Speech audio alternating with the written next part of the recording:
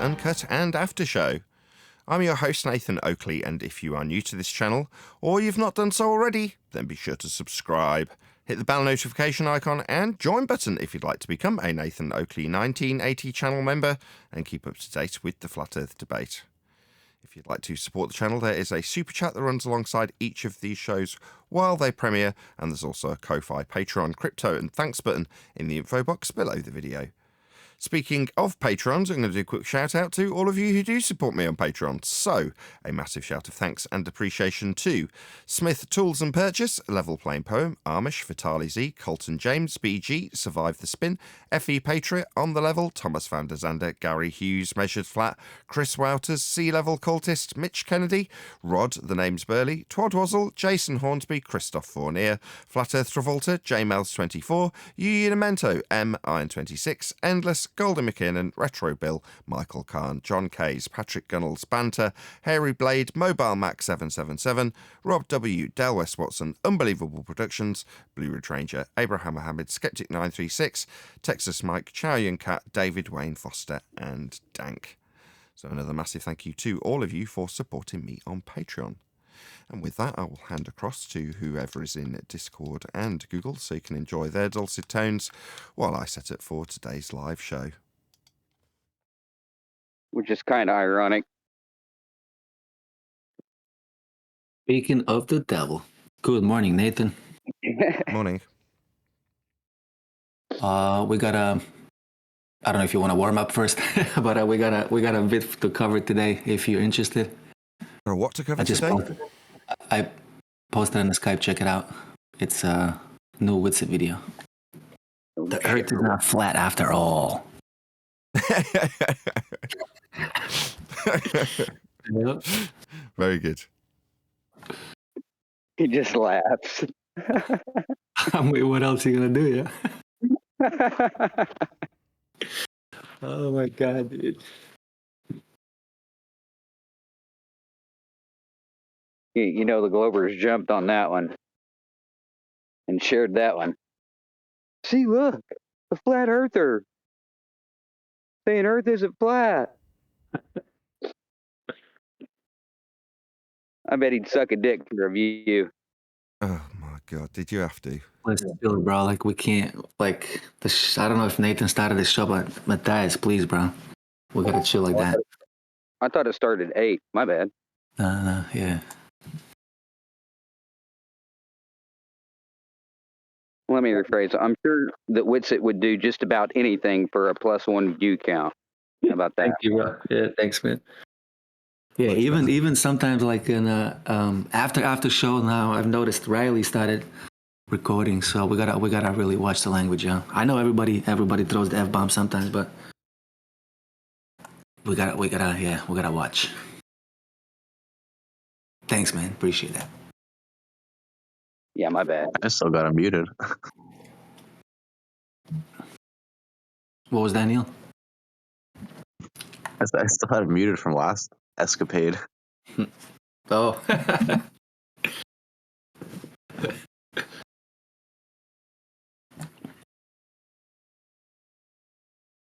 Okay, we're all set. Hopefully we'll get some G+ guests.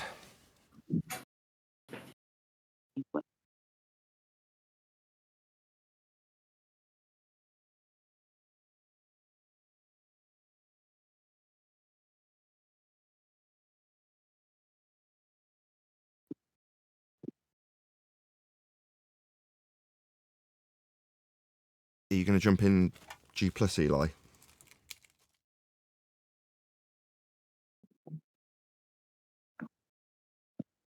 Alrighty then.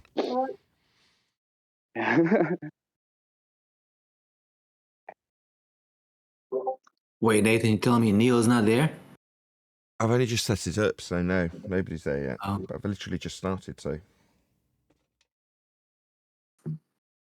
All right, I'm coming over there. I am in the middle of work, so my responses may be really delayed. Yeah, it saves me from keep reminding the Hangout that I do want it kept open. If no one's in there, it just keeps asking me, are you sure you want to stay in it? Yeah, I do want to stay in here.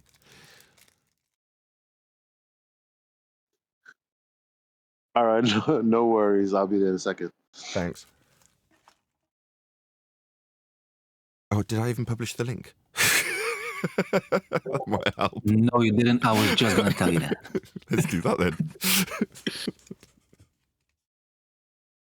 I published the link. Where are they all? I published it at least 20 seconds ago. Post it. Yeah, I guess Neil posted also a video this morning, 8:40. Be it NASA or Narnia, the result is still the same. Narnia This or sounds... NASA? Fisherman in the bowl? Fisherman in the box. Many scientists believe that another world is watching us this moment. We once laughed at the horseless carriage, the airplane, the telephone, the electric light, vitamins, radio, and even television. And now some of us laugh at outer space. You're in a religion where you think you're on a ball flying around the sun. Huh? You're in the one world religion of heliocentrism. So in your school, they taught you were on a ball going around the sun.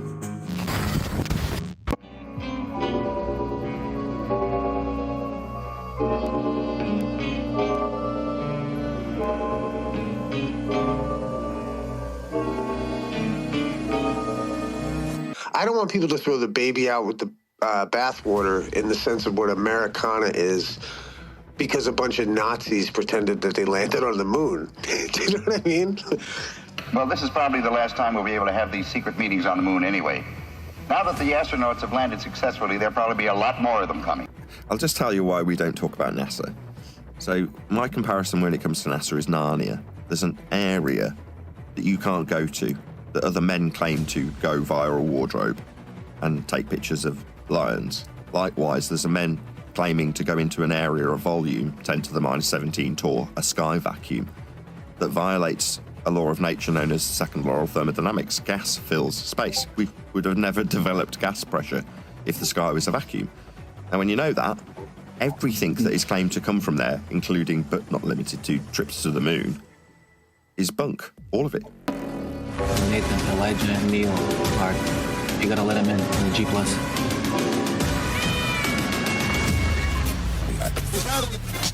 Now, your assignment is to get him out of there before he cracks and starts talking. Do you have a layout of the house, Chief? Yes, I've got one right here.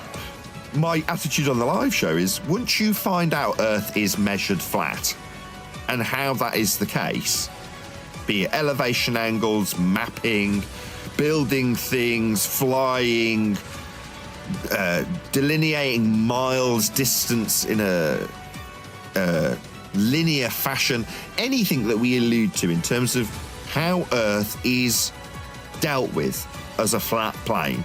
Once you know that, that's it, you can get on with your day. You don't have to hang around. I'm not twisting anybody's arm. I'm not hiding that information behind a paywall.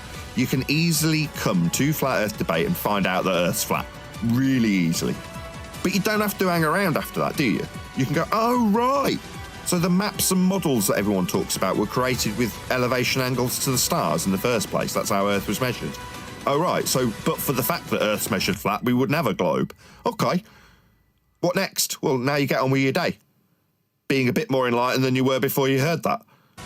You better start back immediately. It's going to take you a good 6 days to get back to Chaos Headquarters, New Jersey. But, Chief, it only takes 3 days to get back to Earth. I know that, 99. But once you find the car and get it out of the parking lot at the airport, and with the traffic into town, believe me, it'll be another 3 days. All right, 99. Come on, let's go. I don't know. I think what's of it maybe a little better for today, but that's just my opinion. Just let you know. Your call. Listen, I like this guy, man. I like him a lot. Fisherman in a box. Did you know that? Hello. Hello. Is it just me, or is Hey, Eli off in the middle of my intro? What's he No, doing? that was Eli. He was talking to me, but he didn't realize he was introducing the panel.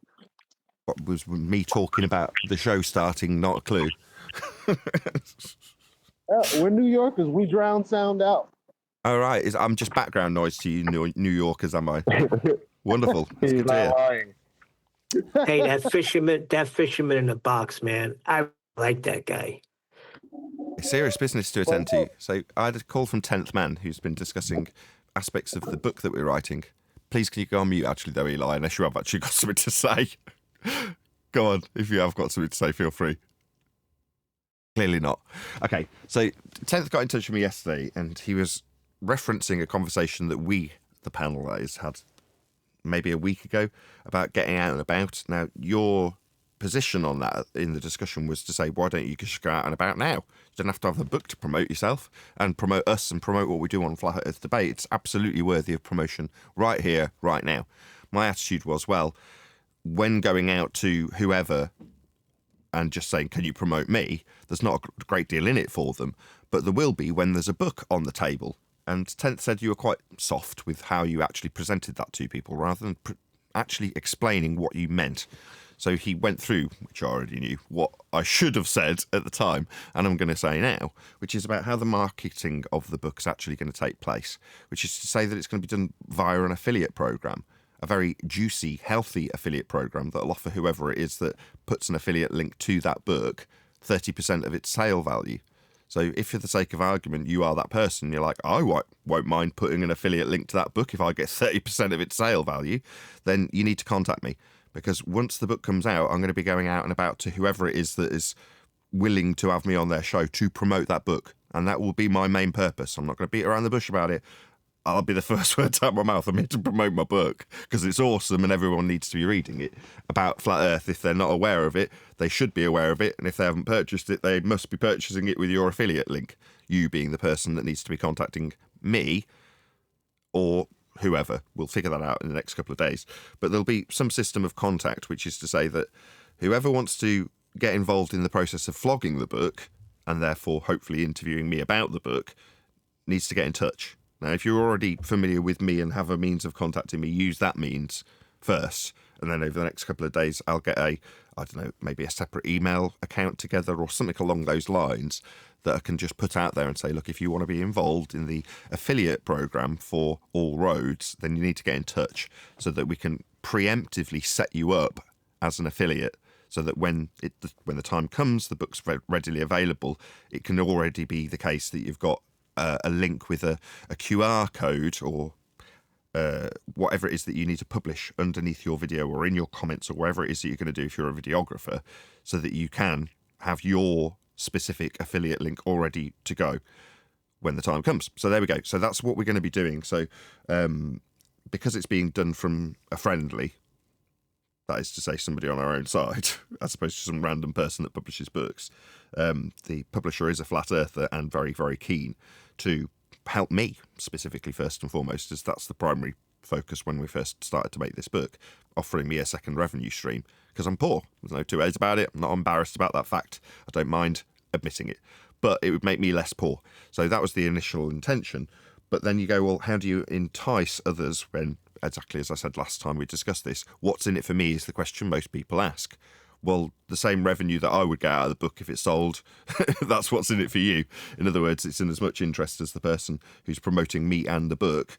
If it sells via their affiliate link, they'll get the same as I would, if that makes sense. So there we go. So that's how it's going to go.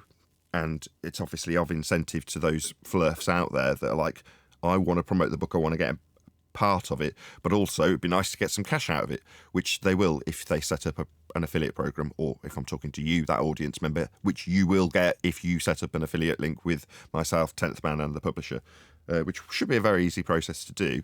It's already been set up. So again, perhaps the reason I hadn't mentioned it previously because it wasn't something that existed, whereas since then there's been the first sale via an affiliate, not for my book, but for a different book that the publisher's putting out there on behalf of somebody else. And that person did exactly that process. When I had an interview with somebody that wasn't associated with the writing of the book or the publishing of the book, they published an affiliate link, and they've subsequently, in the last couple of days, had their very first sale off the back of an affiliate program link. That is to say, somebody outside of our group was paid for flogging a book on behalf of somebody else. So in other words, the affiliate program is working, which is what I want before I start talking about it. I've made that mistake once before with a 90% complete book, and then 12 months later, here we are saying it's nearly done. So there we go. So that should go ahead. You should also get on Facebook, man. they pay. I just got in contact, or I became friends with someone who actually makes good money on Facebook. And he said, "You think I just post just cause? Or you think I like just posting all the time?" He's like, "No. Sometimes when I get like even a post that gets 45 comments on it is like $5 for that post." And I was like, "What?" And you know what I realized? Because I get so upset at globe earthers that parrot the wrong information and they just get hundreds and thousands of comments. And I said, "Oh my God, while we're fighting it out in the comments, they're getting paid. Why not be a troll online?" So imagine me posting my book and saying the earth is flat, and I have 1,000 of my friends arguing with me about it is or it isn't. I don't give a shit. I'm getting, oh, excuse me, sorry. I don't give a crap. I'm getting paid. No swearing. Yeah, well, yeah, that might be the case, and people end up arguing about the promotion of the book on Facebook. But absolutely, my incentive to get out there and do more self-promotion is far higher when I have an incentive to offer the person that I'm utilising to cross-promote me, right? So in the same way, Dave is essentially doing the same thing, Dave Weiss, that is, with his app. He goes out there and he's got the the balls on him to promote that app, which has caused a lot of trouble, right? With its azimuthal equidistant projection and local sun moving around it. Nevertheless, the same principle in terms of his marketing technique is no different to anybody's marketing technique in that regard, which is you go out and offer something to them. Well, in the case of Dave, I don't know if he offers somebody the ability to earn money from an affiliate program with his link. I doubt it. Well, I will. So there'll be a lot more incentive to those of you out there who potentially... Well, that fisherman in a box guy, he would line right up with you with that. Reach out to him. Well, I'm putting it out there for people to reach out to me if they are keen to be an affiliate, Neil. That is to say, I expect a certain degree of proactivity from somebody who's like, yeah, I'll take 30% of your book sale. Yeah, you can if you want to be an affiliate, but it means that you've got to get in touch, get a link set up, and then essentially interview me and promote the book. And then you get affiliate sales from it. And it might be the case that you get so many affiliate sales that you put it underneath every single video that you produce from there on because you're making 30% of every book sale, same as I am.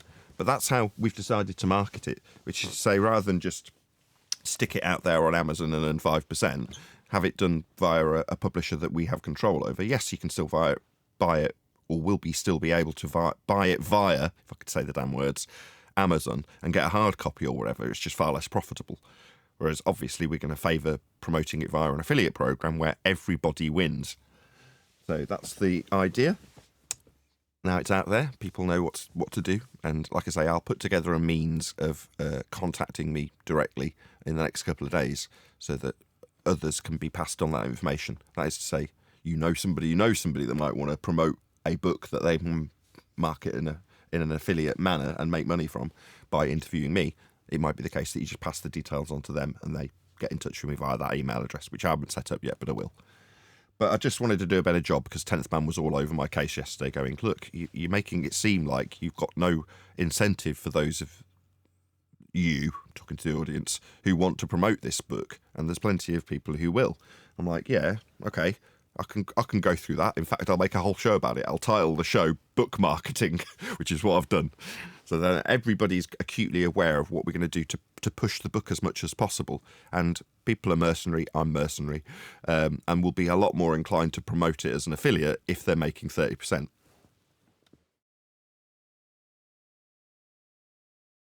So there you go. Do you like that idea? You better. Cutting out a huge amount of chunk of profits that I could take. Sounds brilliant. Good. Sounds brilliant, man. That's a good marketing strategy. I like it. I think so. I think if you've got a book that's good for the subject of flat Earth, and you can say, look, this you can feel like it's partly yours when you're flogging it because you directly make money from it. So that's like any affiliate program, obviously. But by the same token, if it's a flat Earth book that you're promoting, and it's not just, well, I mean, I could pick one of them endless streams of people who contact me and say, do you want to partner with me? This morning it was AliExpress. Do you want to partner with this? And I'm like, no, I don't. Not that I'm going to tell them that, but, you know, their request for affiliate marketing from me is no different to my request to others, with the exception of if I was to talk about AliExpress, right, aside from a few little Chinese bits of pole that have extended my boom arm recently with, I haven't got any passion or enthusiasm to do so, even if I'm taking a percentage from the sales that I'd get with affiliate links to AliExpress. That's just one of many examples. Whereas if it's a book and you're a flat earther and the book's about flat earth and it's exceptional and you make a decent wedge out of its sale, you're going to want to promote it. That's the idea. So there you go. There's more to that affiliate program as well, which is to say that this is an aside that is of interest to those who do eventually become an affiliate. If somebody wants to click on that link, so you become an affiliate of mine, you've got my affiliate link to my book, and someone goes to the bookstore and they don't buy the book, they buy a different book, you still make your affiliate commission. So again, just nice little touches. So it's been set up such that whoever gets the link to the person who goes to the bookstore, it doesn't necessarily matter which book they buy. If they bought an alternative flat earth book, that person would still make their affiliate link commission, in spite of the fact that the person that had clicked on their link didn't necessarily buy my book. So again, that was all broken down for me yesterday. But that's something I'll explain to somebody in more detail when they actually join as an affiliate to flog the book on my behalf or promote me while I'm flogging it on their show. Because that's the other thing. If you're like, well, I'd like to make the 30%, but I wouldn't really want to be promoting your book. It's like, well, that's why we're offering the 30%, so that you can get me on your show to promote the book on your behalf. You still make the same money, and I'll do the work promoting it on your channel for you. That's how it works. Anyway. Any questions? I'm so excited to be talking about stuff like this. This is harkening back to when I was in charge of things like sales and marketing. And when you've actually got something to sell, so back in manufacturing terms, after you've been through the prototyping stage and you're at the stage where you've tooled up and you've got all the bits and they're starting to be produced by the people with their physical hands in the physical factory, and then there's something at the end of it, that's the point you get excited, because it's a real thing and you can put it in someone else's hands and go, la. Yeah, but you're excited too because you know what's in this book. Yeah, no, it's ace. This is the book. Yeah, it's ace. Absolutely ace. Yes, absolutely. And 10th's alluding to the idea that he knew that would always be the case when we were writing the book originally, and then we put it in front of people and they weren't satisfied that it was up to the standards of flat earth debate. You know, a good storybook about flat earth debate isn't what flat earth debate is about. So the book needs to be more than that, and it's turned into a reference book. And 10th was saying, I kind of envisaged that would be the case as soon as it went in front of people like Quantum Eraser, Adam, Brian, whoever. You know, he was already anticipating that we'd end up spending a lot longer on it and making it a lot better, which is good. But for the fact that I'd quite like the extra revenue in stream as soon as possible. But I said this to 10th last night and my wife when we were talking about doing the voiceover for it. So who's going to do the voiceover for it? I started looking for voice artists. And my wife's like, what are you doing? You need to do this. People are going to be expecting your voice on your audiobook. I'm like, but I'm not a very good narrator. I'm not very good at reading into a mic. She's like, well, you better get good at it because that's what people are going to be expecting. So you're going to be doing that. I'm like, probably the first time my wife's actually put a proactive opinion about what I do to me, ever. In fact, I'm pretty certain that is the literally first time she's offered an opinion. I agree. I agree with her. It should be you, not some random person or some AI program. And not Huey with his American ass voice. As long as it's not Flatzy, I'm happy. Sorry, why not Flatzy? She's trying to undercut me when I was trying to undercut Quantum Eraser. To become the narrator. This is an in-joke that I'm unaware of, but I can just picture what's going on. Fine. Very funny. Yeah, so I contacted a voice actor, so you can tell where we're at now if you can imagine that I'm contacting a voice actor saying, how much would you charge for a full book? That's where we're at in terms of the book and its production. Gives you a good idea of where we're at. Well, can't we all get submit our voices to an AI program and then people can have it read in whichever FED panel member's voice they want. I mean, we could do that. We could get everybody to submit their voice to an AI algorithm, and then I'll pick mine at the end. That's a really good idea.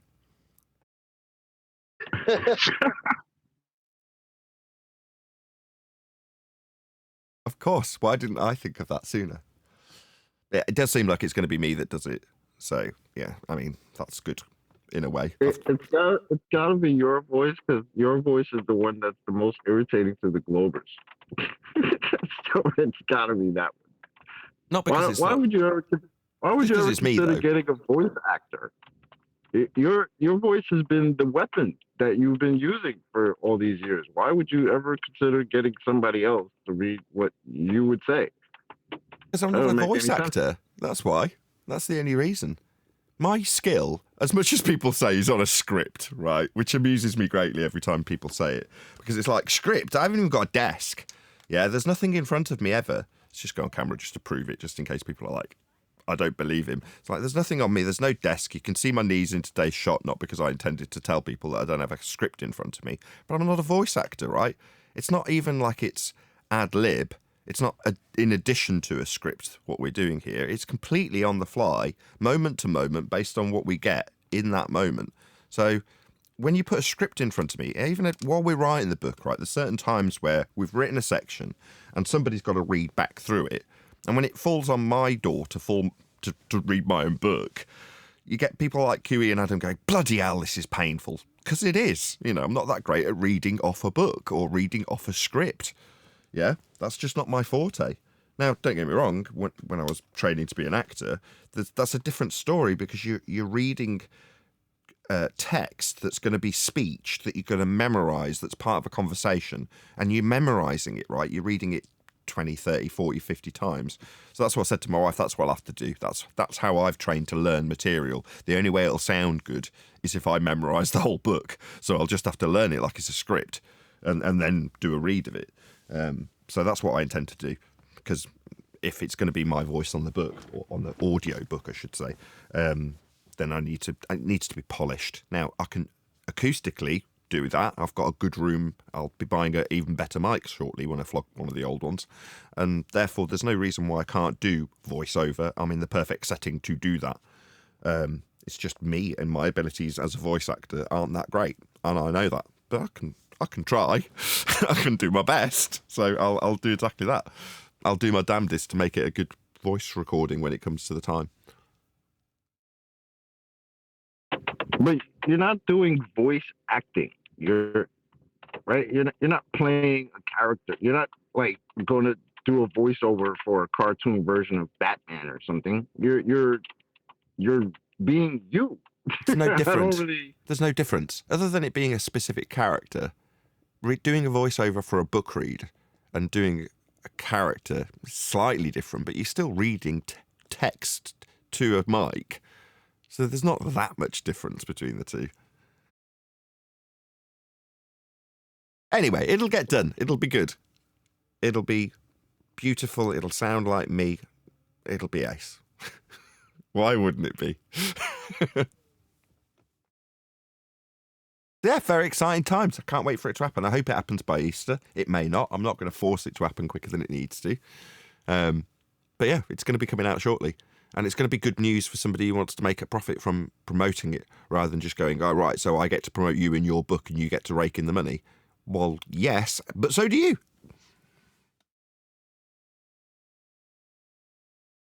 I hope that entices people. I really do. I hope that's music to somebody's ears and they go, oh, brilliant. That makes me want to promote your book. But the same applies for the bigger YouTubers. So I'm going to be getting in touch with the people that I got in touch with 6 months ago and said, hey, I've got a book that's about to come out that's about to be redrafted twice more. I didn't tell them that, but those people I'll get in touch with too. And I'll do the same with them. I'll be like, get this affiliate link below your video when you interview me about the book. And then you can at least make some money from the book sales. You know who would be interested in that kind of a deal, Nathan? I don't. Lots of people, I'd hope. The ballers. They love making money off of us. Maybe there'll be ballers out there that want an affiliate link. And if that's the case, then more power to them. Can I piss you guys off? No, definitely don't. I'm in a really good mood. Yeah, I kind of wanted to talk about the video that QE reviewed. Oh, with the doctor guy that we did about a week ago. We did? Yeah, we did, yeah. Oh, wow. No. Yeah, okay. Yes. So did you guys happen to get to the end of that video? We got a bit further than QE did, I believe. We got a little bit further along the road than he did, but we didn't get all the way to the end. I did personally. I did personally. I thought it pissed you off. Hello, everyone. Hello. Can you not tell Eli's got a point to make? Bloody hellfire. Go ahead, Eli. Yeah, I was just answering his question. No, I was talking to everyone else, actually, that started opening their mics. Go ahead, Eli. But it pissed you right off, Brian, right? Because at the last literally the last 5 minutes, the guy just says, what do you think the Earth looks like? Like, what do you think Columbus, like, what flat Earth map do you use? Do you know this friggin' guy? Thank you. He's still promoting the UAE as a flat Earth map. Because he's a piece of crap that just wants to make money. You're talking about Dave promoting the AE map at the end? Is that what you're saying?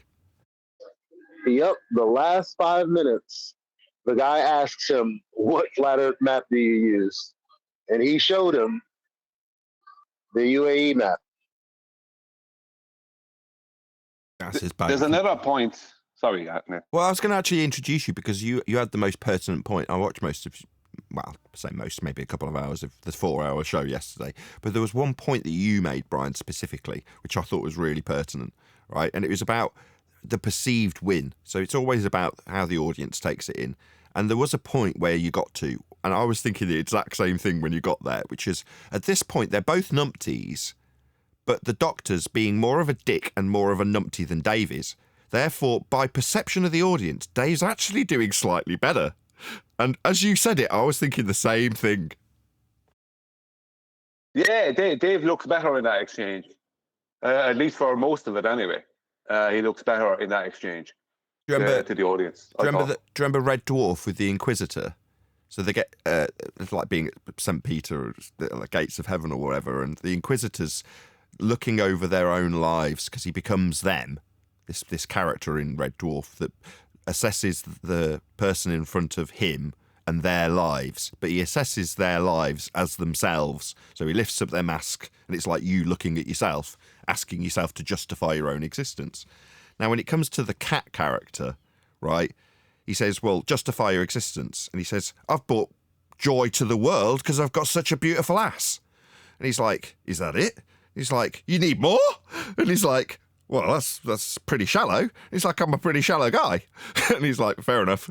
And when all 4 of the characters have been assessed by the Inquisitor, the cat lives, and one of the other characters, Dave Lister, doesn't live. And the reason is because the cat's standards are so low. He says, by your own low standards, you've managed to justify your own existence. In other words, for the cat, just having a nice bum was good enough to be in existence, right? Because his standards are so low.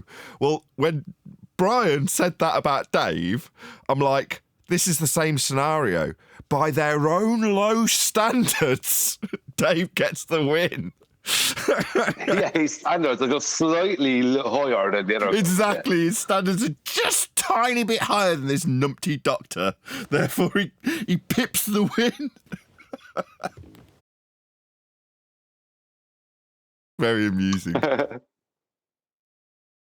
Yeah, I'm excited because Dave whipped him.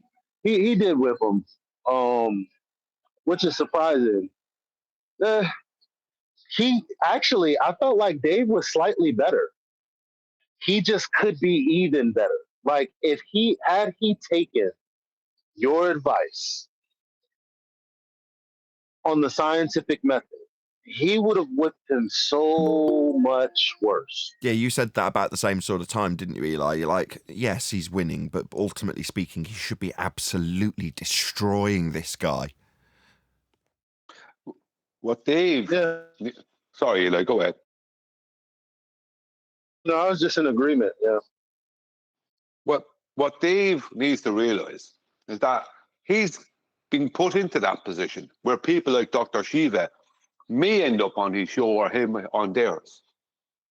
And if you want to get this across to Dave in a way that he'll accept, right, I'm going to have to use the stereotype without saying it. Dave likes to make money. So you've got to point out to Dave that by being able to understand natural science and use it against someone like Dr. Shiva and show that that person doesn't understand it and do it with confidence, then Dave's popularity will go up, which means more people coming to his channel, more people buying his app, etc., etc., etc. If he sees it from that point of view, he might have some interest. Now, I don't know how it's going to work with his dielectric plane in a toroidal field. It won't. That he's claiming we live on. You know what I mean? Won't. That's the problem. But what does he want more? A dielectric plane or money? That's one way to convince him. It's too late though, isn't it? The book's imminent. It's about to come out, and every Tom, Dick and Harry that buys that book will be able to delineate science and the scientific method in an argument about flat Earth in a way that Dave's never been able. So if he suddenly gets hold of the book, starts reading it, understands it, or more likely doesn't, and listens to people around him suddenly picking up on that where he hasn't, he'll pick it up by osmosis, but it'll be too late, won't it? He needed to be leading the pack in this regard, not leading us all off a cliff for his app sales. You're saying it's too late for him to learn it now? Not too late to learn it. He can learn it all he likes and probably will. Yeah, but to use it to his advantage in that way. He's definitely messed up with this Dr. Shiva guy. Yeah, he missed a trick, but that's already been and gone now, isn't it? Like, everyone around him will learn those tricks that I tried to pass on to him in private, personally. That's to say, I sat down with Dave and went through the scientific method to the point where he stopped me. Yeah? Well, that time has now passed. It's too late now. It's like, you could have sat down at that time when I was doing it, literally, and just said, oh, right, okay. And how does this work? Asked a few questions instead, based on the fact that his chums were all using the science scam to promote Ether. He didn't want to hear it, shut me down and moved on with his day, only to look terribly stupid in front of Shiva. What does QE call him? Dr. what? Dr. Zhivago. Caesar, he calls him. Caesar, that was it. Something like that. No, Anyway. no, that wasn't it. Not Dr. Caesar. Zhivago, I thought. Zhivago. Chavez. That's it. Chavez. Young Gun. Yeah, but what happens with Dave is because when it's time for the scientific method, Dave says, well, you tell me what the first step is. I mean, what's with that? It's just because he doesn't know. Did he say that to Shiva? Yeah, after he told him his version of science, which was wrong. Chavez says no. Dave says, well, you tell me what it is then. It's like, so you've just bullshitted him because you've just told him what you think the scientific method is incorrectly. He's called you on it, and now you're asking him to tell you. So there's only two possible explanations for that. Number one, he doesn't know, or he wouldn't be asking. Number two, he bullshitted prior to asking because he tried to give his explanation and version of the scientific method. But what's new? Dave's a bullshitter. Shocking.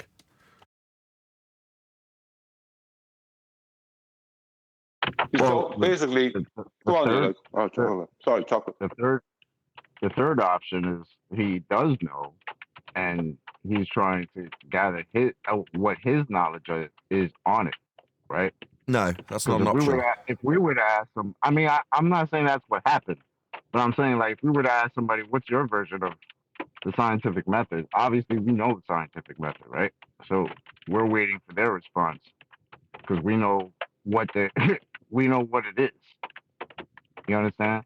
Sure. So I'm not saying that that's what he's doing because I didn't see this interview, so I don't know. I'm missing out, but I'm just trying to catch up on it. Well, what he did when because his opponent's suggesting that TFE is an experiment incorrectly, because his opponent doesn't know what science is either, Dave's trying to format his arguments into something that he can suggest is science. Well, I'll give you an experiment, and then gives him a failed logical consistency. Like, all right, so you want to give people who are lying with science some science to keep in the conversation, but you're doing it in such a smarmy, bullshitty way that makes us cringe because you don't know what you're talking about. Dave Weiss doesn't know what he's talking about when it comes to science. Now, why doesn't he? Because he didn't want to take the lessons. That's why. Who was giving the lessons? I was. Well, did you get him to sit in the lesson? Yeah, I did. He just walked out in the middle of the lesson. Not only that, what people like, why that video may not age well, if people are paying attention, is he agreed with Dr. Shiva on what science is.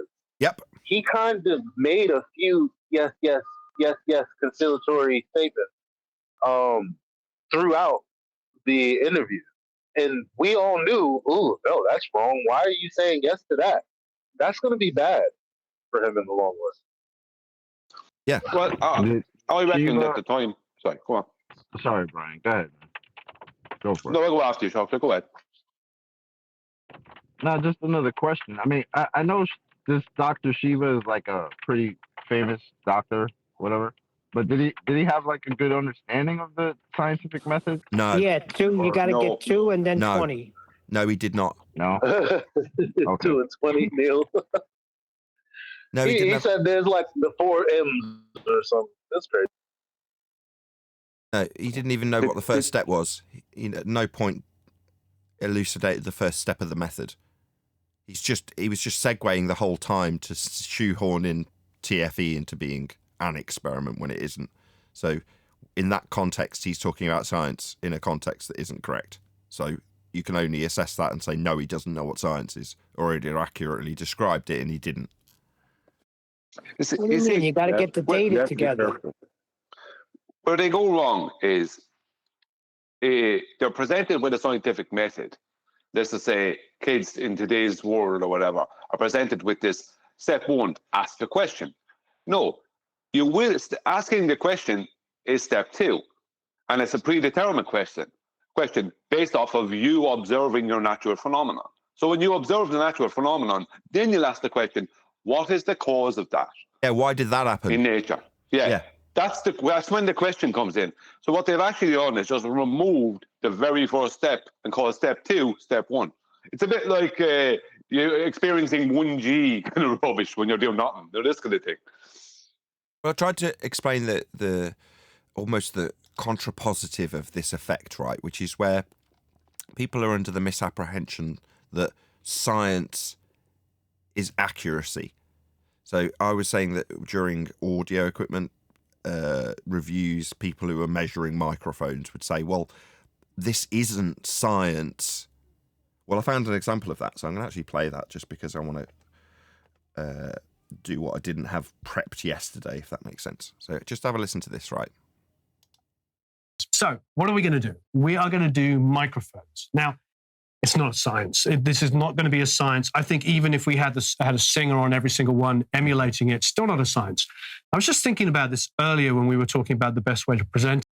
Okay, so what he's saying is, in a negative way, when we do this assessment, even if we had singers on every single mic, it still wouldn't be science. It's like you're alluding to the idea that at some point, if you get the accuracy spot on and you reproduce some singer through a speaker setup off a tape recording that's the same every single time, then it would become science. No. So your apologetics to say, oh, well, we're not going to do this in a really controlled way is rephrased as, well, this isn't science.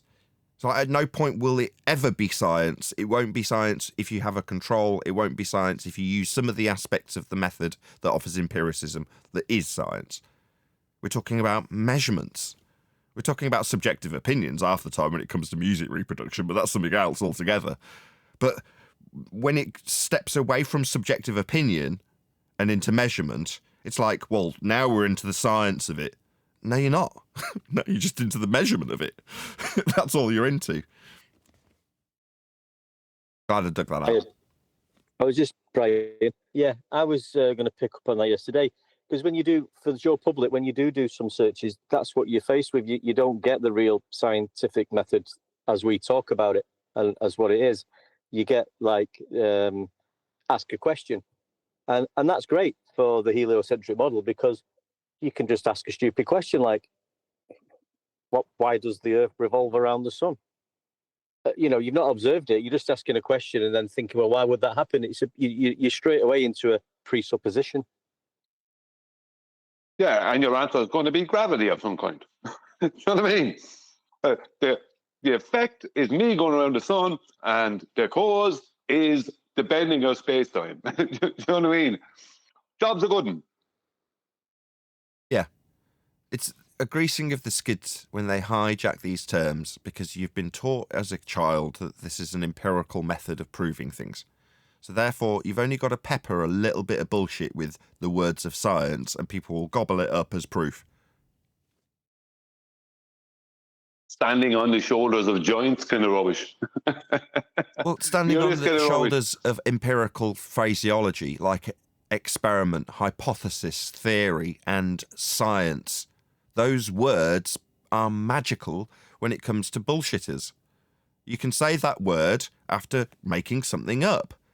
If I measure a load of microphones and I do it in an anechoic chamber that's flat to 3 hertz, do I then suggest to the person that's reading those measurements that the microphone has been tested scientifically?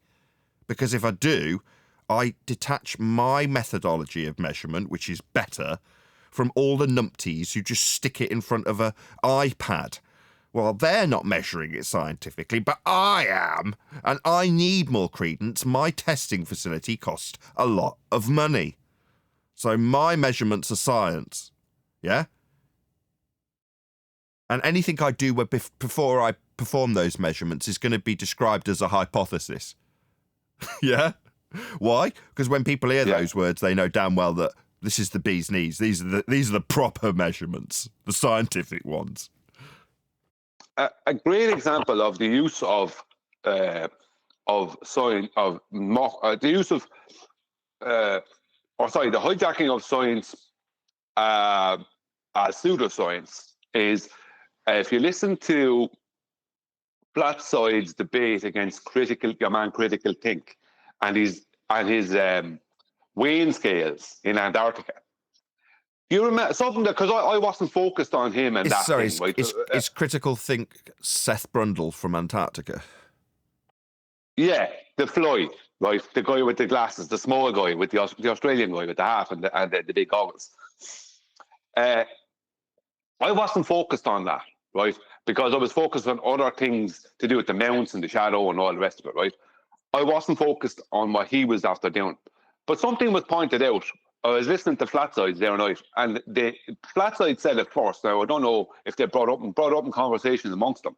But do you remember the very first video came out when they got there from Will Duffy, and it showed the green screen effect on the guy's jacket, right? Remember that TFE effect on his pocket, right? But it also showed it on the screen of your man critical thinks weighing scales. Oh, where's this going? Because this annoyed me greatly at the time. Go ahead. Where's it going? I'm about to go there. Is that it was funny that he came out afterwards with all these claims of I measured this and I measured that. And he never did that. He didn't even calibrate his scales. He did nothing, right? It was all done completely incorrect. He was claiming science, and he tries to claim like a hypothesis, right? I think he even tries to claim an independent, dependent variable and whatever else, actually. It's really, really bad what he does. But what's funny is that he has all these claims, he has the claim measurement and whatever else. But when it was time for the public to see the measurement, not that it matters, but the point is, when it was time for the public to see the measurement, the screen of the thing was covered up by this TFE thing. It was like, yeah, I never thought of that. Yeah. So the measurement that he's claiming, the pseudoscience thing that he's claiming as science, no one even got to see because it was covered up by green screen of some kind or whatever it is. Yeah, but I didn't need to, because I heard what he described and pointed it out immediately as a flat earth proof, because he's levelling the tool with respect to a plane, isn't he? He's calling it science, but he needs a flat earth for it. So within an hour of them going live with that, I'd captured it and edited it into a video describing them requiring a horizontal plane of reference. Let's just dig that out. So we gave him CPR there on the road. Let's just skip past my own ads. Got to pay the bills. But this video was what I produced immediately. As soon as it came out, I was just sat in front of it waiting for them to give me something juicy that I could use. And this was the first thing that they did, right? Come in here and partake in this experiment. So what I have here is, this is my primary scale, which is the one that is most accurate. So, oops, I've leveled the scale here already, and it's pretty hard to find something very level here, but there we go. It's level, and we weigh our 1 kilogram mass. Experiment. And we weigh our 1 kilogram mass. I've leveled the scale here already. Glurf frauds, assuming... I won't give my narration again. Right, but that was done within, I'm going to say within minutes of them being there. Right, as soon as I saw that, I was like, right, I'm having that. Right, because I was just taking the piss at the time. I was having fun. Prior to that, I'd put out a video saying the sun wasn't real. Right, it was a CGI sun or something like that. I was taking the mickey out of them because of the CGI that was over the top. So I just thought, idiots, I'll just take the piss as I'm going along. But I'm going to wait for them to actually measure Earth flat. As soon as they did, this is what I put out. Now, you didn't go where I thought you were going to go because you're moaning about their claim to be experiment that required a level plane of reference for the tool. Earth was measured flat for their utilisation. There are no flat surfaces on a ball. Meanwhile, everyone points out the green screen. You're like, number one, it's not science. Number two, they're measuring Earth flat. Who cares about the flipping green screen? He's told us his method. He's levelled the tool. Okay, we win. No, you missed my point. No, I didn't miss your point. I said it was different to my point. Don't pretend I haven't got your point. Your point is that what they offered on the screen wasn't actually showing information. It had a green screen over the top of it. I understood your point.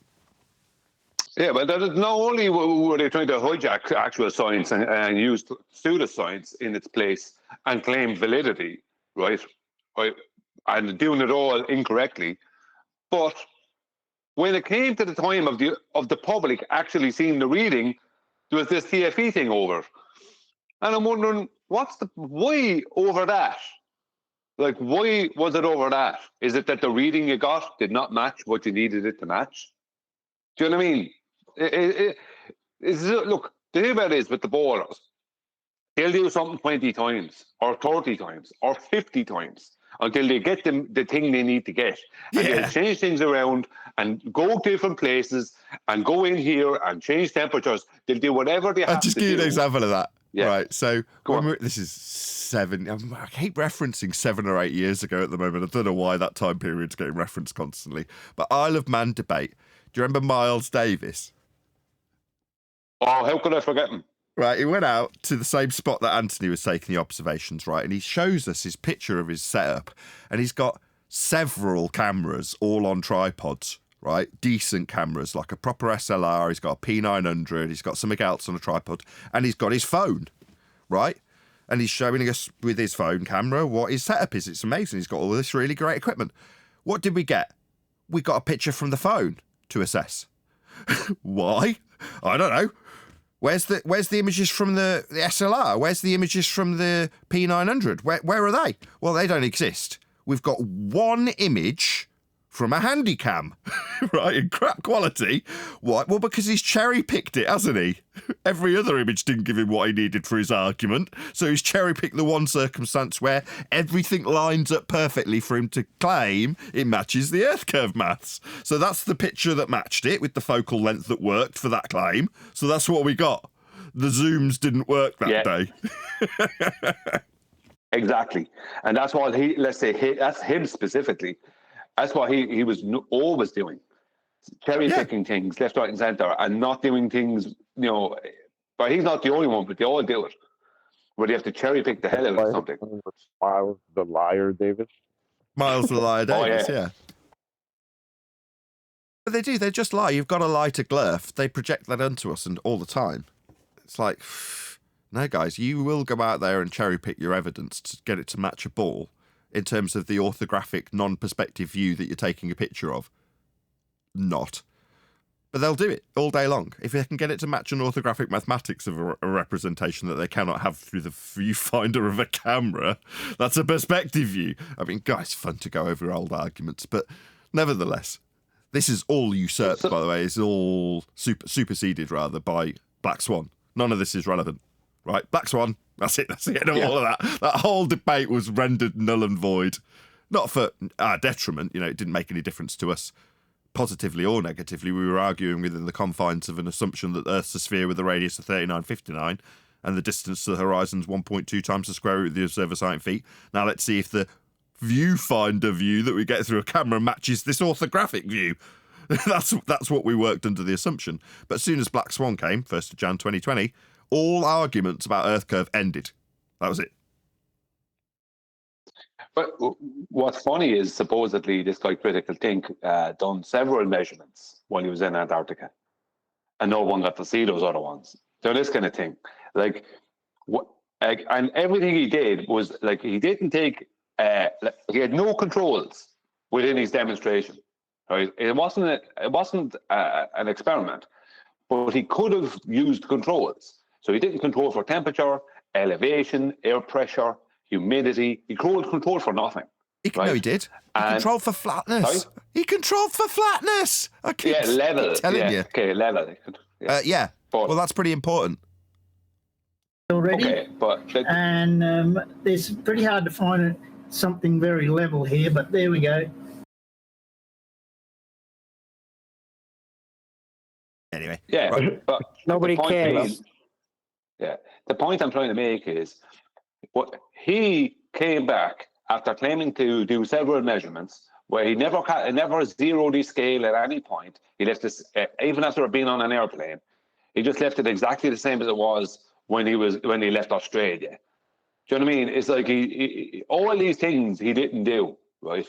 And there was a load of stuff he didn't do. And what he did do was fraudulent.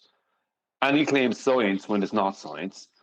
But he supposedly did admitted to trying to doing several different measurements while he was there, or trying to do the same thing several different times. But no one got to see those other things. So they're still doing the same thing. And what they're willing to do is, when push comes to shove, and they can't cherry pick their way to the win, they are willing to lie, like Miles the Lawyer Davis. Remember, Miles the Lawyer Davis was claiming, this is why he's called Miles the Lawyer Davis, he was claiming that a cliff, or let's say a piece of land, was 41 feet above the beach, right? And when Anthony went out with Ranty, I think it was, and they measured it, it was 21 feet.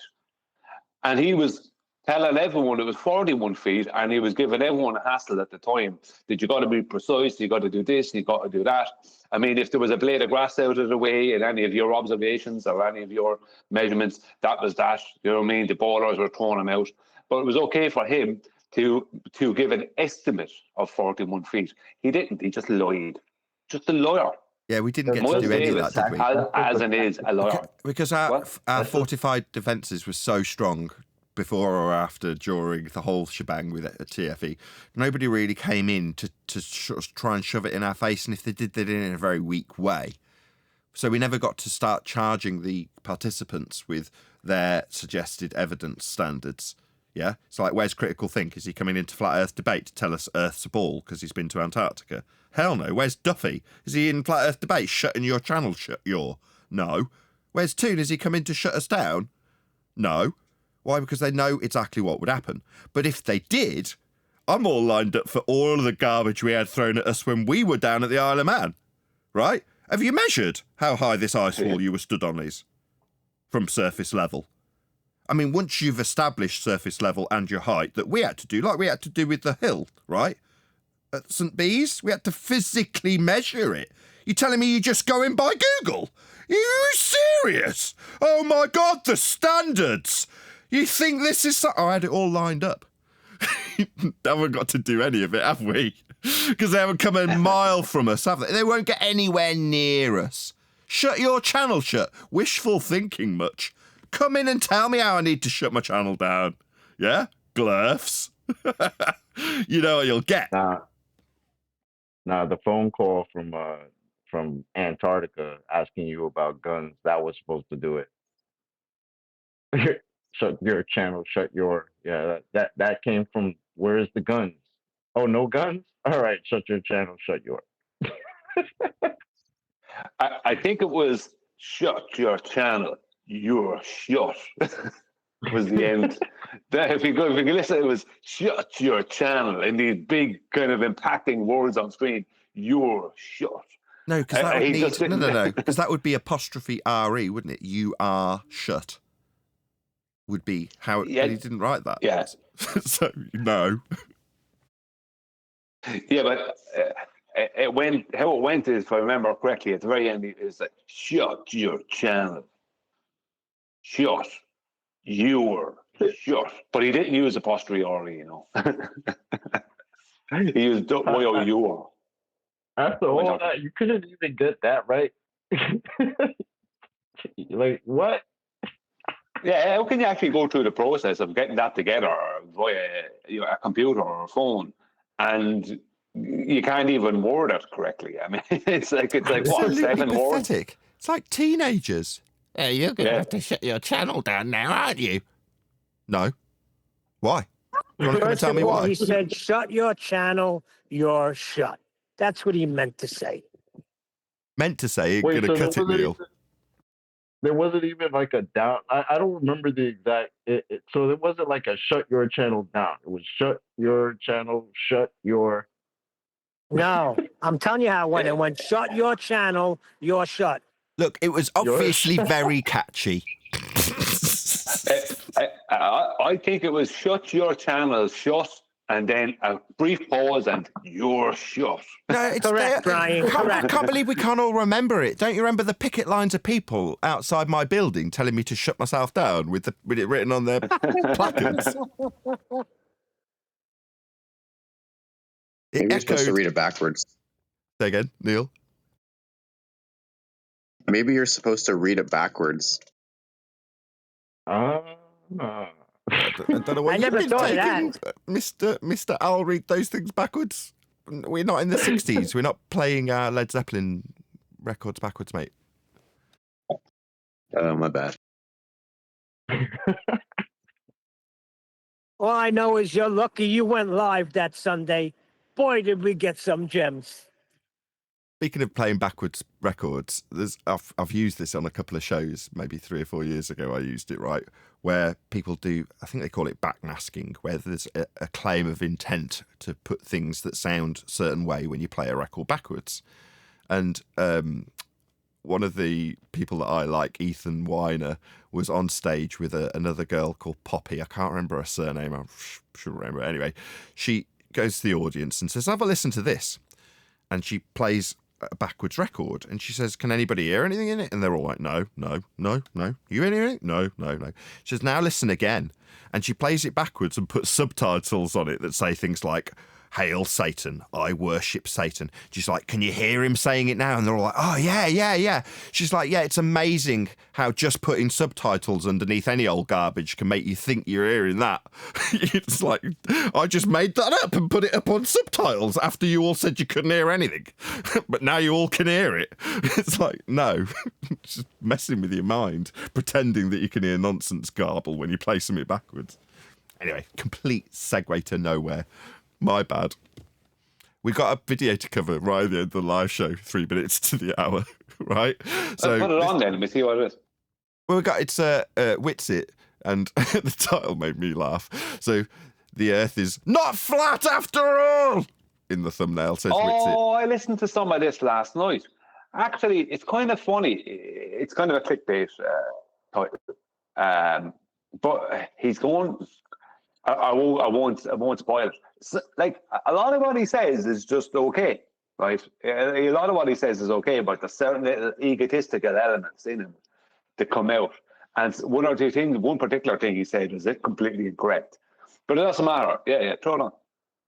Well, Mush is suggesting we cover it. Was there a particular part you wanted to cover? It's a pretty long video, Mush. Sorry.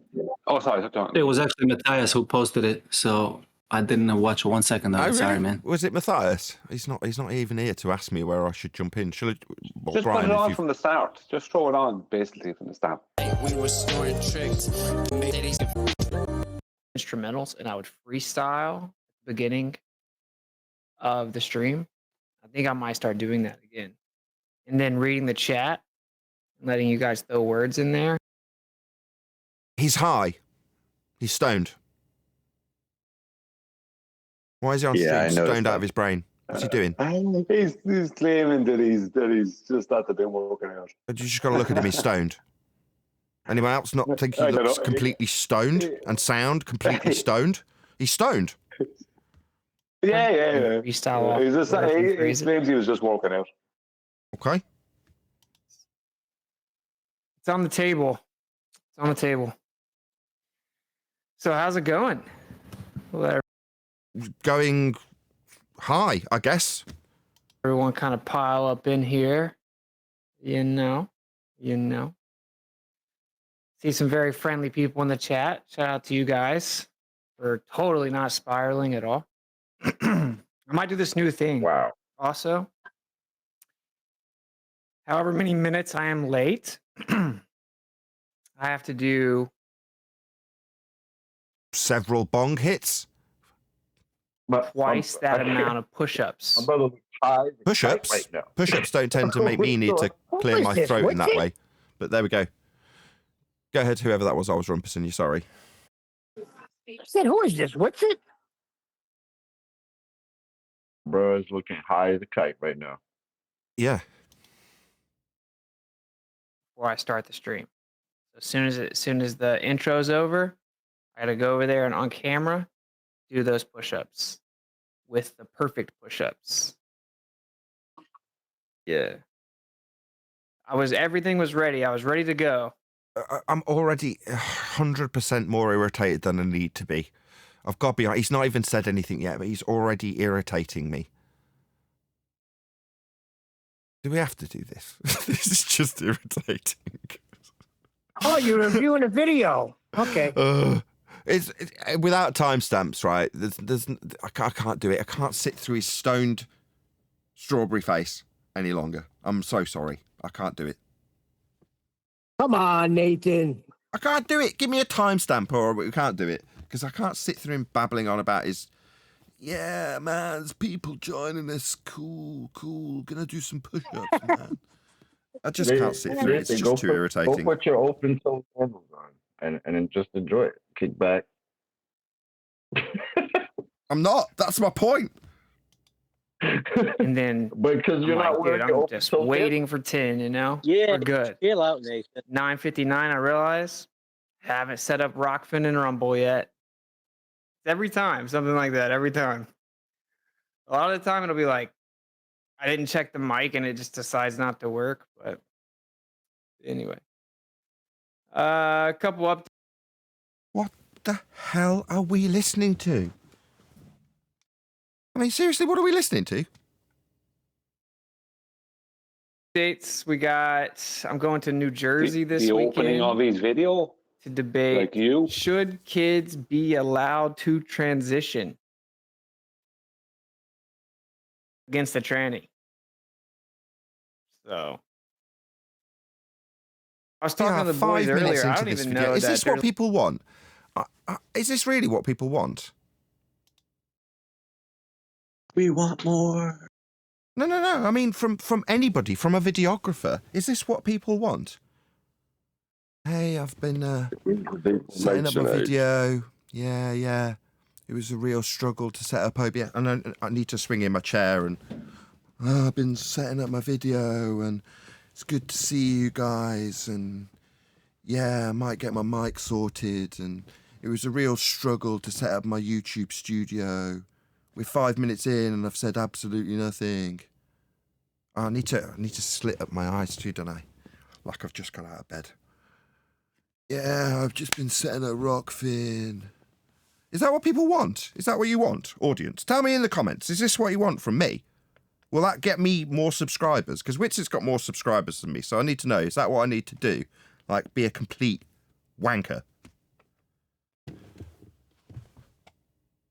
there's like a conceivable scenario that isn't just hilarious.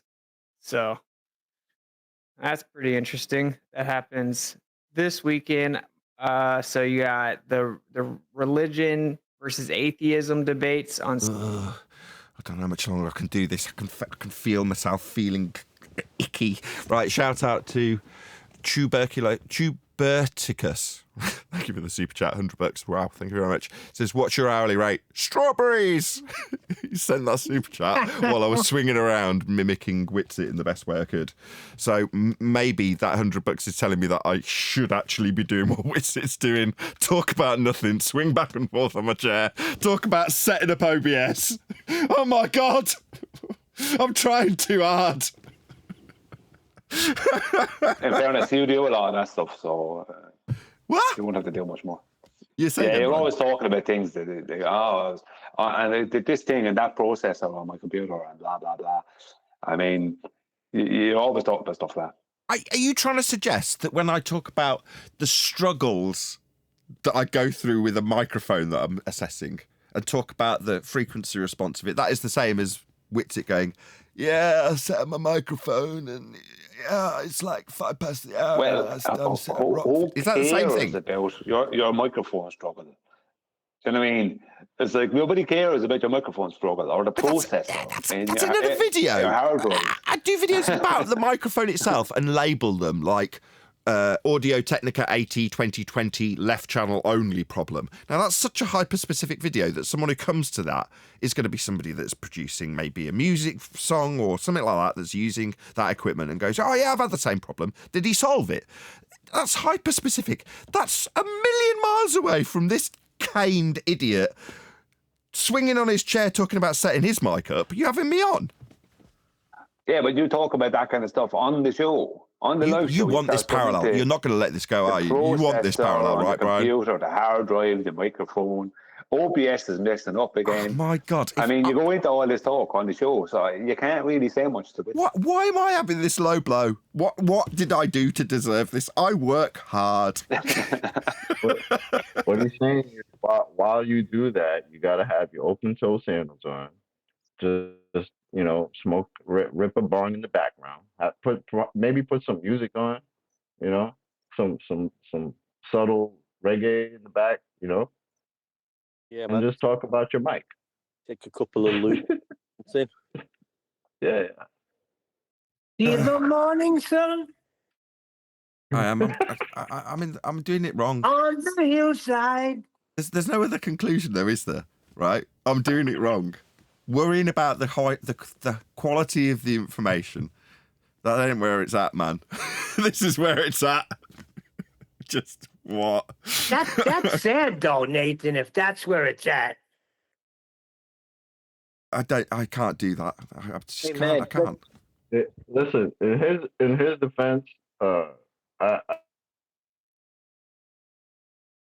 with all this nonsense that's just happened in the past few months, I'd be high as a kite myself.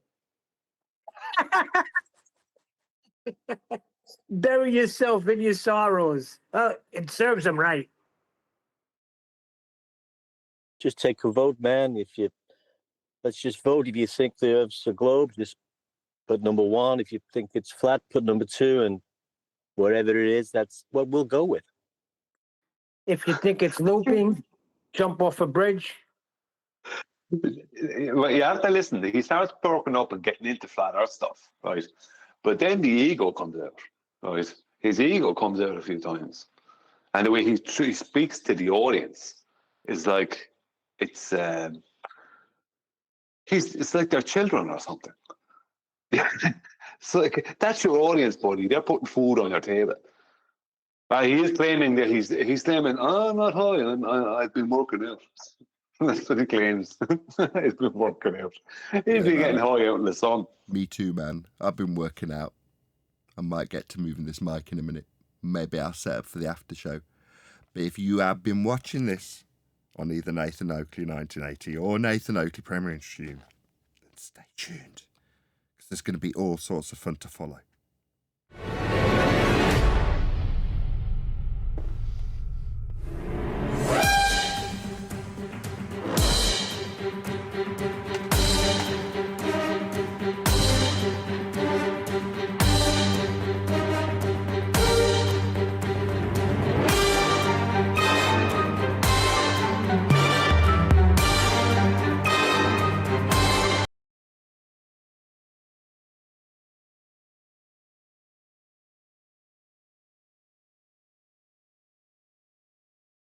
I need to go and get milk.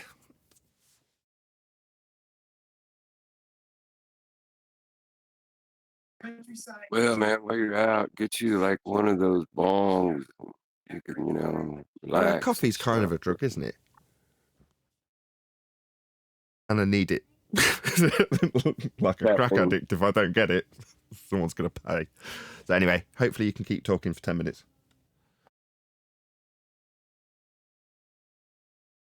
I'll hang around until we figure out how we get this conversation going, because I'm not going to get milk until the conversation's going. Yeah, I'm in the wrong game. Watching Witsit be a wreckhead and talk about setting up his mic and his OBS 6 minutes into his video. Just, I'm worried that there's going to be too big a gap between when I start the live stream and the intro coming in. So I've concerned myself that I've got a piece of music that starts with a little bit of music, then there's a bit of silence, then it restarts the music again, so that no matter where it picks up the live stream, it's instantly into the show. And the intro's then only 20 seconds, and I'm into welcoming people, telling them to give me money, and then we're into the show for realsies. Question, housekeeping, whatever we were talking about today, the book. I want to keep it pacey. Witsit, I look at him sat there like a wreckhead, and I just think, what am I doing? He's got double the subscribers as me. What am I doing wrong? Why do I want to be professional? Why do I concern myself with these things that I concern myself with when I'm a YouTube viewer? So if someone's show starts and doesn't get on with it, I just go on to a different video. Yeah, I'm acutely aware that people have got a short attention span and they want to get into the meat and potatoes of the video quickly, right? So fine, you've got an intro. So long as I can press skip twice on it, that's 20 seconds. And then I'm into the meat and potatoes of the business of the video, then I'm all right with that. If I have to skip for 5 smegging minutes to get to Witsit saying, to set up Discord and... what? Just... I don't know how people get away with it. I mean, don't get me wrong, he's not exactly getting away with it. He's not exactly got 1 million subscribers, has he? You know, he's still small potatoes, like we're small potatoes, but he's less small potatoes than we are, so I'm griping.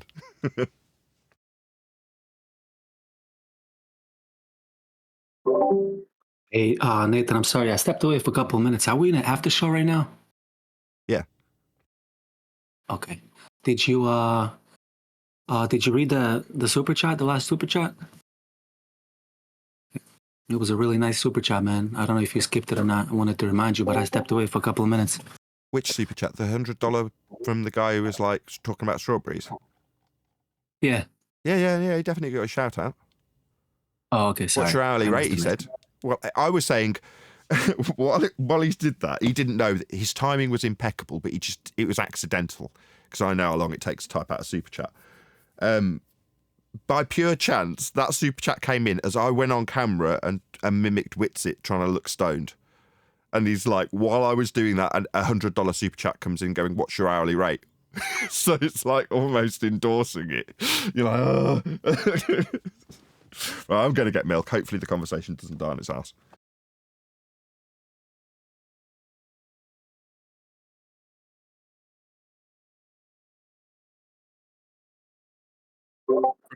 And we have a new video. Okay. Sorry. No, go ahead, Len. I was just going to introduce the new member we got today, but go ahead if you got something to say, bro. Yeah, from that video of Witsit, does anyone think he looks quite suntanned? Maybe. Why? What's wrong with that? Well, he's just been to Antarctica, and he's came back with a mega suntan.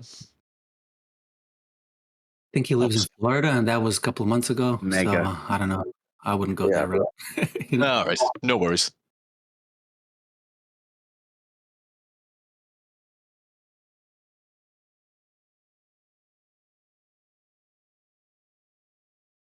That's just proof of the 24-hour sun, bro.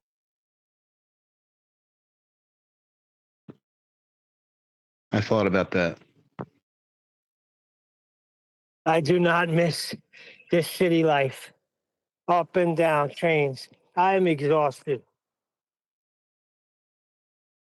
Neil, what does that have to do with Witsit's tan? I figure what the heck he's talking a bunch of nonsense. I have more exciting stuff. Yeah. Yeah. I can't believe Neil that. is in the big city. What was that, Brian? Let's say Neil is in the big city. You know, all the excitement, all the go. The opposite from Whitsitt, who's taking it easy in Florida, working out. Nice, right? With his nice groomed beard. It is a nice beard, though. You cannot deny the beard is precise. Sorry, John, I cut you off a second ago. Were you going to say that? All right, guys, just 1 second. Fellas, just 1 second. We're changing the rooms right now. Mighty. What's up, Neil? You in New York City? You're not too far. You're not too far away from where I'm at. Come for coffee, man. Well, look, I'll be in Jersey tomorrow. Deep in Jersey. Oh yeah, you'll be even closer. I'm like 100 miles from Manhattan. If you're passing through PA, I'm literally inviting you to. I'll find out exactly where. We're in Jersey. I know Jersey like my back pocket, bro. We're in Jersey. It's like really far out. I mean, like really far. I'll find out exactly where. All right. I'm not leaving. I'm just getting up, Molly. I'm just standing. I'm just doing You're my off thing. mute, Adam. You're off mute, Adam. I really couldn't. You could sleep. That would have been a good thing, is if you just kept sleeping. But you don't do that. The good thing. Adam Price, Price of you're Adam. off Are mute. you okay, Price of Adam? Calling Am I Price of fucking Adam. Am I fucking talking on this thing? Yes. I'm sorry. You're off mute. My fault, y'all. Mic discipline. You're making me look bad. I invite you in the G Plus, and you got your mic wide open. You're even being ahead of me. You're beating me at that. That video with it, actually, what he does is he starts becoming very coherent, and he sharpens up, and he starts talking about things, and he makes some kind of sense, but he actually then starts slightly taking the Bev route, where he starts saying that the Earth itself is the soil and stuff, and that's not flat, but it's based off a horizontal plane. You know, this kind of stuff. He starts going down that route a bit. He's you know what it is? He makes a load of sense, but then he says some stupid stuff, and he gets egotistical as well with his audience. Yeah. Brian, when does he make any sense, Brian? I'm going to have to hear this myself. Yeah, actually, you know, to be honest with you, I would normally have nothing to do with his streams, but I listened to some of that there last night. Now I didn't listen to all of it, but I listened to a good half an hour of it, and like with the exception of the few bits I'm talking about, he made sense. Like it was listenable. Like there'd be a lot of it you wouldn't disagree with. You're not going to, but then again, you can't reference the Earth. Honestly, like he has to reference the Earth as it is, flat and stationary. Do you know what I mean? Now he can make other claims after that, but he has to reference it as flat and stationary, and he kind of makes that. Unlike Big Ball Dave, who says, well, what we all agree with. Because he said that to that Dr. Shiva guy. He said, well, we all agree that the Earth is not a globe, a spinning, rotating globe. It's like, no, Dave, we all agree that it's flat and stationary. We don't agree that it's not a globe. That's not the agreement. So at least with the correct agreement, where we all agree it's flat and stationary. The default Yeah, but you got to position. remember, Brian, you got to remember, Whitsitt is always going to, first and foremost, try to prove to you that Earth is not spinning. Because that ties to his point of ether. Exactly. I'm not trying to. I'm just saying that the start of that stream and how it goes on, it perks up a lot, right? He must have gotten some Adderall in him or something, because he perks up and starts talking and going into things, and he makes some kind of semblance of sense after a while. But I mean, that's not going to save him, like, if you know what I mean. At one point, he says, I just got sick of looking at all the flat Earth stuff, all the stuff, and he said, I just took a break from it. He said, give you guys a chance to calm down. It's really like a chance to calm down. You're saying that to your audience. The reason that your audience was angry in the first place is because you got caught openly lying. Number one, when you got while you were involved in something you shouldn't have even been involved in, helping out the globe. Oh, so once again, he's putting it on the audience Yeah, and the not taking audience shouldn't. responsibility for his stupidity. Well done, Witsit. Yeah, that's the one. There was two things in that really bothered me. Right, the rest of the stream was good, besides the stuff at the start. The rest of the stream was okay, but from the I only listened to just over half an hour of it, so I'm not sure what it turned into. But for that amount, there was some. He just spoke truth, right, for majority of it. But he did try and put it back on his audience, as if they're wrong or stupid to have an issue with him, kind of thing. It's like, no, they have every right to have an issue with you, and you are talking. He was talking down to his audience as if they're children. Like, even at the start there, he was being sarcastic. If you listen to what he was saying concerning the chat, he was being sarcastic, because in the chat there was a lot of pushback against him. So he's making sense, and he's speaking logically and making sense throughout the part of the stream I listen to. And I think that, do you know what? He's starting to sound a little bit like FED. As in, he's moving away from pushing BS, but that's only going to be for a while, I'm sure. Here's the thing, Brian. If he does, that's great. You know, somebody said to me the other day, you're always mad at everybody. I am not. I'm not mad at Nathan. I'm not mad at QE. I'm not mad at, who's the Australian guy that has the school? I forgot his name. Mitchell? Mitchell from Australia. You don't hear me attacking those guys.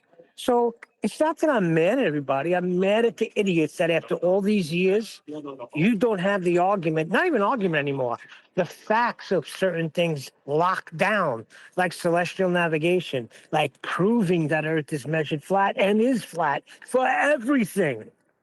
That's what I get angry with.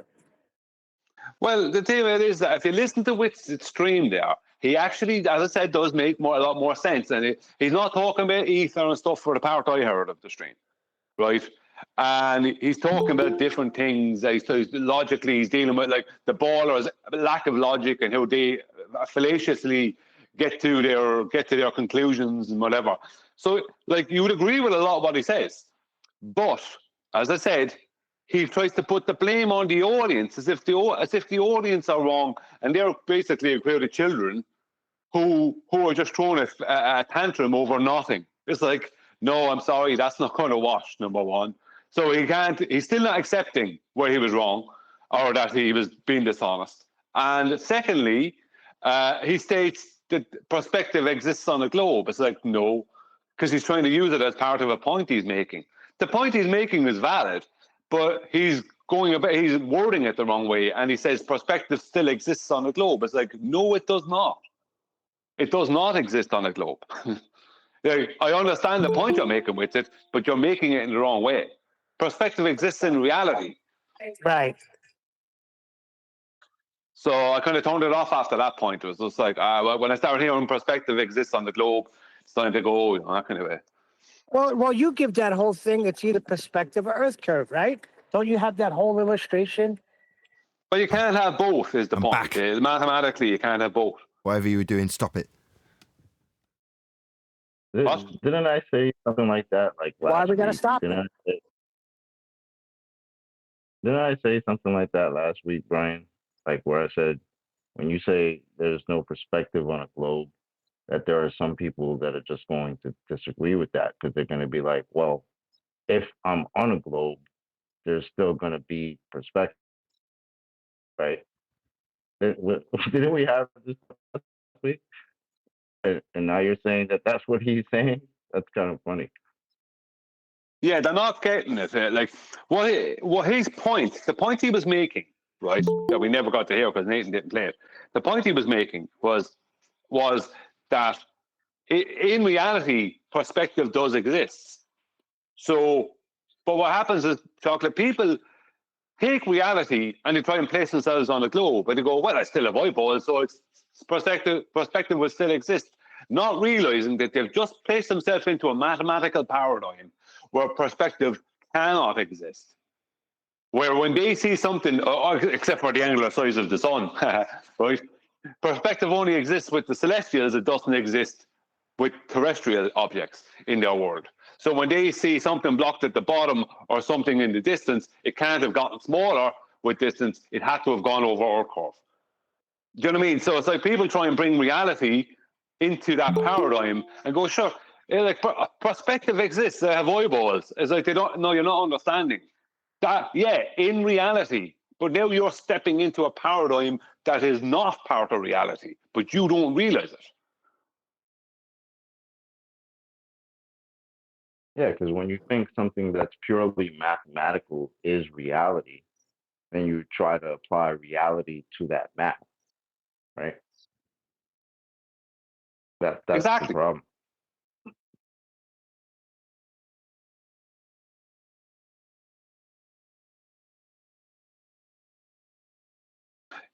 The problem with Nathan is he has no staying power. He has no patience, right? Like, and he also didn't want to play a video. So that video was perfect for him, because if he put it on at the very end of the live show, he could say, "Oh, I don't like." He could just find anything he could. That was exactly what he needed, was to find a video or to play the video and have plenty of stuff to give him reason to not play it. So then he could just not play it and then go into the after show and go and get milk. So that's why the video never got played. Just how it goes. Yeah, it's just how it goes. But it's like you know the way you were treating us like we're stupid and don't know that. Well, we do know that. Know what? I wasn't listening. Sorry. I was getting coffee. I got the milk. Now I've got the coffee. Now I'm all set. Yeah.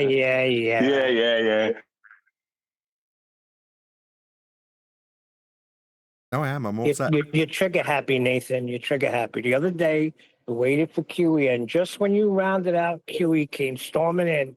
What the heck? Yes, I shouldn't really deny my own clairvoyance. It's not clairvoyance, is it?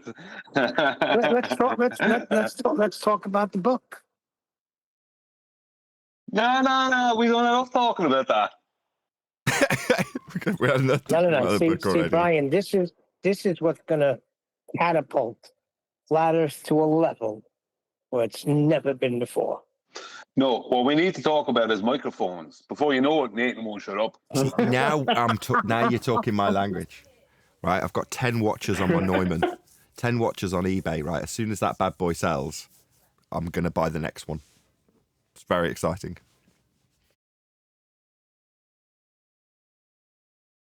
What's the next one? Oh, the next one's going to be a Soyuz. What takes precedence? Speaking about microphones or speaking about the book? It's going to be a Soyuz microphone. He's interested in material objects. Sorry. No, I'm interested in the show. I'm interested in the show, right? And at the moment, the mic I've got's really irritating me. And it really irritated me at the start of today's show because the weight of it made the arm collapse. So it was all dangling off the end of the arm. I'm like, bloody hell. Trying to get this stupid thing to stick in place. I want a much smaller mic. Hey, what did you think of that Fisherman in a Box, that 4-minute video he did? You played some of it, but that was especially really like good. the parts with me in it. You know, he's got in one of his intros right after the Lenny Kravitz song, or during the Lenny Kravitz song. You hear me saying, "This is a declaration of war. We got to go to the mattresses." Love the guy. You're just saying that now in the hope that you'll cut that out, aren't you? Sorry. No, I'm not in this one. So it's exclusively you. But on his intro to his shows, he always has that song, "Oh, you're going to go my way." And then towards the end of that, you hear I know some the bit stuff. you're talking about. Go to the mattresses. I quite like the bits with you in that he does. But I especially like the bits with me in.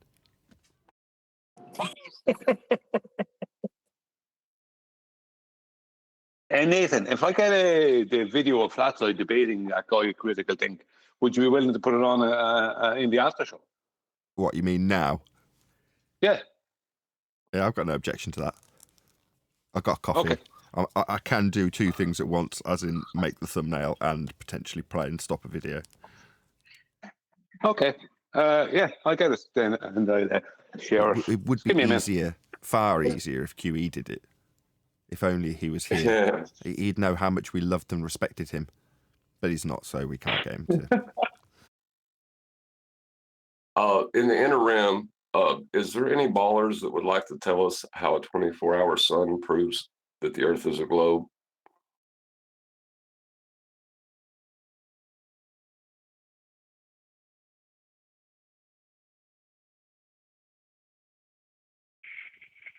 Hello, my name's Johnny Baller. I think Earth's a sphere.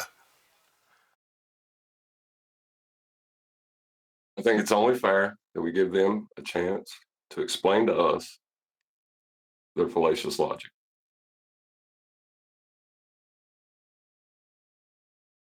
I don't think there's anybody in Discord. Any ballers in Discord? Yeah, you got free reign to tell us all about the 24-hour sun. We want to hear it desperately. Yeah, there's actually one glober that actually never speaks. He's just here every day learning. Which is all right, right? You got to respect that. Well, there's plenty to learn about how the globe came to pass, or came to be, here, right? So, in many ways, on previous shows, although we've had to carefully phrase it, you can learn advanced heliocentrism here. So as a baller, there's plenty of value. I mean, it won't affirm your belief as anything more than a belief in a ball, but, you know, still stuff of value to know how the Copernican quote-unquote model came to pass.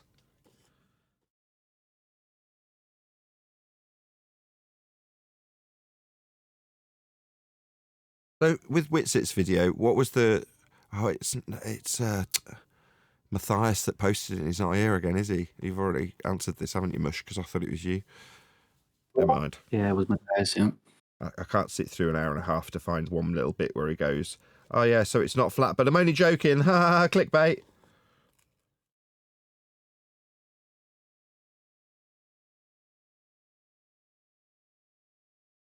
Yes, Soyuz. Russian. It's like that kid that saying that the emperor was naked. He's like, oh, I just he's not naked, but I'm just joking. What? Yes, that's what Wits is doing. It makes you want to puke.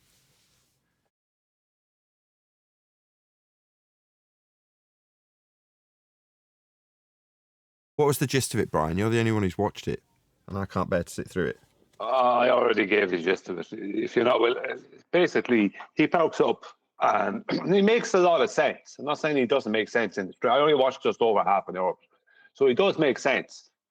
But he makes sense, but he starts also being egotistical. Like he starts saying to his audience at one point, he says, I just disappeared there for a while, just give you guys a chance to calm down. You know, this kind of stuff.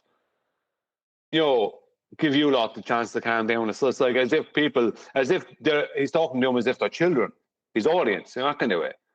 He's just not accepting that he did something wrong and that he was dishonest, you know, with his little vape thing, whatever else. Just not accepting anything, just being a child about it, you know. And at one point he says that the perspective does exist on a globe, right? He said that, and it's just like, no, it doesn't. And I had to turn it off at that point. But in between all that, he makes a lot of sense. He logically breaks down a lot of things, and he breaks down stuff to do with the borders. And it's a pity because he can do this stuff, and he's good at it. But then there's this other side of him that's completely dishonest and pushes rubbish as well. And you just can't, you know, you can't go with all these good points. I have to not follow him or not have anything to do with him because his bad points outweigh it. Because he's going to treat you like a child. He's going to be egotistical. He's not going to be grown up when it's time to be grown up. Or he's going to push rubbish that there's no evidence for, like ether. Do you know what I mean? But when he doesn't do all that, he's really good. I put it that way. He's good. He's like, okay, he said his perspective is this on the globe, but he only said it not as a claim, but more of a just within what he was trying to describe. If he described the same thing slightly differently, then it would have been fine. But the same perspective exists on the globe is just incorrect, you know, because it doesn't.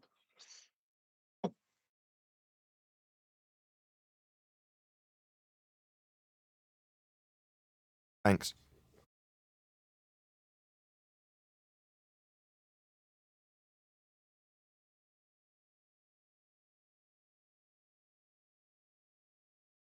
I'm pretty sure as an ex-baller, perspective is flirspective because perspective does not exist on the globe. No, but I can understand why Brian would tune out at that point, because when you hear something that you've spent a significant amount of time arguing about, debating about, and then ultimately undermining and undoing, and then is part of your own rhetoric to undermine their current rhetoric, and then someone just affirms that there is perspective on a globe, you just want to shut down and ignore the person immediately. So I can totally relate. You're like, ugh. Yeah, but why is the flat earther doing it when the globers agree with Brian? There is no perspective on the globe. That's flirspective. I'm just looking through the comments, and apparently he's a Freemason shill. I mean, what do the commenters know? Yeah, well, it's like when they come in and they say to you, Nathan, it's not the ground. It's like Earth is reference, but not measured flat. It's reference.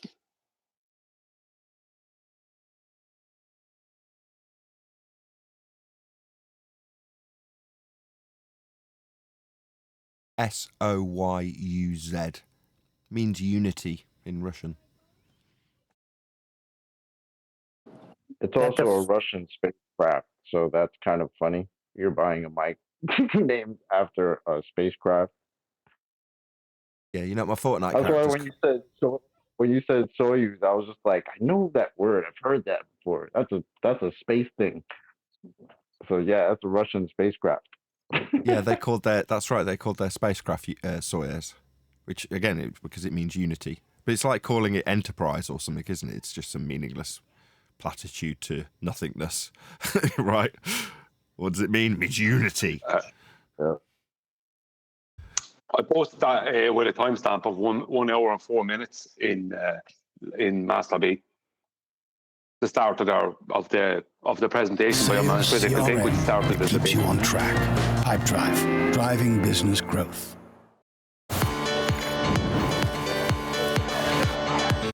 Adverts, unskippable.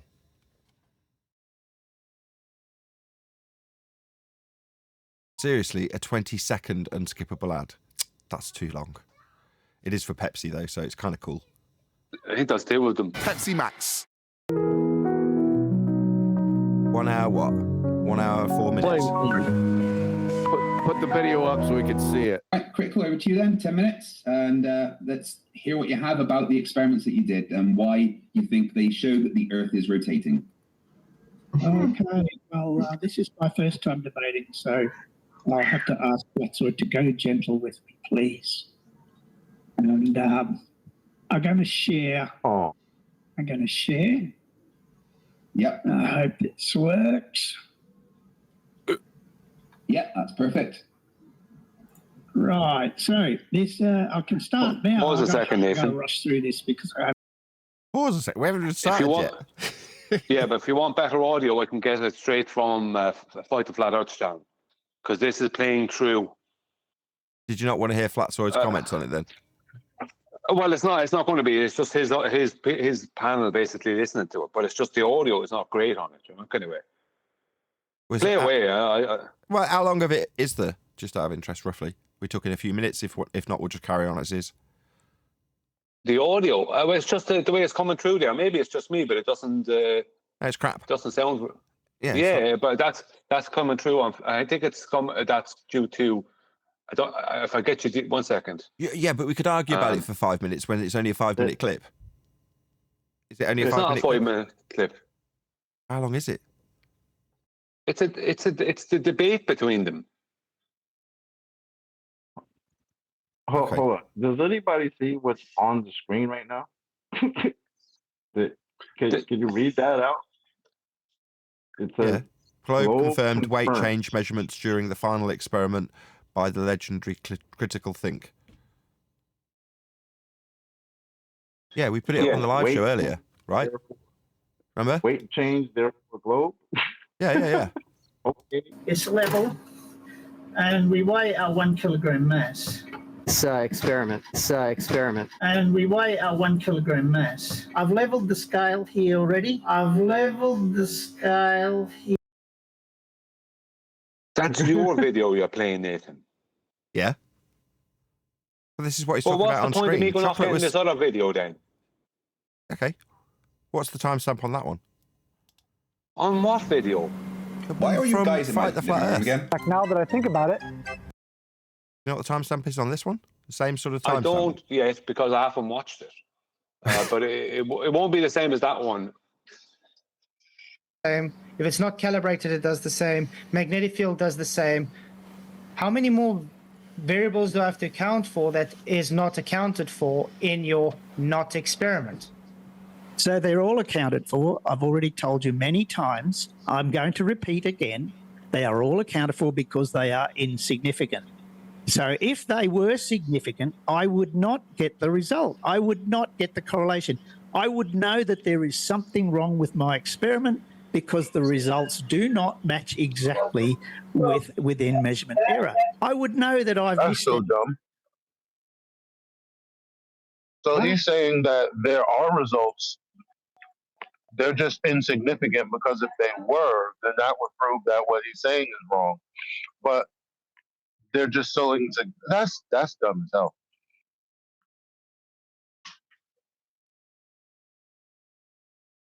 out on a variable if it doesn't. On the Fight the Flat Earth video, it's about 5 minutes and 50 seconds. It starts at. The second one I posted in Master. Excuse me, Master B.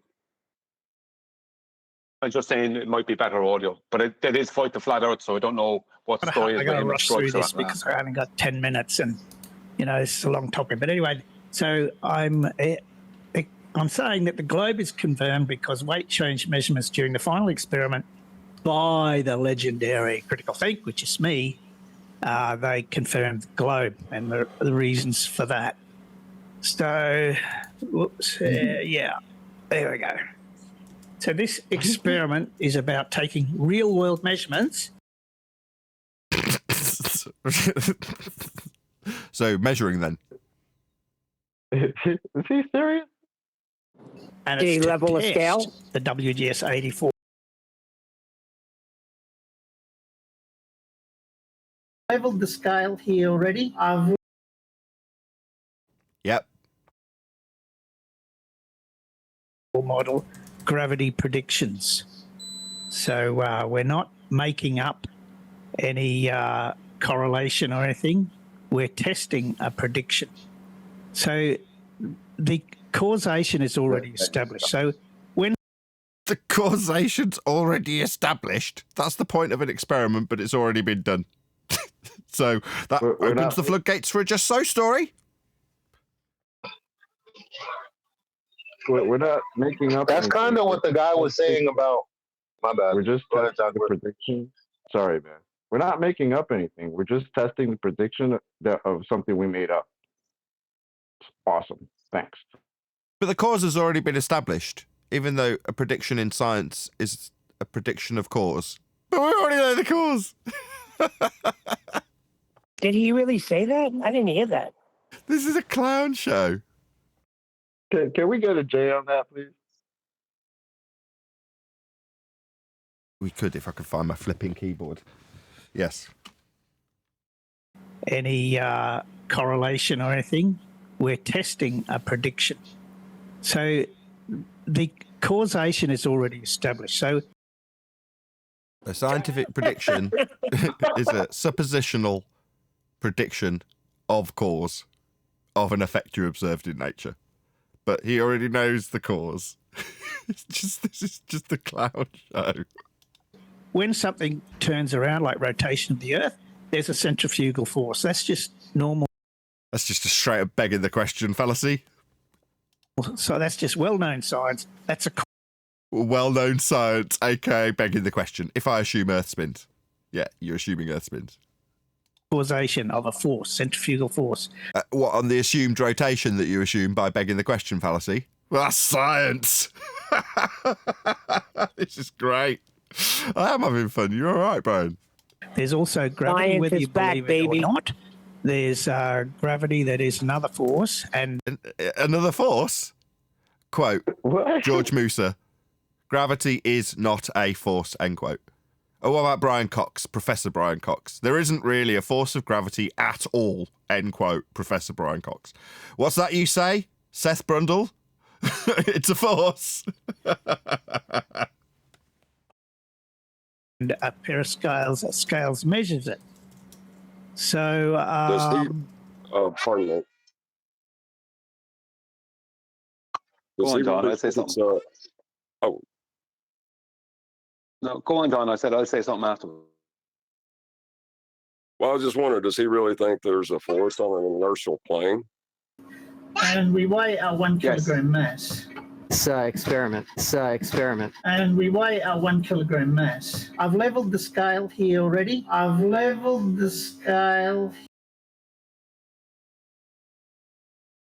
You know that he's one of these people that would call a weighing scales a gravity.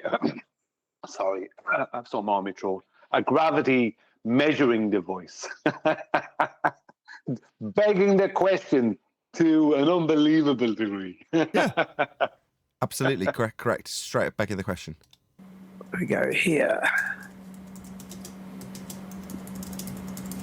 These are the formulas if the Earth were a perfectly rotating sphere. What if you beg the question of Earth being rotating and a sphere the very thing you're trying to prove?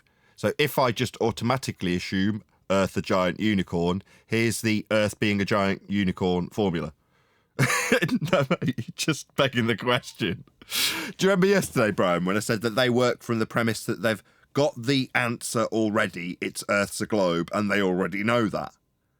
But then if they work backwards, knowing it's a globe already, they seem like they've done something smart and intelligent. Who's opening their mic in the middle of my sentence? Who's doing that?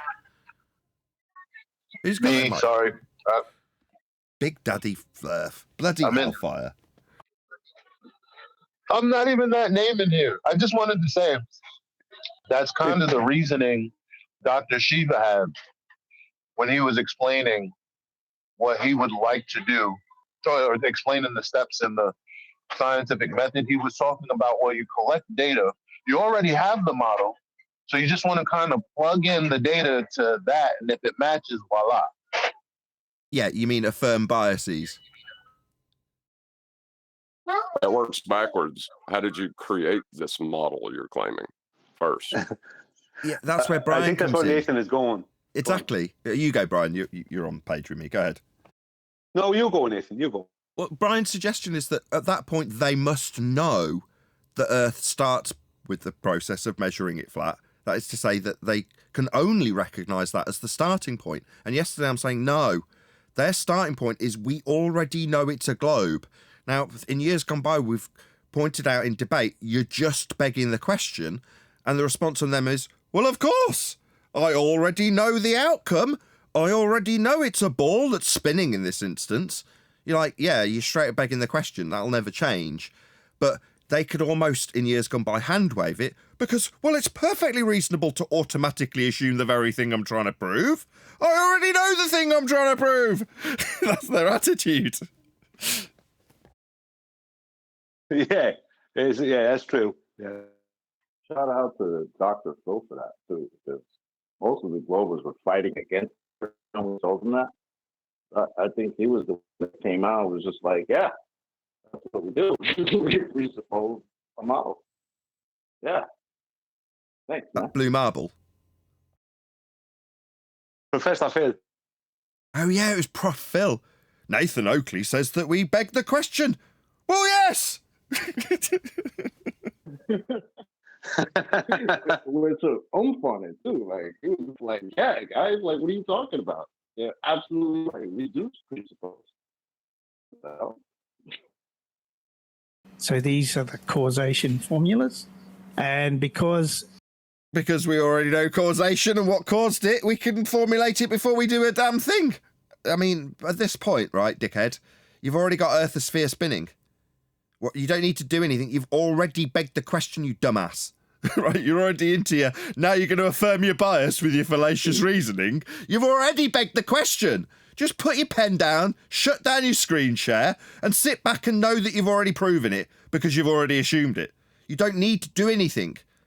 Yeah, at this point, with your fallacious logic, you're already assuming your outcome. So what value do you add here? Okay, so if I accept what you've said thus far, Earth's a ball and it's spinning. Now let's look at the formulas. You clown. These dickheads, no wonder they never come in front of us. Because the first thing they do is exactly the same thing they always did. Beg the question immediately. It is pathetic. The Earth is a ellipsoid and not a perfect sphere. That'll be that begging the question fallacy I pointed out. Amazing that it would come immediately after I press play. Yeah, that's the thing you need to prove, isn't it, dickhead? Then we've got the gravity equations. So you've already got gravity, you've already got an ellipsoid sphere. What else do you need to do? Yeah, by pure fiat, you're already assuming everything you need to prove. Hello? Clown shoes. Once you've begged the question, fallacious though it is, you can just sit down. You don't need to do anything else. Yeah. Now, because he's on a... No offence to Flatzoid, right? Presumably he's being precluded from saying a damn word. Because why isn't he pointing that out? Sorry, we're going to start with the assumption that we're on a ball that's rotating and you've got gravity as a force, even though in your own bleeding rhetoric it hasn't been so for 110 years. All right, okay, moving forward, what else do you need to do? You've already assumed everything you need to do here. You don't need to do anything else, right? By your standards, you've already assumed it all. Telling me a load of maths after the fact, when you've already assumed your outcome, is irrelevant. That come with the WGS 84 model. Now, I didn't make these up, but I am going to test them with my measurements. So before going to Antarctica, we did some predictions. Thinks maps are models. You see, so yep. So Sydney 1055, etc., and Union Glacier 1380. This is even 1380. What's he talking about? I think there is his measurements of what? He weighed the same as he would call it test mass in Australia, and I think South America, and I think he's claiming Union Glacier. But remember the screen we couldn't see. Pardon me. Did he weigh those? Would he have required a horizontal plane of reference for that? Let's just check. The scale here already. I was going to say if he leveled the it. scale here already. He levelled the scale, Brian. Yes, but for what? What measurement? Well, that was part of the process. He didn't even show. You're saying after the fact, right? Let's not whistle past the graveyard. He needed to level the tool to make this assertion that's 110 years out of date, right? First step, flat Earth required. Yeah, but the word level, when he says level, he's not talking about a flat plane. No, level is a flat plane, Brian. Yeah, not to him. To him, he doesn't understand what level is. He thinks level is I do, though, and I'm pointing it out, and you're kind of like undermining it by suggesting that because he doesn't know that level is a flat plane, that when he's leveled his tool, that some other measurement he's not showing is more relevant than the level that he required to start the process. I say no. And Nathan? No. The flat Earth he needed is much more important, whether he knows it or not. I'll point it out if he doesn't. No worries. In his own video, he said there aren't many flat spots here in Antarctica. So it was hard to level the tool. Yeah, there aren't any ever on a globe. Ever. Just curve in all directions from every point ever. That's their claim, right? So in order to make this assertion and measurement that he's not showing, sorry, saith Brian, which is correct, he needs a flat Earth to do it, doesn't he? Right, and he does know it's flat because he's looking for a flat spot to level his tool. Precisely. He knows. Step one. He knows level's flat. Yeah. He's going to deny it later, but he knows it. I take that on board, right? But what I'm focusing on here is his begging of the question, right, that he's on a globe and coming up with calculations that are based on a globe, that are based on that begging of the question, and then coming up with plain measurements where he took not like for a demonstration that he's calling an experiment incorrectly, and he's going to start coming up with, you probably went past his IV and DV if you went past the start, because he had his thing laid out there, his whole supposed experiment laid out. So The point is that he's coming up with a heap of nothing, right, and claiming gravity. That's what I'm focused on, more than his leveling of his scales. I'm focused on all the other complete horse manure that he's going to push afterwards. That is presently, like, unfortunately, accepted in the world as having some validity. This kind of stuff, where you don't zero your scales, you don't calibrate it, you don't do anything, you don't take anything like temperature or anything into account, for this demonstration that you're calling an experiment, and you already know the outcome anyway, and that's all okay. So yeah, he leveled these scales. I get that, right? That wasn't lost on me when I heard it, but that wasn't what I focused on. Right, but everything he does after he concedes that level is flat and he must level his tool to the horizontal plane is fallacious after that. Everything after that point, which is why I made a video about it immediately, because as soon as I started tuning into TFA, all I was waiting for was them to measure Earth flat. So the minute they did, that's all I cared about. Now, when I presented it at the time, during the live streams, I'm like, check it out, they measured Earth flat immediately. I had Adam going, look at the TFE sign over the scale. I'm like, what are you doing? They're measuring Earth flat. Yeah, because me and Adam are thinking the same way. Why aren't we seeing the scales? Yeah, chaff and redirect. Chaff, chaff, chaff. Look, the green screen. It's like, hello, graveyard. Flat Earth being measured. What's going on? Anyway. Before I set foot in any of these places. And seen this graph before that. So the red line is what the globe model, that equation predicts that the weight, that the mass should weigh. And then the green line that closely follows it is what I measured. So we have our model and we have our test for the model by going out and doing real world measurements. With respect to a horizontal plane of reference that you leveled your tool to, Earth was measured flat, first thing you did. This proves a flat Earth. Now, if you want to deny the horizontal plane of reference you absolutely used, let's just hear it again. Leveled the scale here already. So you leveled the scale. Yeah, that's the first thing you did. Literally. So you'll need a flat Earth for this. You can deny it, but then it denies everything that you've asserted thereafter. We'll ignore you begging the question fallacy of, well, if I assume Earth's a ball that's spinning and gravity's real.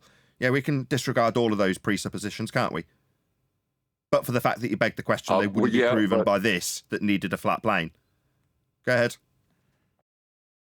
I'm looking at his bar graph there. That's what are the parameters of each side of the Cartesian coordinate system he's using? Sorry, Cartesian coordinate system, you'll need a flat Earth for that. Oh, yeah. But what are the parameters to it? Is it elevation and what? Or I can't see it. I'm sorry. I can't either. I went up to my screen. I just couldn't see it. It's too blurry. I don't know if it's my quality. If I can just up the quality. Let's just try. Oh. Where's the quality? Quality. Here we go. Yeah, it's in rubbish quality. 720 is as good as we get it. Again, like Brian moaning about me worrying about my quality, I make sure this goes out in 1440p so that the material that's presented on my stream can be zoomed in on and read, as in there's enough pixel density to be able to read graphs and stuff when I present them. Even though I'm presenting this in 1440, it only goes out from Craig's channel in 720. So it's garbage quality that you can't read. So it's that sort of attention to detail that means I've outstripped Witsit so far in subscribers. Oh, no, I haven't, have I? Should have just sat here smoking a spliff. I've just discovered one of the most unique... There might be a reason why Craig doesn't want his stuff going out there in 1440. So you can't just screenshot the whatever is up on the screen. I'd do it in 4K if the onboard GPU, if that makes sense, was a little bit higher quality, just a tiny bit faster, and I could stream in 4K. And then when I normalize the results, I get the prediction is the green line, and all the measurements points pop up on the green line. I also test what's called coefficient of determination, which is R squared. And this tells us exactly how well the model predicts the results. And for my trip to Antarctica, this calculation says the WGS model explains 100% of the variation. So there was a variation in weights, but the hypothesis... The weight was with respect to a flat plane. You had to level the tool. It's the first thing you did. Let's have a listen. Experiment. And we weigh our 1 kilogram mass. I've leveled the scale here already. I've just explained this variation. Now, 100%. With respect to a plane. So, Flatzoid has said that I fail very bad in understanding about what science is, but didn't really explain that. You don't know what science is because you haven't established a naturally occurring phenomena and a presupposed or suppositional causal influencer to be varied and manipulated. So no, you don't know what science is. And it says the incompetence to not even calibrate his scale has invalidated anything he had done anyway. The calibration of the scale, what, with respect to a horizontal plane of reference? Who cares? It's not going to invalidate his non-science to say he didn't calibrate the scale, Flatzoid, if that's your suggestion. It's not science because it doesn't adhere to the scientific method. So my reply to that is the inability to understand the experiment. That said, I'm taking this lying scumbag Glur fraud at his word that that's what Flatzoid's argument is. I shouldn't have done that. I should know better. It's probably a misrepresentation and straw man of what Flatzoid's actually said. Come on, that's a complete misrepresentation. Flatzoid is waiting for his chance to speak. This is still his presentation or whatever. Yeah, I should have known better. My bad. I take it back. Invalidates any criticism of the experiment. So first you have to understand what you're talking about. J, give us a J on that, please. Now, the experiment invalidates any criticism of the experiment. So first you have to understand what you're talking about. Science is, but didn't really explain that. And it says the incompetence to not even... Shall I just go back to the start? How many J's do you want? No. I wanted a J to go back to where you came in talking. Because what he says, I wanted to hear it. That I fail very bad in understanding about what science is, but didn't really explain that. And it says the incompetence to not even calibrate his scale has invalidated anything he had done anyway. So my reply to that is the inability to understand the experiment invalidates any criticism of the experiment. So that's the part. So if you don't understand what an experiment is, your criticism of the experiment, which it isn't, is undermined. That's his premise. What bonehead. Yeah, he can hand wave away your criticism of his non-experiment if you've proven to him by his standards that you don't understand his experiment, that isn't an experiment. It's like saying you don't know how an internal combustion engine works. Therefore, when I fill the tank with custard, I can hand wave dismiss your criticism. First, you have to understand what you're talking about. You don't know anything about engines? Pours custard into the petrol tank. Now, the flatty folly is you have to calibrate the scales every time. No, the flatty argument would be that you have to comport with the scientific method if you want to call it science, and you didn't. What you did do was reference a horizontal plane of reference. It was the first thing you did. Let's have a little listen. He did that when he calibrated. Yeah. Experiment. And we weigh our 1 kilogram mass. I've leveled the scale here already.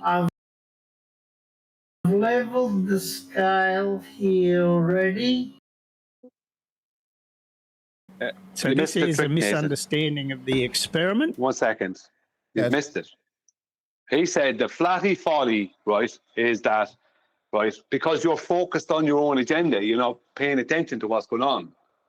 The flatty folly, he says, is that we're supposed to calibrate the scales every time, right? No, That's not the flat earthers claim. That's what you're supposed to do when you're using your scales.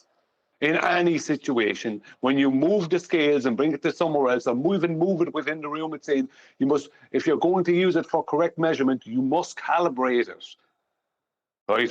So it's not the flatty folly. It's not, and it's that's what you're supposed to do, and that's what he didn't do, along with other things he did, a load of other stuff he didn't do that you're supposed to do, because he had to somehow make up the result that he wanted, and that meant not calibrating his scales and maybe measuring the same thing 90 times. Who knows?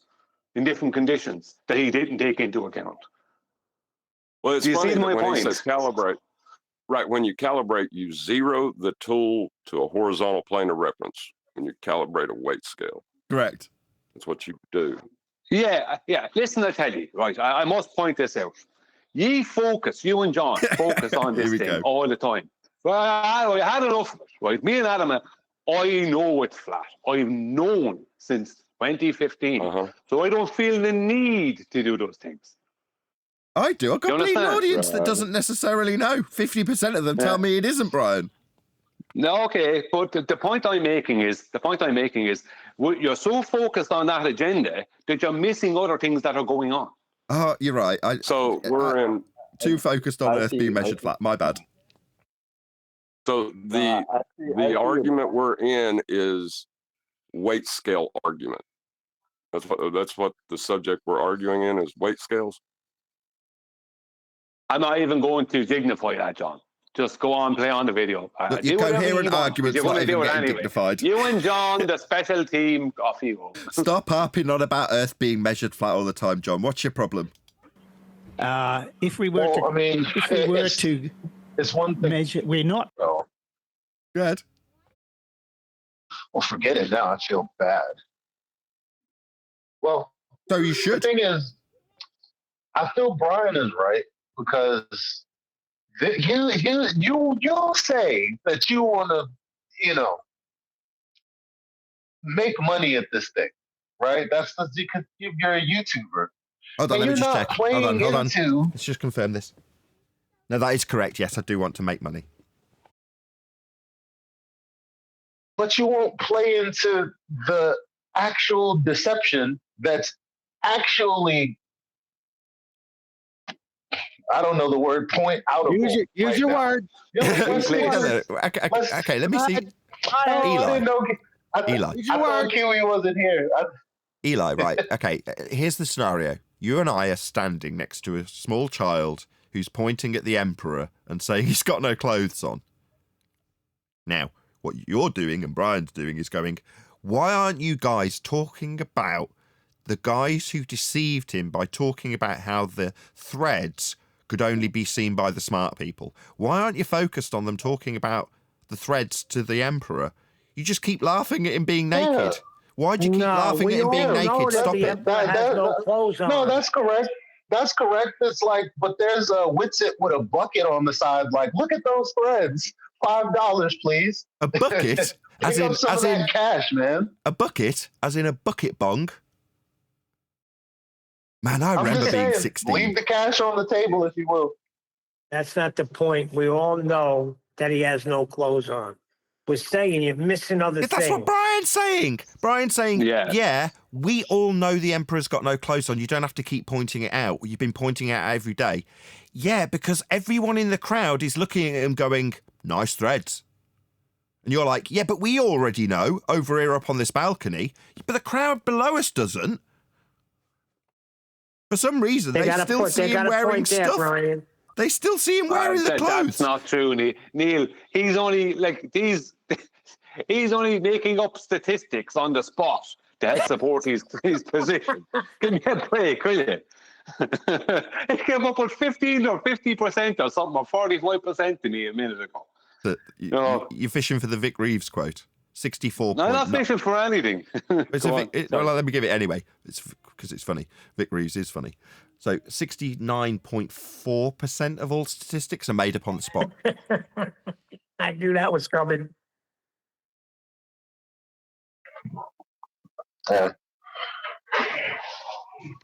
Look, So if we the keep arguing arguments about were- this, the video won't get played. So let's just accept that John and Nathan are going to keep on telling us the Earth is measured flat for every 3 Well, minutes. no, And Brian will that's keep fine. moaning the about rate it. limiting step. The rate limiting step is not necessary then, right? No, John, it is. I'm not decrying that. I'm not. See, you're strawmanning my position now. He's I'm not decrying it. that He's they not require a decrying it. flat He's Earth. just undermining it because I'm saying it. I didn't hear that. I agree yeah. with Brian though. That you can point out. Obviously, we point out all the time Earth is measured flat, right? But you can also point out other things in the midst of that, right? Like what he's pointing out right now. I feel like no way. Really? We can do that? All right. Hold on. No Do you way, need your dude. mind? Hold on. Can you Shut stop rumpus singing, please? I'm writing this down. Can point out other things. Go ahead, Chocolate. You're wasting your time, Chocolate. Lads, but just carry on with the video, Nathan. Because now QE is coming in just to be an antagonizer of somebody. Jesus. I mean, let's get it right. Okay. The first point is the underlying whole thing. He started out, he needed to level the instrument. Okay. So he needed a horizontal plane to reference. Okay. That's number 1 point. Now, number 2 point is coming. Can we continue? Measuring an unknown mass. We always have our calibration weight. Now, if we were to calibrate the scale every time, it defeats the whole point of the experiment. You would just be proving that 100 kilogram mass weighs 100 kilograms after calibration. What's mass? And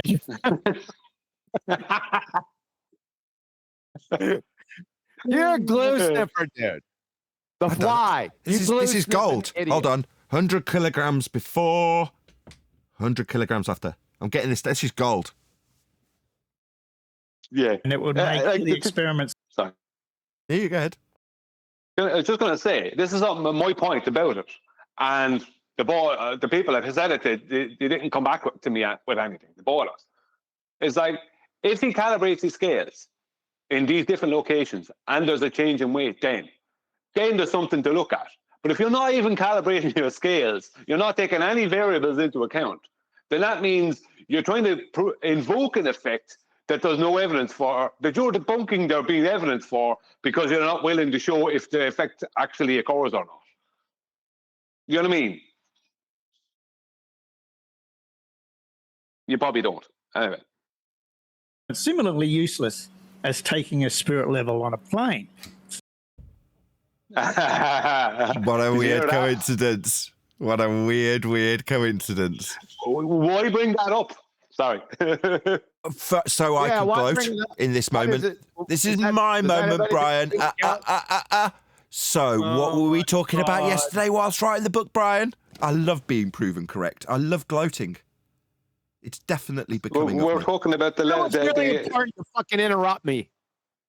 What the hell? Nobody was interrupting you. You were on mute, probably. On mute. What the hell does a spirit level have to do on a plane? Have to do with recalibration? Nothing. It just has everything to do with. What the hell are we reviewing this retard for? I don't know. Brian suggested it. It's all Brian's fault. Oh my God! You throw Brian right under the bus. Man up. Yeah, because he wouldn't review the video that was given to him by Matthias. So I had to go and get another video for us to review. Otherwise, we wouldn't even have it in after show now because he would have closed it down. So just stop complaining and review the video. I'm just waiting for Adam. Yeah, we're just waiting for Adam to come along. Yeah, exactly. What was his natural phenomena? Hey, There glue isn't one. sniffer, the fly idiot. What was your natural phenomena observed here? You know, your dependent variable, right? Glue sniffer. He made one up. It doesn't matter. The causation was already whatever up. he said. You're a retard, critical dump No, I'm retard. not. And so is that retard up in the corner with his dumbass smile on his face. You're all Eli is not. retarded. Shut up! Shut the fuck up, Neil! See how well his compressors work, Neil. Awesome, eh? My God, shut your fucking mouth! Can't do anything about the capsule distorting, though. his mic capsule. Fuck. That's beyond me. Every time I'm fucking talking, I get Neil's unmuted voice over top of me. Why? You're Why, representing Neil? me. You said I'm a retard and a guy up in the corner with his stupid smile. That's Eli. Neil, can you stop interrupting him telling you off, please?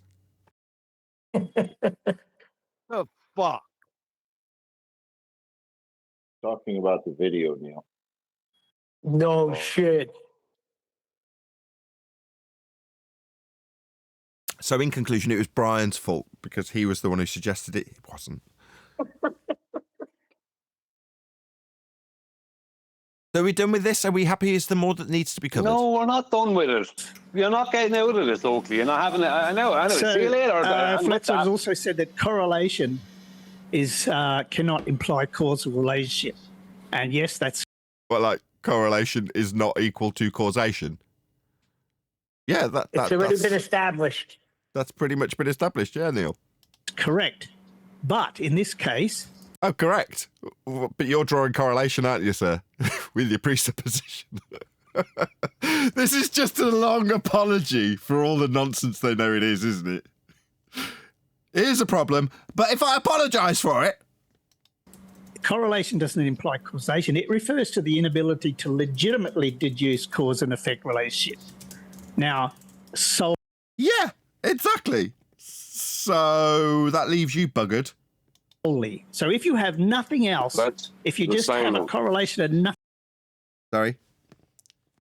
I was just saying it. He just said that I have an illegitimate assertion to put forward. Well, look at what he wrote on his, it's hard to see it. I am not deducing a cause and effect relationship. We got it printed right on the screen. Do you see that, ladies and gentlemen? Yes. You might as well put in bold type, I am not doing science. Nothing else, correlation does not employ causation. But I am not deducing the cause and effect relationship, right? It exists. Centrifugal force and... There you go. Thanks a lot. You're a moron, sir. He said he's not deducing the cause and effect relationship. It exists. He's begging the question of the cause and effect. Yeah, that checks out. And gravity exists. Yep, that's in confirming it. Yeah, 1 second, Nathan. He's inducing some effect via not taking things like calibration into account. Right? He's inducing something. He's calling that his effect, and then he's relating it to his paradigm, right? And the equations that are going to be linked to that as the cause. So he doesn't need a cause. So when he says the cause and effect already exists, within your paradigm for the effect that you made happen. Yes. Man-made effect. Go. And that is the cause and effect that I am testing.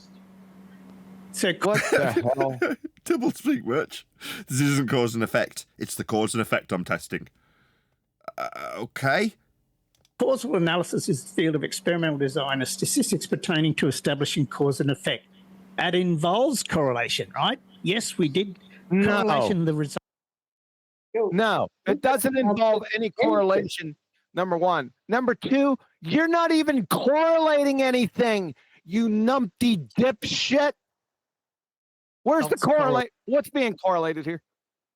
Nothing. He's straight up begging the question. There's no correlation even here.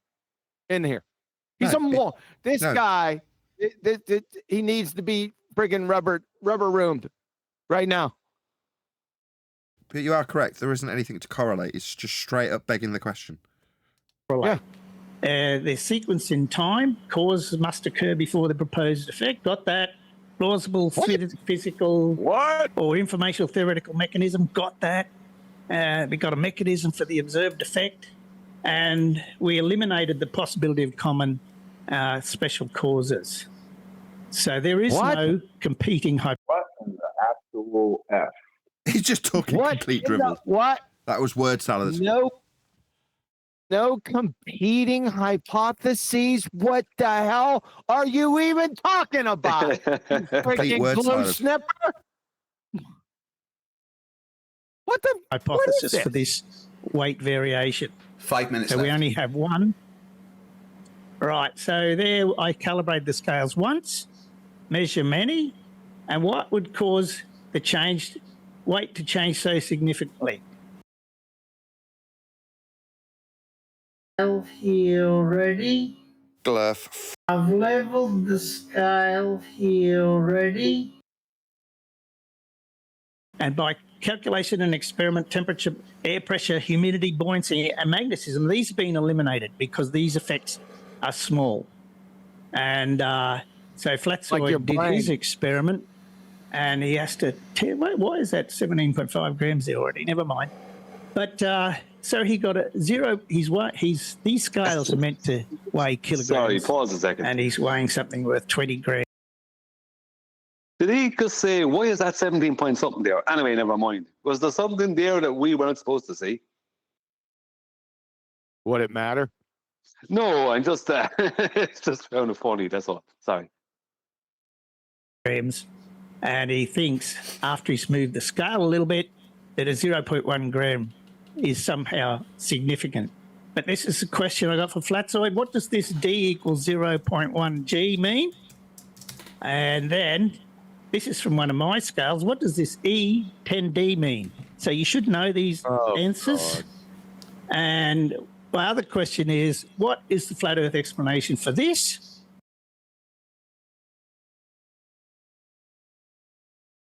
We don't I've have leveled to the scale here already. I've leveled the scale here already. There you go. There's my flat Earth explanation for it. How did John just phrase it? Your rate limiting step was referencing a flat plane. Very difficult, you said, but you managed it, right? To level your scale with respect to a plane of reference that the globe will never give you. So you needed a flat Earth. I don't know what Flatzoid's got to say about it, and I don't care. Before travelling to Union Glacier, I predicted what the weight should be at various locations. Me too. I predicted that you'd measure Earth flat when you got down there. And what do you know? My scientific validation is right here. And we weigh our 1 kilogram mass. I've leveled the scale here already.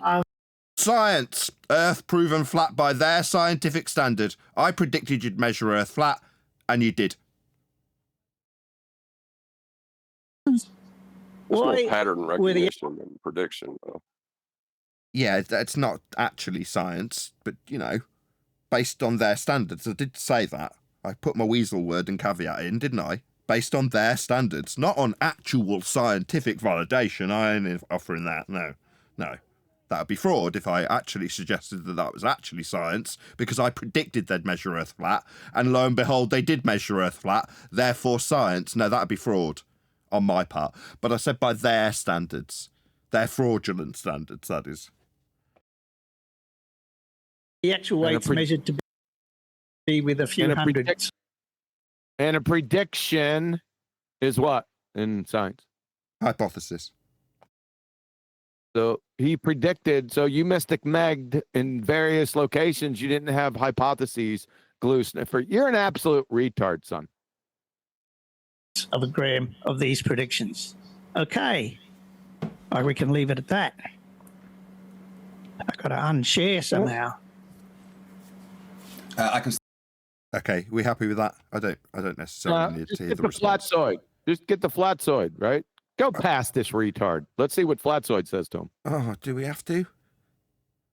Yeah, because we were supposed to be having an after show, and this is supposed to be your show that everyone's supposed to want to watch. So get with the program.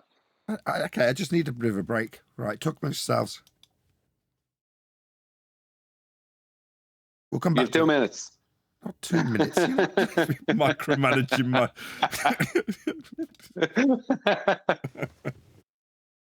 Put the thumbnail up. I put the thumbnail in Skype. Done.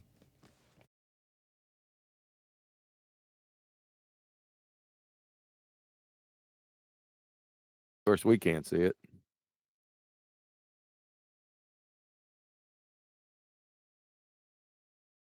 This is why I wanted. See, this is like, I mean, what he laid out there in his opening statement We didn't even see the start of it. You want to see the start of it. It was horrendous. That only gets worse when he's talking to Flatzoid. What the hell did he lay out? What the hell did he lay out? It's hard to know, but according to him, it's science. I'm not deducing the cause and effect relationship. It already exists. I got the causation formulas. Like, what? What are you talking about, man? It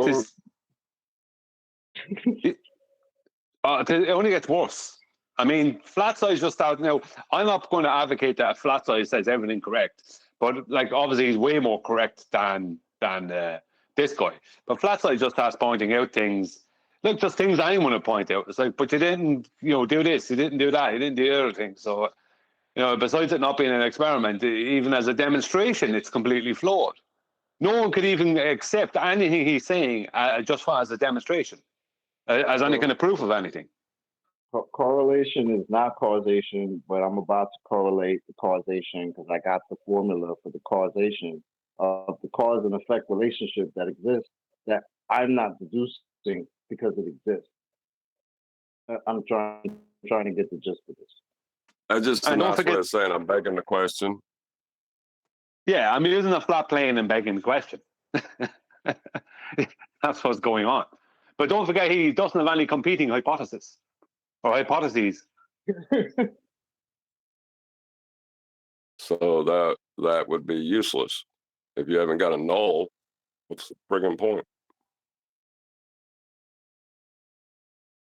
Well, he already said he's not deducing the cause and effect relationship. It already exists. Your job is to find out how it exists.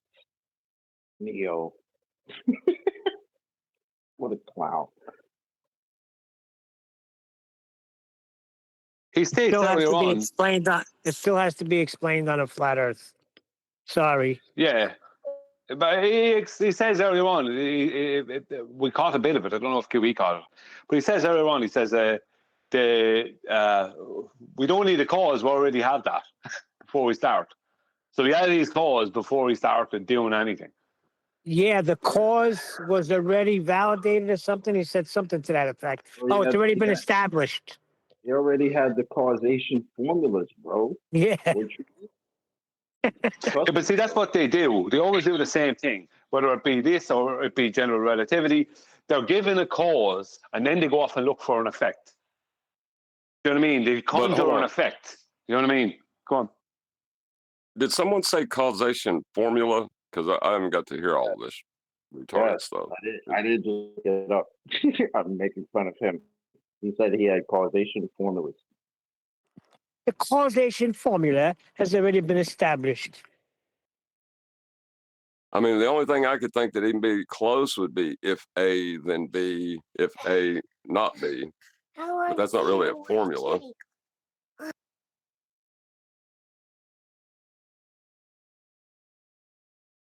But would it be using that because he's not trying to deduce the cause and effect relationship because it already exists? So not a formula then. Nope.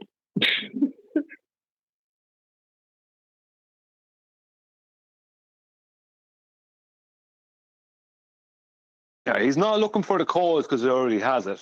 He's going to induce the effects, right, that he needs to induce, and without showing you the actual measurements that he made, without any controls or calibration, and he's going to then correlate them as close as possible to the effects he should see based off of the cause that he says is already established, that nobody established ever.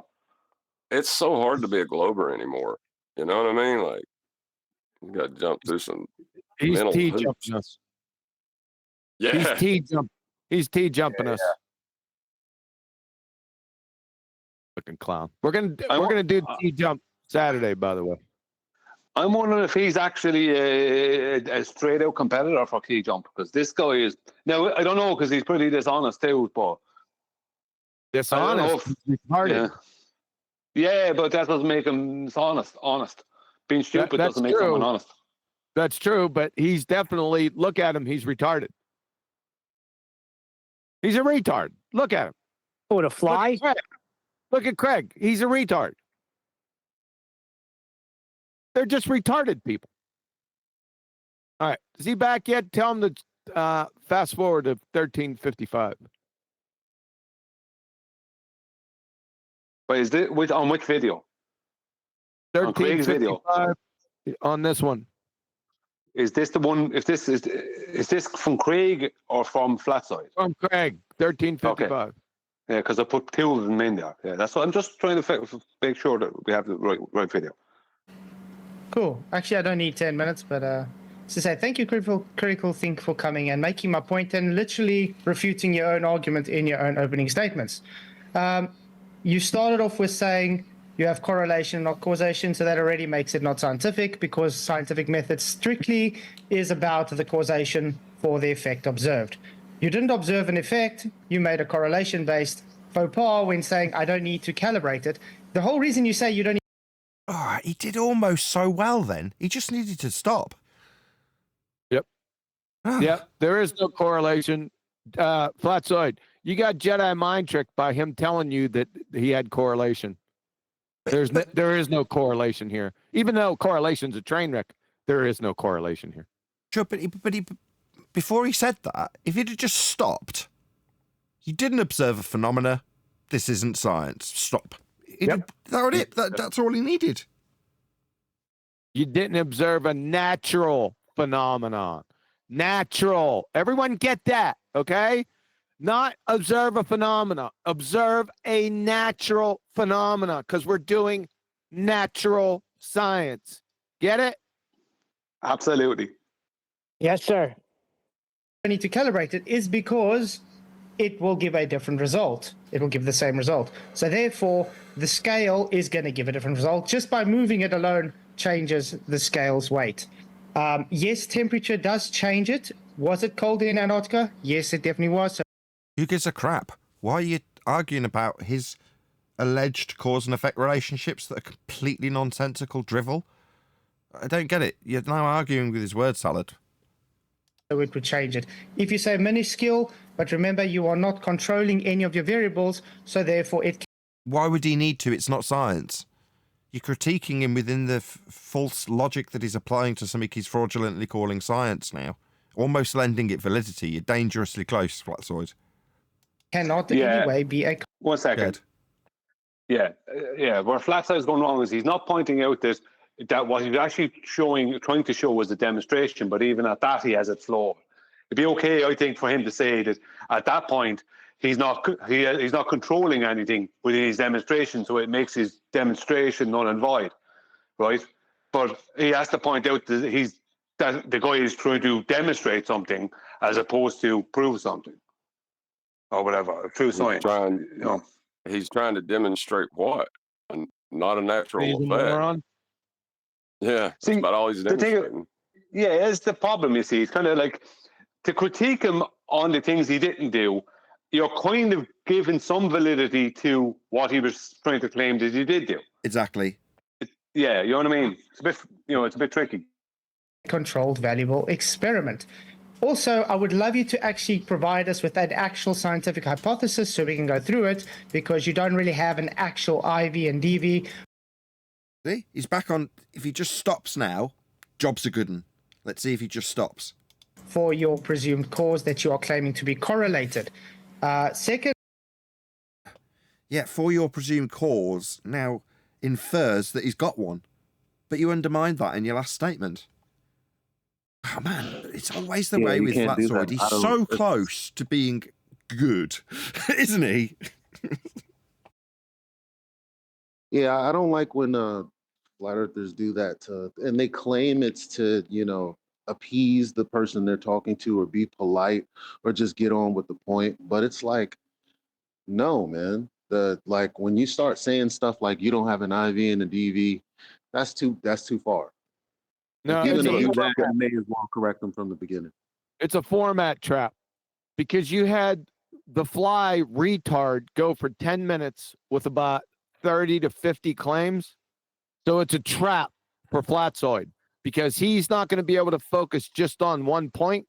He's going to try to go over every single point. He probably wrote them down as he was talking. You guys follow that? Yeah, of course, because there's too many claims within the one space of time. Yeah, so you're naturally going to try and chase them all, you know. Yeah, simple chaff and redirect tactics. So what you're saying is he's been given 5 minutes to fire off infinite amount of chaff, and Flatzoid's written down all the chaff and is now chasing after it all. Yep. Well, it's more than 5. It's more than 5. I think you got 10 minutes. That's the problem with the 10-minute intro horseshit, right? It's just baseless assertion fallacy after baseless assertion fallacy piled up in a column. And then Flatzoid, you have to be wiser than the format. You follow? But that's that's a talent that most people don't have. Well, you gotta, gotta work within the paradigm and play with them a little, right? No. See, the thing is that what happens in those situations is whatever presentation the flat earther has, when the globe earther goes on for 10 minutes, right, that's 10 minutes that you, as a flat earther, end up having to defend against. Do you know what I mean? People expect you to defend against this 10 minutes of rubbish, as opposed to none of that rubbish. He starts out, he makes his claim, and you say, hang on, hold it a minute. Are you claiming this? Show me that. You know what I mean? Yep. So it's picked apart from the very start. Yep. Yeah. You are saying to me that because I have a graph, therefore science. No, graphs don't make science. Graphs are just based on data that come after experimentation. You didn't make an experiment. And mine was not an experiment. It was a demonstration to show you that you didn't understand how load scales work. And yes, mine works on grams because I use it for paint mixing, which has to be very accurate within 0.01 grams. The E is just to denote to the 10 grams. So if it gives E to 10, then you have a very fine scale. So you have a very fine scale indeed, sir. Would be great if you actually calibrated it like you would, because that means. So yeah, with a knowledge of weighing stuff, he's chased after this chaff, and he's given his alternative explanations for the chaff. Right? Yep. It's very sensitive to movement as well. Remember, you placed it onto an airplane with a lot of turbulence. That load cell did move out of place, and it would give a contemporary of a change in the scale. Yeah, again, it's back to what Brian and I were discussing 5 minutes ago. By trying to critique his methodology in the non-experiment, you're almost lending validity to the non-experiment. Yeah, once you've... Almost. But once you've debunked it for what it isn't, that's it. You just have to draw a line under it. Yep. If you want to reiterate it 5 times, fine. But digging into his process, like I say, it almost lends credence to it.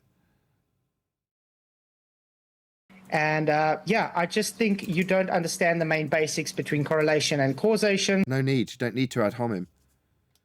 And you don't understand that if you are using science, you have to have strict guidelines and you have to have actual control variables that you couldn't keep to. So that would be incompetency. See? So to try and sandwich in an explanation that utilizes his own knowledge of weights, he's working within the confines of him not having control variables. So what? The assumption being that he has got valid cause and effect reasoning with independent and dependent variables, because that's not getting mentioned. So Flatzoid's stroking his own ego. Look, I know about this stuff too. I know about weight. Okay.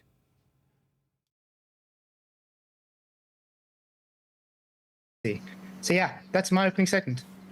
Our famous malted pancakes aren't the only reason we're seen on the world's 50 best restaurants, but they're a pretty big reason. Okay, well, you still had 7 minutes and 45 left. I guess I'll stop that there, and we can just go into a back and forth. Guys, we'll let them go for as long as they're comfortable with back and forth. Well, I will give him props. He didn't see the need to waffle through another 7 minutes, right? Even though he added on a bit too much, he over-egged the pudding a little bit, right? And stroked his own ego knowing a bit about weighing stuff. Fine. He didn't keep going. So that does deserve a certain amount of props, right? And what he did do was pretty good. It wasn't perfect, but it was pretty good. Would we all agree? Yes. Yeah. So overall, props. I have a hard stop by midnight because, you know, I'm a massive nerd. And on Fridays, you can catch me over on Top Hats Off doing my stuff. Five skip through them. I don't want to hear his Question. dumbass voice. So, Flatzoid said there was no independent variable.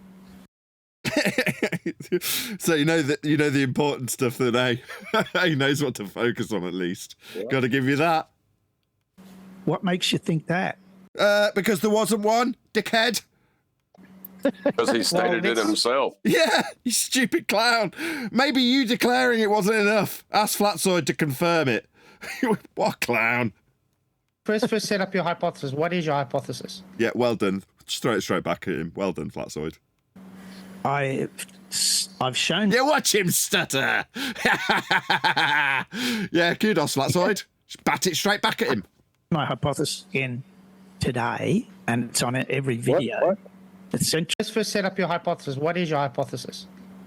I've shown my hypothesis in today, and I've shown my hypothesis today. That's what he said, Chocolate. No, I've shown my hypothesis in today, he said. It's on every video that centrifugal force and gravity will cause a change in weight because the gravity. That's two words, two IVs. Oh, number one, it's not centrifugal, it's centrifugal. And gravity, you have to demonstrate that those exist first on your globe card, sphere card. What does this have to do with any hypothesis? What the hell? Did you not hear the other guys, QE? Did you not hear what everyone else said?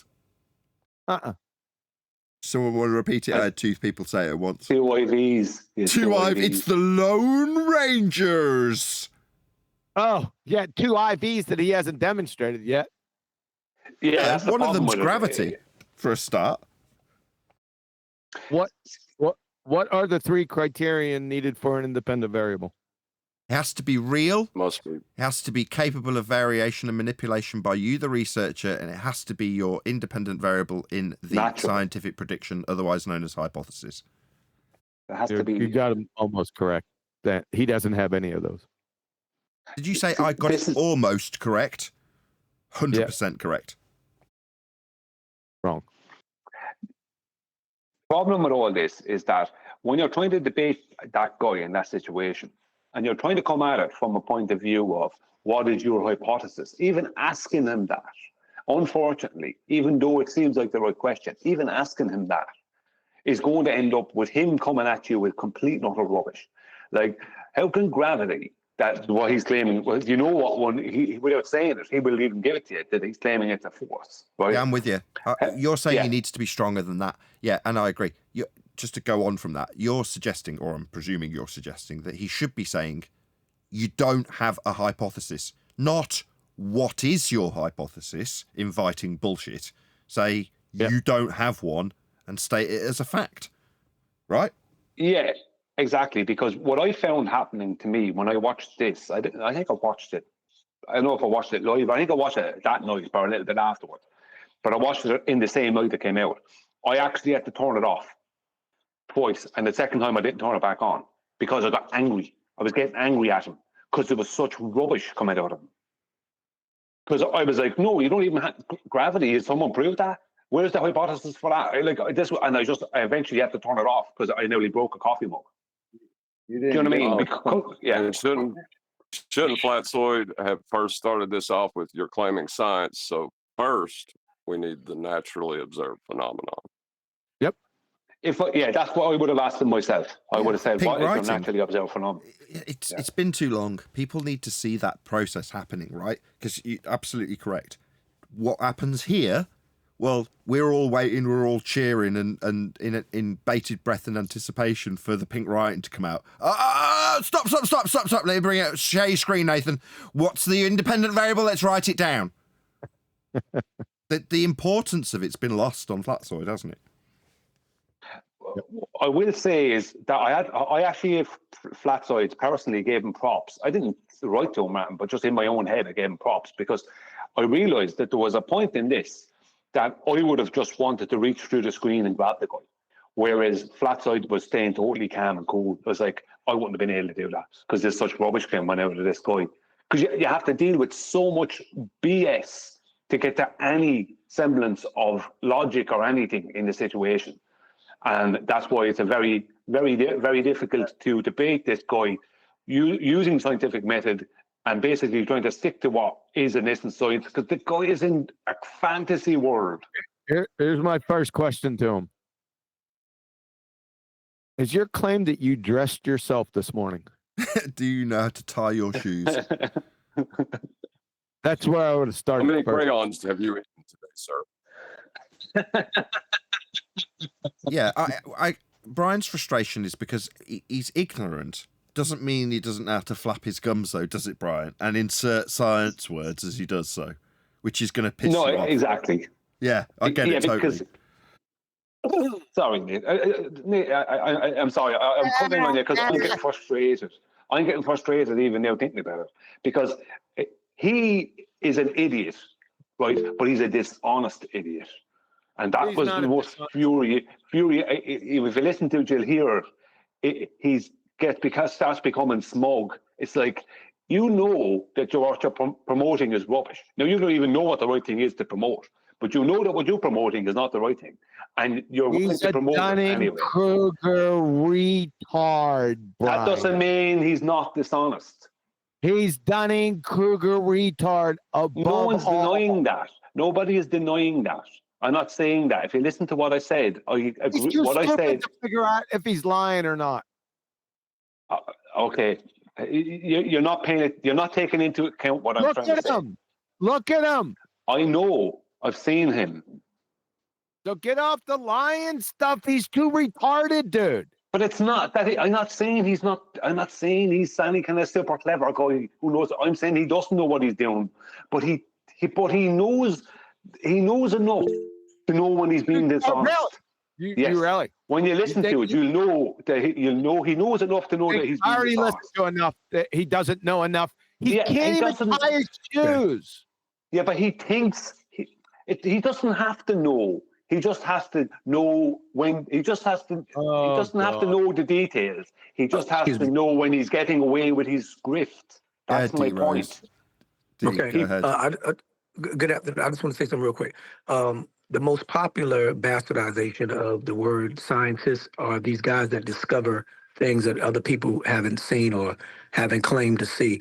And they're called Dr. This and PhD of this, and they discover things and they think that makes them scientists, and they just committed science because they discovered something or because they observed a rare phenomena, whether it be a yak molesting a rabbit, anything that's peculiar or never known before. These guys are getting like certified labels and titles of scientists. And that's natural phenomena, birds humping.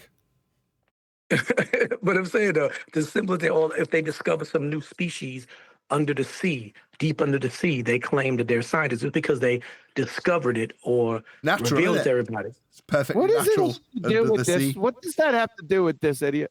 I don't know. Yeah, I'm talking about. I know I'm catching the tail end of it. I'm just speaking in regard to this frustration of this science and scientist word being thrown around. Just to just to piggyback off of what y'all said. That's all. Thanks. It wasn't piggybacking. It had nothing to do with this.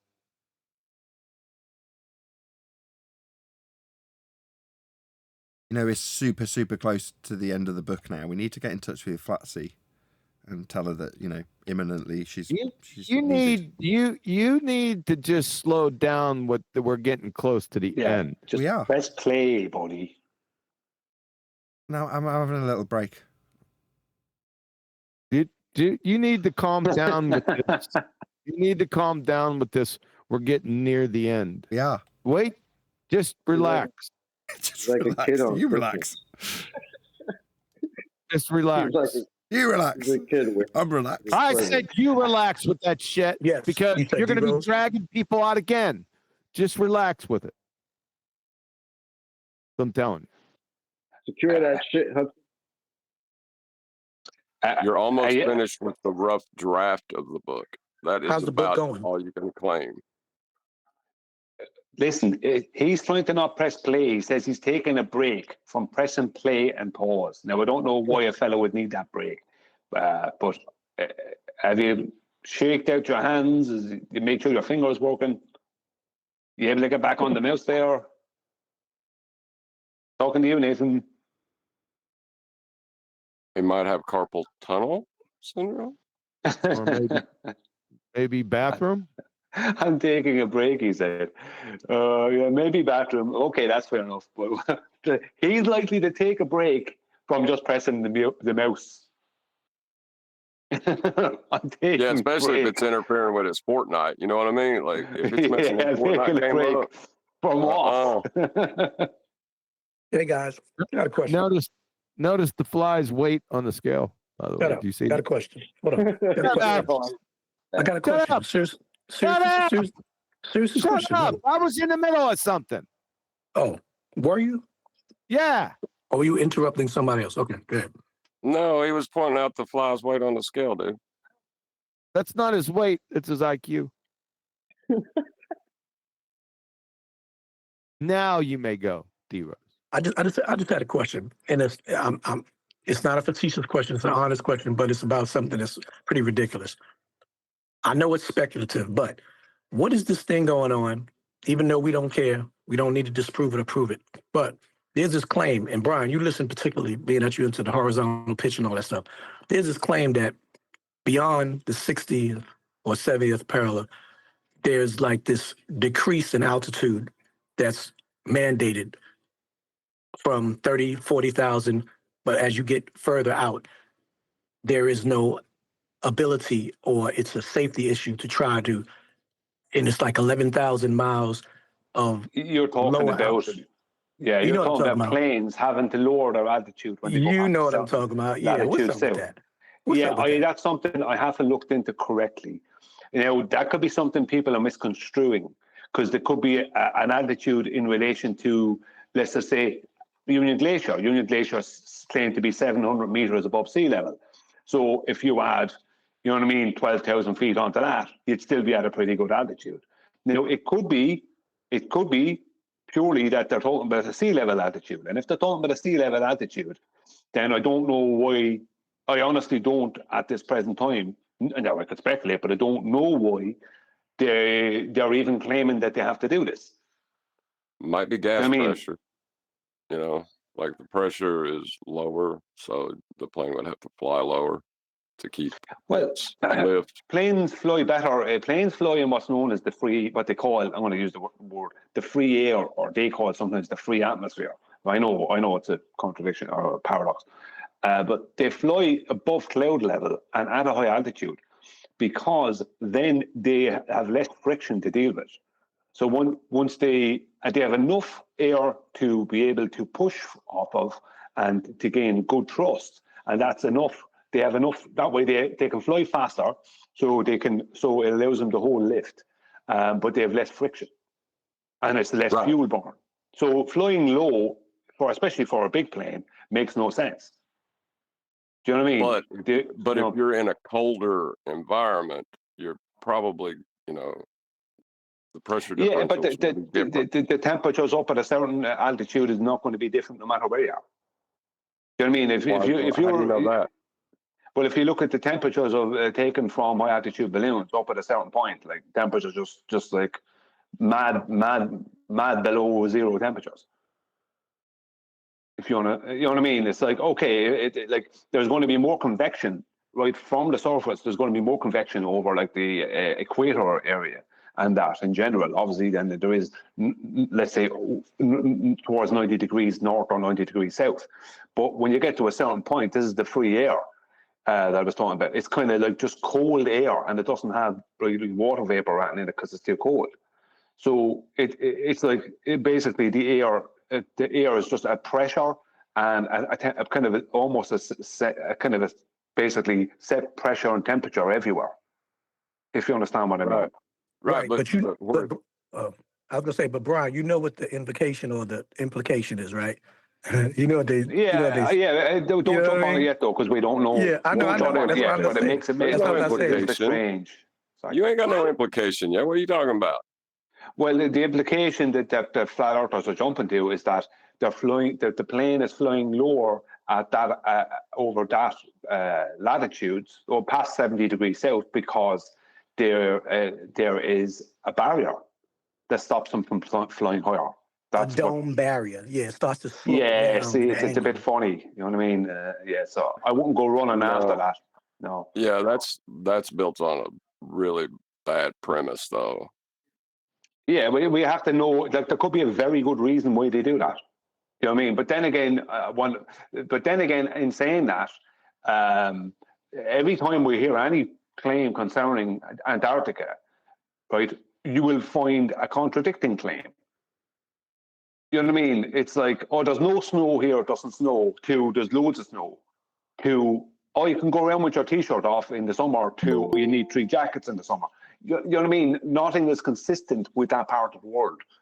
Like, there's always contradiction. So anything concerning that area of the world, you must take any claim, you must take with a pinch of salt, because there is going to be a contradicting claim somewhere else, you know, that kind of way.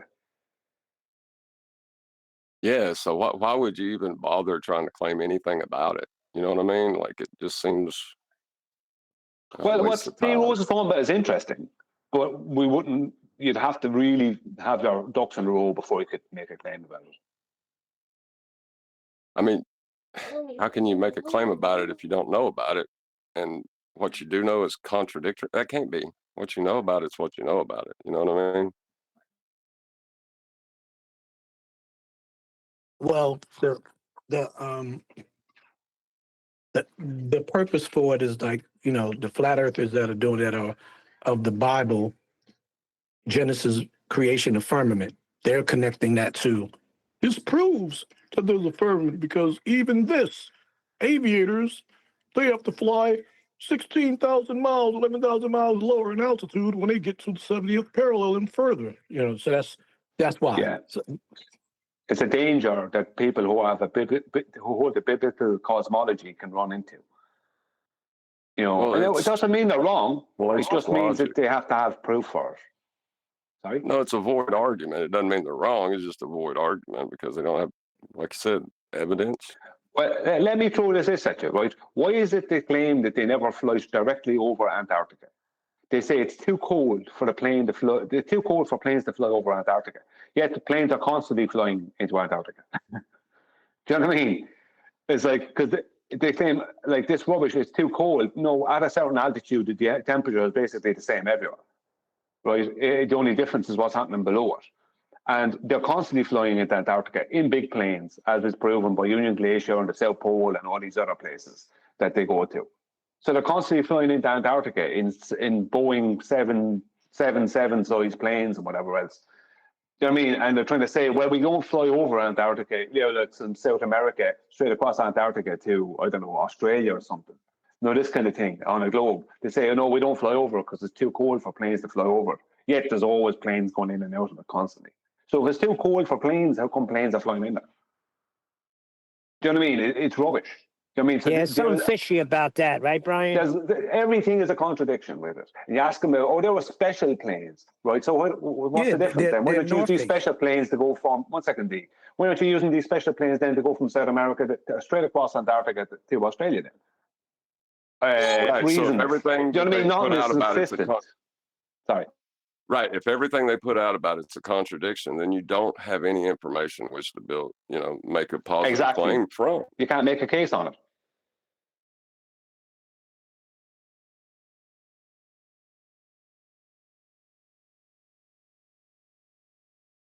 That's why that's another reason why we have to make sure that, you know, so-called people waving the flag of flat earth stop saying stuff like that. We just got to keep educating them. So that's why I brought it up, so that maybe they're listening and stop making that claim. Even though it is a coincidence, there might be an affiliation with the biblical Genesis creation, but, you know, don't assert that it has to be a dome and an angular at the edge because of this, that, and the other, until you ruled out everything like you just said, Brian, temperatures and, you know, gas pressure, like whatever. Well, you'd have to, there might be a very good reason why they do that, for all we know. Or the attitudes they're taking could be, like when I was, for instance, I was looking to find out what the, John, I know you want to say something, but I wanted to find out the elevations for Mount Rossman, which is the mountain in that TFE footage, right? Now, I couldn't find out whether they were taking the elevations for that off of sea level or off of Union Glacier. So I just went with it that they were taken off of sea level. But I don't know if that elevation has been taken off of Union Glacier. So there's something straight away you don't know. So if you're talking about stuff like this, sorry, the thing about it is with the biblical cosmology thing is that, does it say, I don't know, does it say in the Bible that it's a dome? Because the firmament might be solid, but does it say dome? It doesn't Not say. to my knowledge. Neil, not to my knowledge. Because if it doesn't say dome, then why are people fighting for a dome? Doesn't mean it isn't a dome. I'm just saying you have to, if you're going to go by biblical cosmology, don't say dome if it's not part of biblical cosmology. The Bible doesn't say dome, just like they keep saying it, I guess, just like Dave saying.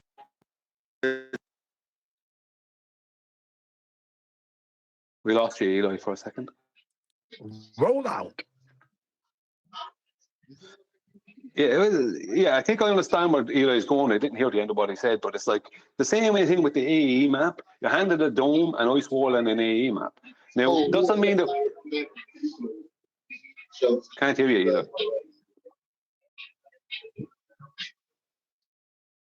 We can hear your background noise more than we can hear you. I'm just saying that when we first came into this, we were handed a dome, an ice wall, and an AE map. Now, we know the AE map is wrong. We can say that there is an ice wall somewhere along, or there's claimed to be pictures of what's supposed to be Antarctica, right? I haven't been there. So we can say somewhere we can find an ice wall, but whether it's in Antarctica, I don't know. And the dome makes sense from an engineering point of view, but that doesn't mean it's a dome. Do you know what I mean? We don't have evidence for any of these things, technically. But the biblical cosmologists are running at this dome. It's like, if it's not in the Bible, don't claim it. That's why I don't have a dome, because the same day I missed the handing out of the AE map. They were handing out domes. I must have missed that too. Yeah. I didn't get a dome. I don't know where people got dome from, but now you're saying it's not in the Bible. That's a little weird, because I thought that's where they got it from. No, I mean, look, if you Google, old cosmologies, almost all of them have a dome. But where the heck do those diagrams come from? We don't know. They're just there on Google. Exactly. Yeah.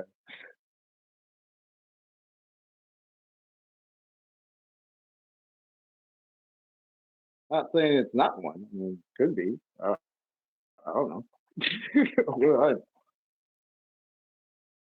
Yeah, because we're using the same search engine that's saying that pseudo Professor Dave is the flat Earth first selection, or you know what I'm saying? When you look up flat Earth, they throw you to anybody they want to. So who drew these up? Show me where's the original print in ancient papal? Like the Dead Sea Scrolls. Show me something like that with these graphics on here. Show me something hieroglyphic somewhere where it shows that.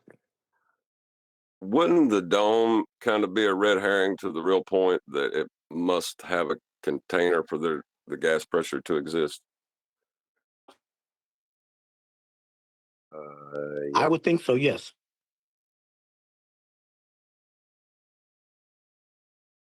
Yeah, it's something to chase as opposed to focus on the fact that there needs to be a solid barrier.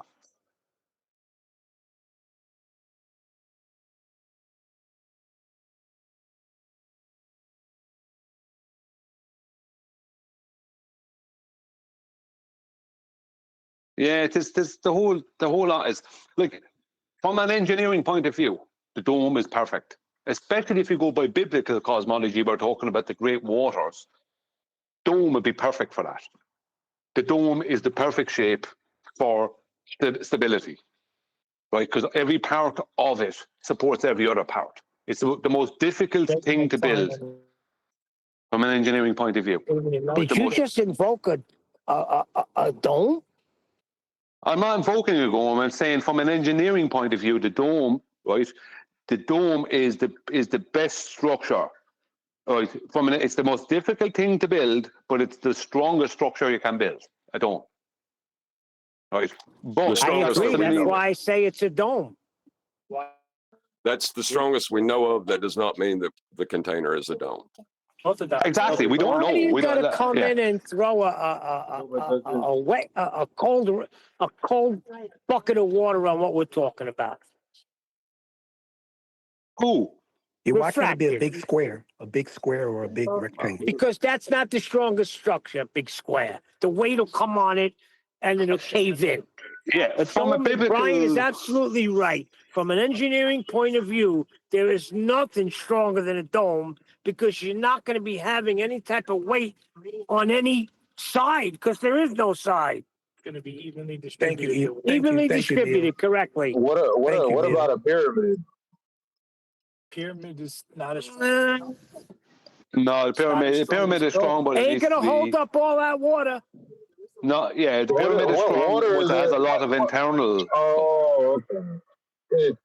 Wow, y'all talking about holding up the wall? Oh, I don't know. Okay. Think about the Great Waters. That's in the Great Waters. That was, you know, the Great Waters that's claimed. Is that part of the biblical cosmology? Yeah. Yes, the water. Think about the pressure from that.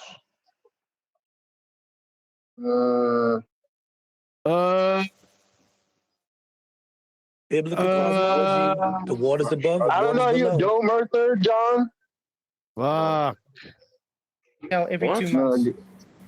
That's okay. That's because the way. That's okay. That's because the way you use your scale, right? The way I'm using my scale. First of all, I've got a very, very good scale, and it keeps its calibration. He's a retard. Now, I used to calibrate every trip, but I only I wanted to see how long I can go without calibrating the scale, and I test the calibration by weighing my test mass at the location that I calibrated it, and it holds calibration. Oh my God. Okay, according to Arian scales, anytime that a scale is moved, most scale manufacturers will suggest that the unit be recalibrated. Weighing readings fluctuating, there may be best times that you place an item scale performing the weight. Yes, moving a calibrated scale can take it out of calibration. The scale is calibrated to a specific location. Aha! And moving it can damage. Oh my God. Oh my God, you abject retard of a fuck stick. With that reaction. Why the Give fuck us a J there. Why am I even... I shouldn't be here. I really shouldn't. What is a fuck stick? I really shouldn't. Why should I? You tell me why I should be here reviewing this. Why? I don't know. It's actually well below your intellectual power. I'll say that. This is preposterous retardation. I mean, it is, but yeah. Retardation. I don't disagree, but look at that Jupiter's Delight, or that stupid Delight he has in his Look lap. at this. Look at his reaction. Right. Yes, moving a calibrated scale can take it out of calibration. The scale is calibrated to a specific location. Aha! What the? Aha!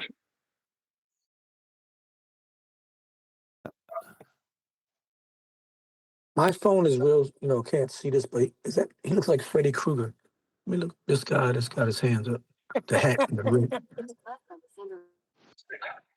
Yeah, but see, the point is that this guy thinks that suddenly that's some kind of a win, when that's the very thing this Flatzoid's pointing out to him that he didn't do. How does he think that's a win when he just said that he tried to go as long as he could without calibrating it? Like who knows? Who knows, you see? This is the thing. This guy starts becoming even arrogant after a while. Arrogant for no reason. You know what I mean? You have no reason to be arrogant. You're an idiot. What's the word I always say? Arrogant ignoramus. It can damage That's 2 words. the load cell or throw it off its calibration. So, did you calibrate it in that location at Antarctica? I think I explained already that would invalidate the experiment. That would be stupid. Not an experiment. Oh my God. And this is my whole point. So, in other words, you literally taking false correlations and claim. Not any correlations. He's taking false or corrupted readings. There's no correlation. Claiming it to be scientific because you are incompetent to be able to scale, to go and calibrate the scale. And I want to ask you another thing. Would a 100 gram, let's say you take a kilogram scale and you calibrate it where you were, okay? Should that weight be physically heavier at the poles? I don't know what you mean by physically heavier. What does that mean? You said centrifugal force, so to change its physical weight. It's centrifugal, not centrifugal. So. And where'd you get the centrifugal? That's why you're here, QE, because you catch things like that. It's hard not to do it. You hear so many retards say it wrong, you kind of just jump on it with it, don't you? Oh my God. Oh yeah, my. But a lot of people call it that. Like a lot of people pronounce it that way. There's nothing That's true. about it. So where'd you get the centrifugal force at with your scale, you absolute delusional monkey? My word. Something weighs, right? It's physically one mass. Physically one mass. What's the difference between mass and weight in your own paradigm? I bet you don't know. What's mass, by the way? We need to define that too. Good luck. All the time. So when the force acting on it, like there's no force acting on it. What force? Centrifugal and gravity. Gravity. You're going to have to prove gravity first. Before you do your fuck stick experiment, you have to validate gravity and then centrifugal force. Have you done that? Then all of this is just academic retarded horse shit, son. With the dumbass hat on. Makes the weight different. What's weight? Bet you can't define that either. Am I asking Neil questions? How dense am I? I'll tell you what, it's pretty thick. Right into that one. So when I take a measurement with a scale, that is a physical measurement, and the show us a non-physical measurement. I know, that's what I was thinking. Like, how are you going to have a non-physical measurement? I'd love to see that. Hypothetical measurement. Measurement will measure different. What? Yes. Huh. So the physical weight changes. Did you test this by calibrating the scale again to make sure that this is true? If I calibrate the scale again, the weight won't change. It will still be 1,000 grams. So why would I do that? That's not the point of the experiment. So in other words, it is how can I put it, a rigged, not experiment. I don't know how you make that. So this is the thing, right? To even address what he's doing, right? The problem we have is this, right? We're like someone with a lovely white sheet, right? Freshly washed, lovely smell of washed sheet. It's totally clean. And we're trying to deal with a chimpanzee who has two milkshakes, two strawberry milkshakes, who's throwing them all over the place in a sealed room that's 8 foot by 8 foot. How are we supposed to keep that sheet clean? This is the problem. We're dealing with people who not only don't have any intellectual honesty, but they don't know what they're on about. And we're trying to have actual debates with these people. No, see, that's the problem. That's why QE like freaking fainted or something. Hope he went to get some breakfast because no, we effed up trying to have debates with like for real retards. Like, I mean, even I'm somewhat neurodivergent, so I'm just saying, like, What's they're for real? retarded for real. That's not a joke. It's not. It's really not a joke. Conclusion. So let me just say this. Flatzoid goes and calibrates his scale at home. Then he goes to Antarctica and he calibrates his scale again. Flatzoid has proved that 100 grams mass weighs 100 grams mass after calibration. So great experiment there, Flatzoid. You're an absolute retard, sir. I mean, it's difficult to encapsulate in language how retarded you really are. You're the dumbest fuckstick next to T-Jump that I've witnessed since I've been out here. That's saying something. Yeah, absolutely. Because this is pretty bad. Yeah, I have to agree. Sorry, Brian, but yeah, I gotta agree, man. He's up there, if not almost over. I was done at the opening statement. Are you serious? You know who's close behind him? This fuck stick right here. Right up here in the left-hand corner, this guy. He's real close intellectually to him. Well, what your man Critical Think is saying there is that, but if I calibrated my scales like I'm supposed to do with scales, then I wouldn't have been able to invoke the non-effect that I needed to invoke to go along with the cause that I already had. That's based on a paradigm that doesn't exist. Yes. Yeah. Yeah, so in other words, no way. Keep laughing, dumbass. Critical. No way change. Say that again. So in other words, no way change then. So the way Well, change. you've invalidated. So You've invalidated. you've invalidated your own argument. So in other words, it's not the actual weight change; it is correlation based on the movement. No, it's not correlation. It has nothing to do with correlation. He brought up correlation and the Jedi mind tricked you. There is no correlation in any of the items he discussed. None. Zero. None. Movement of the scale, which takes it out of its calibration. So why can you tell me, why do you need to calibrate a scale when you move to a different location? Because of pressure, temperature, out of level, a number of reasons. You're taking an uncalibrated result and then claiming the cause is something than the uncalibrated scale. You are so stupid. My cat's litter box is fucking doubled over in the corner, belly laughing. You can't be this stupid. You can't be. He is. Why don't he just get his scale, measure the weight, throw it off a building, and then measure the weight again? Jesus. It's been the same fucking stupid shit. Because it takes it. Tell me. Total, because it. No. What is the physical reason? What are the factors that would determine that your scale would weigh differently? Temperature, movement, if it's out of balance. So let's say I don't calibrate my scale like I did, and I go to Antarctica and it weighs 1,003.80 grams. It's a 3.8 grams difference. What do you say makes that difference? 3.8. An uncalibrated scale, you dumbass cracker. What the fuck? 8 grams. Could have been the weather. It's very cold. Okay. Have you got any experiments or proof or calculation?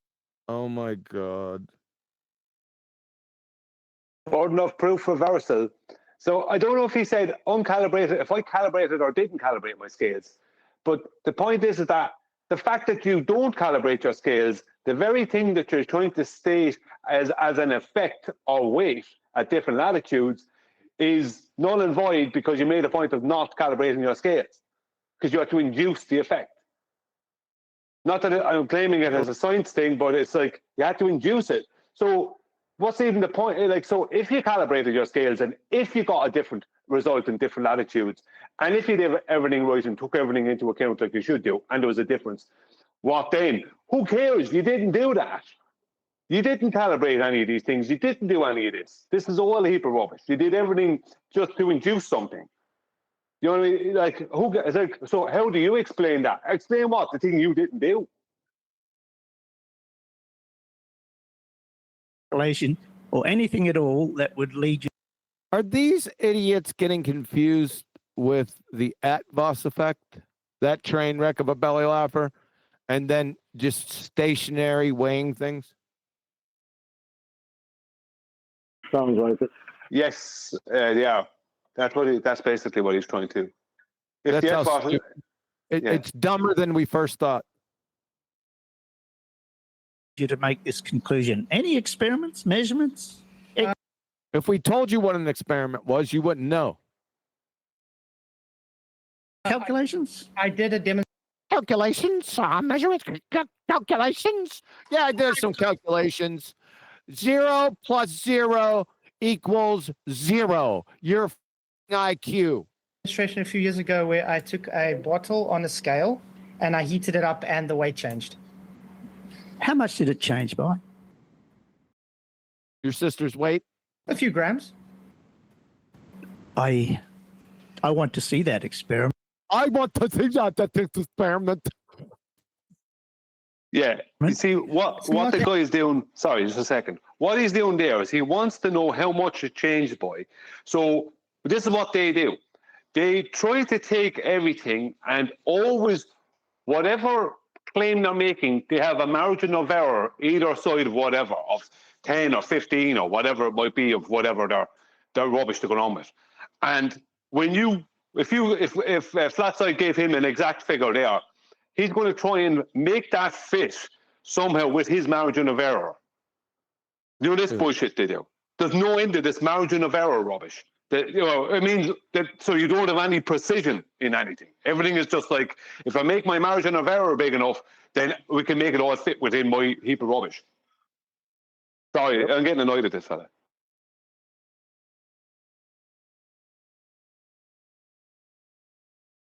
I predict the amount of points scored in the next Super Bowl will not exceed 250.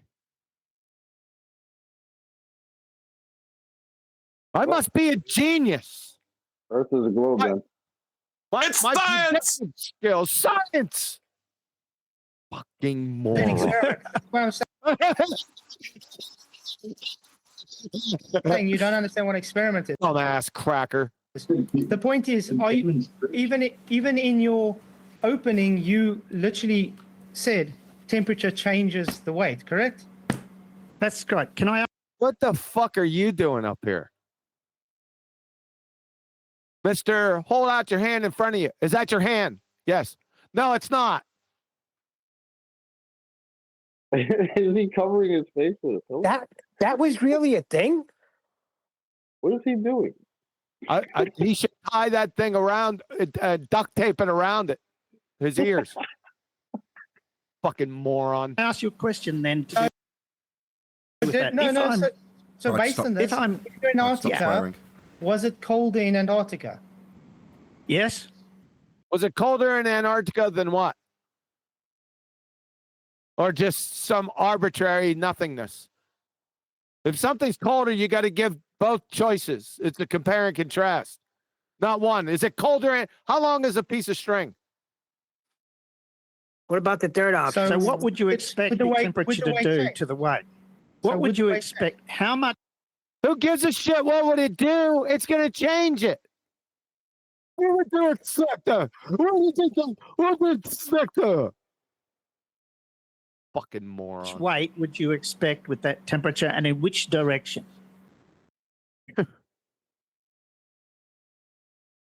35 degrees. What was the temperature?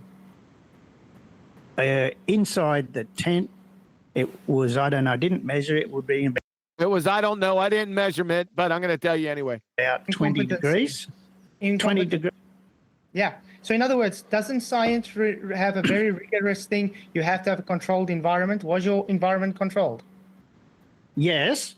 Yes, you just told me you don't know that. You just told me you don't know the temperature. No, I don't. But I tell you this, right? I'll tell you this. You're a fucking retard, son. Please don't swear. I've done experiments before. Sorry about that. It's way too late for that. I've been here the whole Nah, time. but you got to understand QE's frustration. What do you mean QE? all of us listening to this moron losing brain Yeah, cells. but Curie came in and laid it down and taught us all. It must drive him insane. Where I measured the temperature each time, I verified that the temperature has little effect. Right? So there's no point in taking measurements of the temperature. It doesn't change anything. I've done that experiment. Excuse me a second. Sorry. Where did he verify that the temperature has no effect? Even though we're within his stupid paradigm here. He didn't do any of those things. He's about to state that he did it. But he's not going to show any of this. Yeah, he didn't do it. Yeah, he didn't do it. He just said he did it. Control. I've done it all. You don't know what a control or a constant is. You're a moron. Need to do it again. Show it the first time. So temperature changes it, yet you just ignore it. That is called Okay. Let me ask you a question. Anything you just said. Let me ask you a question. Let me ask you a question. No. Let me ask you a question. No. I'm driving along the road in my car. With what? No, you're not. Not without your fleet of slobber nurses, you ain't. At 60 mile an hour, 100 kilometers an hour. I feel sorry for the people that are around you, that's for sure. Bug hits the windscreen. Like a fly, like you, right? That change the speed of the car? OMG. What? So an insect hitting the windscreen is going to slow it down. That's a total false equivalence. We are a total false equivalence? Talking about science. Can you answer the question or not answer the question? Does the bug change the speed of the car? The mass of the car is much more. What's mass? That don't even make sense to respond to Flatzoid like that. He's too far in there. He's too far in. Why are you responding to that? More than the bug, it's not going to change anything because that's not science. It's a false equivalence. It's a red herring. So I'm going back to the actual argument. You claimed your. What the?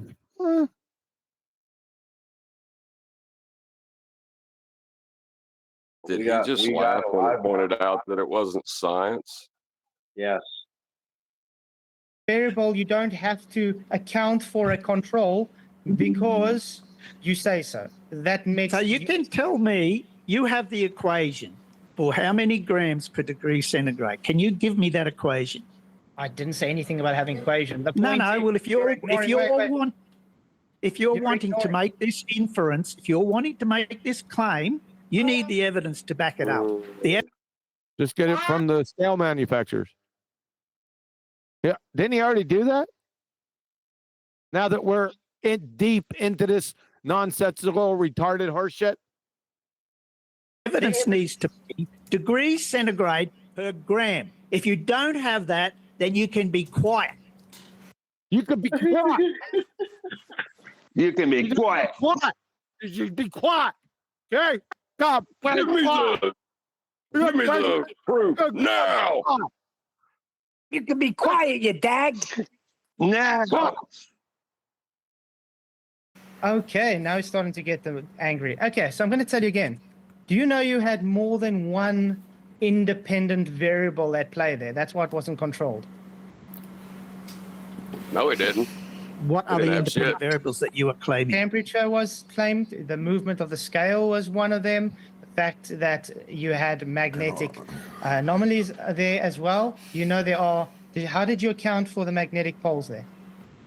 So I've already said, I've already done all these measurements at prior time. The magnetic field. He's already done the measurements at a prior time. Field doesn't have any effect. The temperature is, see, there's an error in the measurement. All of these things are below the measurement error threshold, so they can be ignored. So margin of error. Yeah. Well, let's see those. Let's see you. I want you to calculate the margin of error. Unless you can give me the degrees, how many grams per degree centigrade? Unless you can give that to him. Be quiet. Quiet. right? How many grams per microtour? Unless you How many grams per the micro tool? That sounds like a personal problem. can give me these numbers, what you're saying is completely irrelevant. Do you have is your scale electric? Well, it's got electronics in it. Someone's playing music. Where's that music coming from? Because your train wreck show and the people on your show with all their mics open constantly. I don't know. That could be a problem. You never know. Yeah, that's hard to deal with. Sorry. Just saying, Okay, I but find I'm his show saying- hard to deal with because of that. Hard to listen to. Does scales, is your scale electronic? Yeah. And does electronics go haywire thanks to magnetic field? Not go haywire. That's a technical term. Necessarily, no. So you say that electronics can't be altered by a magnetic field? The significance, like, there's no measurable effect. I've put a speaker. Do you know how many? Oh my God. Microtours a speaker would generate? I've put a speaker next to my scale, and it made no difference. So I think that trumps your just saying something where I've actually done the experiment, and You put a speaker next to your scale, right? What? Go on. Tested this, and there's no Hang on one measurable second. effect. Can I just say that generally pieces of metal don't fly across the room and stick to your speakers? Just pointing that out. Just saying experiment doesn't make it an experiment. Now I'm going to tell you again. Did you account for any of these controls that you're claiming to just ignore? Because if you're claiming science, you need to have controls, and those controls need to stay constant. When you tested it at your home, were those controls set the exact same control when you went to Antarctica? I don't need to do that. Now, let me ask you a question. What is your independent variable and dependent variable? What was the observed natural phenomena? If he hasn't got one, keep him there and never leave. Yep, because we're down this idiot rabbit hole, right? Yep. That's why. Well, I got to do it. Let me ask you a question. When you weigh your paint, do you go outside and measure the height of the tree next to your house? See what's happened? Pause. So what's happened? Because you've tried to seem intelligent. Oh, I know about weighing things. Now this has become your claim, hasn't it? Suddenly you've got to defend this shit? Flatzoid? Well, no need. Just to stroke your own ego about how much you know about weighing things, suddenly the onus is on you, and he's got right to, because he's using your example when you weigh paint. Oh, well, now the onus is on you, Flatzoid. Why would you give him this? Just to stroke your own ego? He's got a great tactic. He's not answering any questions, and anytime Flatzoid asks him something, he deflects and asks him a follow-up non sequitur, nonsensical question. Why do I need to do that? Exactly. Thank you. Is that... Oh my God. Science? Like I said, sir, the fly, the doofus. The language it's impossible to encapsulate how retarded you are. Seriously, dude. But you know what? That beautiful globe in the background, that's what gives them all that confidence. Yeah. See all the stupidity. Measuring a height of a tree science. Laughing, funny boy, because he didn't measure the tree when he weighed his paint. Oh my God. Of course, measuring any. Look at this. What the hell is he doing? What? This ignorant monkey. This guy. What the hell is this? Huh? Measuring is science. Measuring a height of a tree is not science. What is he doing? he's doing like the comedy relief, the effects, trying to react to what Flatzoid's saying, because he's entertaining. What's the cause and effect for measuring the height of the? He just did a zipping of the mouth symbol. It's called self-soothing. You know what toddlers do when you're trying to teach them to be able to cope with being upset or awake on their own. Oh my God. The tree, please go. Go ahead, tell me. That's right. It's irrelevant. You don't need to do it. Same thing. I don't need to measure the temperature because the height of the tree, the height of the tree has nothing to. Now he's biting the pillow. Enough said. Yeah. This is just him placating to a lot of cocks in his chat. Where if you read his live chat there, you imagine the rubbish that's been pumped out in his live chat by a load of bozos. Just it's not imaginable because they're all going to be agreeing with this critical think, and they're all going to be just straight out attacking Flatzoid. Now we can critique Flatzoid on the way he went about it, but their version of critiquing him is going to be completely incorrect, totally incorrect. To do with the measurement. That's the science. Okay, you as an engineer, right? Huh? What? Do we have another Chavez situation? That's his brother. That's his brother. Vachez. Caesar. As I said earlier. Caesar. Maybe it's his bastard brother. Shut up, Buster. This is my job. I was thinking earlier. It didn't sound like a Sorry. sandwich. I thought it was just as stupid as Chavez, and then he said that. So. Thanks. Yeah. Thanks for that. Next Tuesday, probably. For many. Huh? Next Tuesday, probably. Now it's going to be Saturday. We're going to do T-jump, so you need to be there. Years, right? You work out what are the effects that you need to take into account on. Effects of what? I've done that. I've worked. I've done that. Nice. And I've done that. I've done experiments to determine.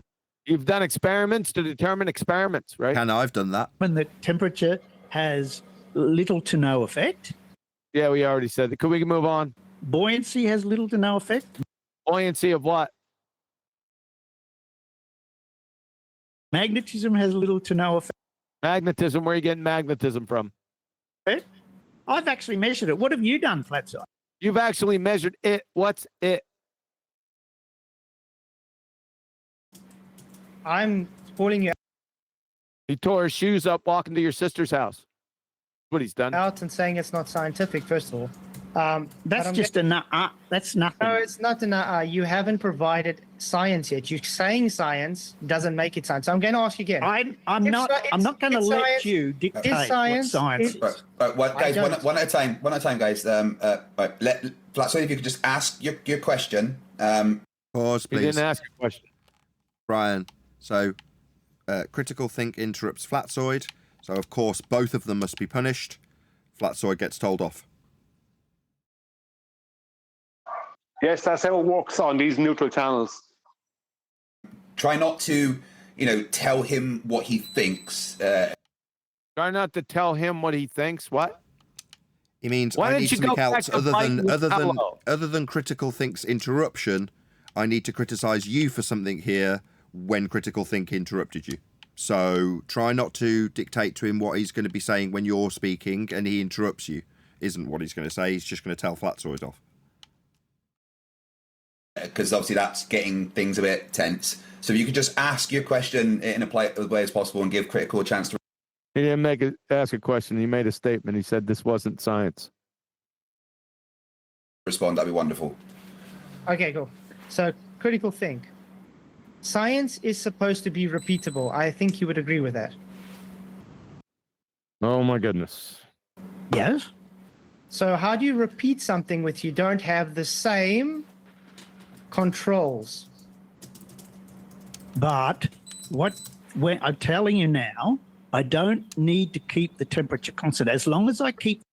So your constants are not the same in your pseudoscientific horseshit measurement that's not even close to the experiment that we were supposed to be talking about. The temperature in the range of 15 to 30 degrees. 15 to 30, that's a pretty good range right there, numpty dipshit. Then the scale is rated with that temperature. I've tested it. Show it. Let's see the rating. That's it. Or else you're a liar. That the scale will weigh the same in that temperature range. The scale will weigh the same. Are we weighing scales? You glue sniffing Egypt. Oh my. Need to control the temperature. That is the only. Well, yes, you do, unless you're going to show it. Only control I need for temperature is just keep it within a reasonable. Keep it in the range. Quiet. Sorry, I must point out that's completely fraudulent, because if you right, you can't weigh a gas, right? But even with a liquid, right? If you have a liquid on the scales and you change the temperature, right? With a liquid, if you don't have a top on the liquid, you can change the weight of the liquid depending if you heat it up. Let's say if you have water or something and you heat it, and it's warmer, there's likely to be more evaporation. Have you tried to weigh a gas? Because if you haven't, you can be quiet. Yeah, but even if you have gas in a container, right? If you change the temperature, right, and you let's say you weigh one. Hang on, I'm just pointing out where he's a liar, right? You will change the reading on the scale if the temperature is warmer or colder than the last reading you did. With gas You're not alone. boss of me. Range. Okay, so in case you didn't realize, you just didn't then do a repeatable experiment, and therefore it's not science. Because to do a repeatable experiment, you have to keep all the variables the same. That goes for control variables as well.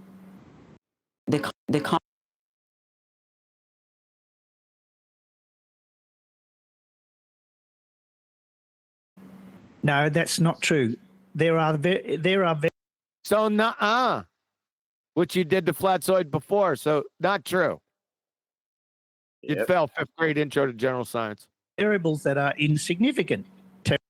Like what? Show us the insignificant variables. Temperature is insignificant. Temperature is insignificant. Yeah. Show it. Let's see it. Let's see the specifications for the scale. Right now. Liar. You don't have to keep it the same because it has no effect. I don't go outside and measure the height of the tree. Oh my God. Because it's not significant. You're not giving the height of the tree. Flatzoid, we got quiet. Gotta be quiet. Okay. I mean, the tree has mass. Maybe it will affect. Really?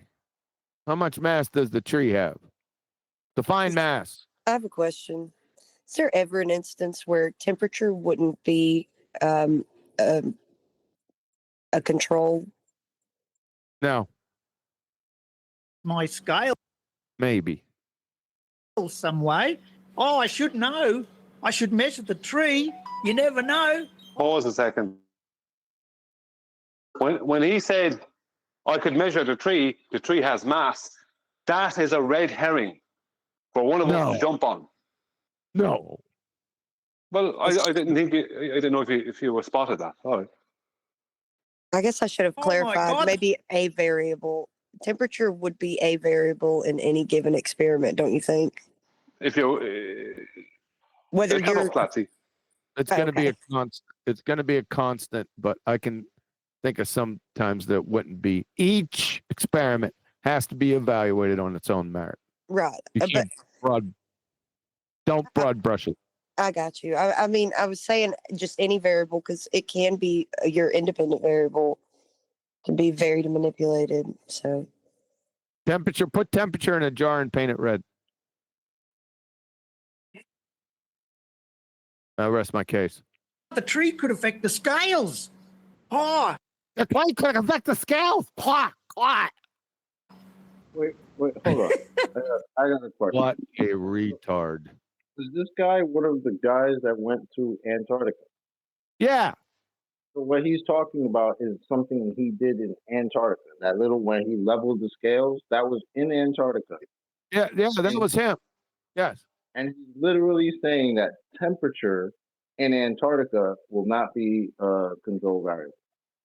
He doesn't need to. He doesn't need to. A glober is telling a flat earther that. I just want to point that out. Like, look at that. Look at how fucking dishonest that is. No swearing. Yeah. I mean, this video is definitely not getting monetized, but hey, no swearing. It's definitely not getting monetized. It's not going to happen. I don't think it's dishonest. I just think he doesn't know better.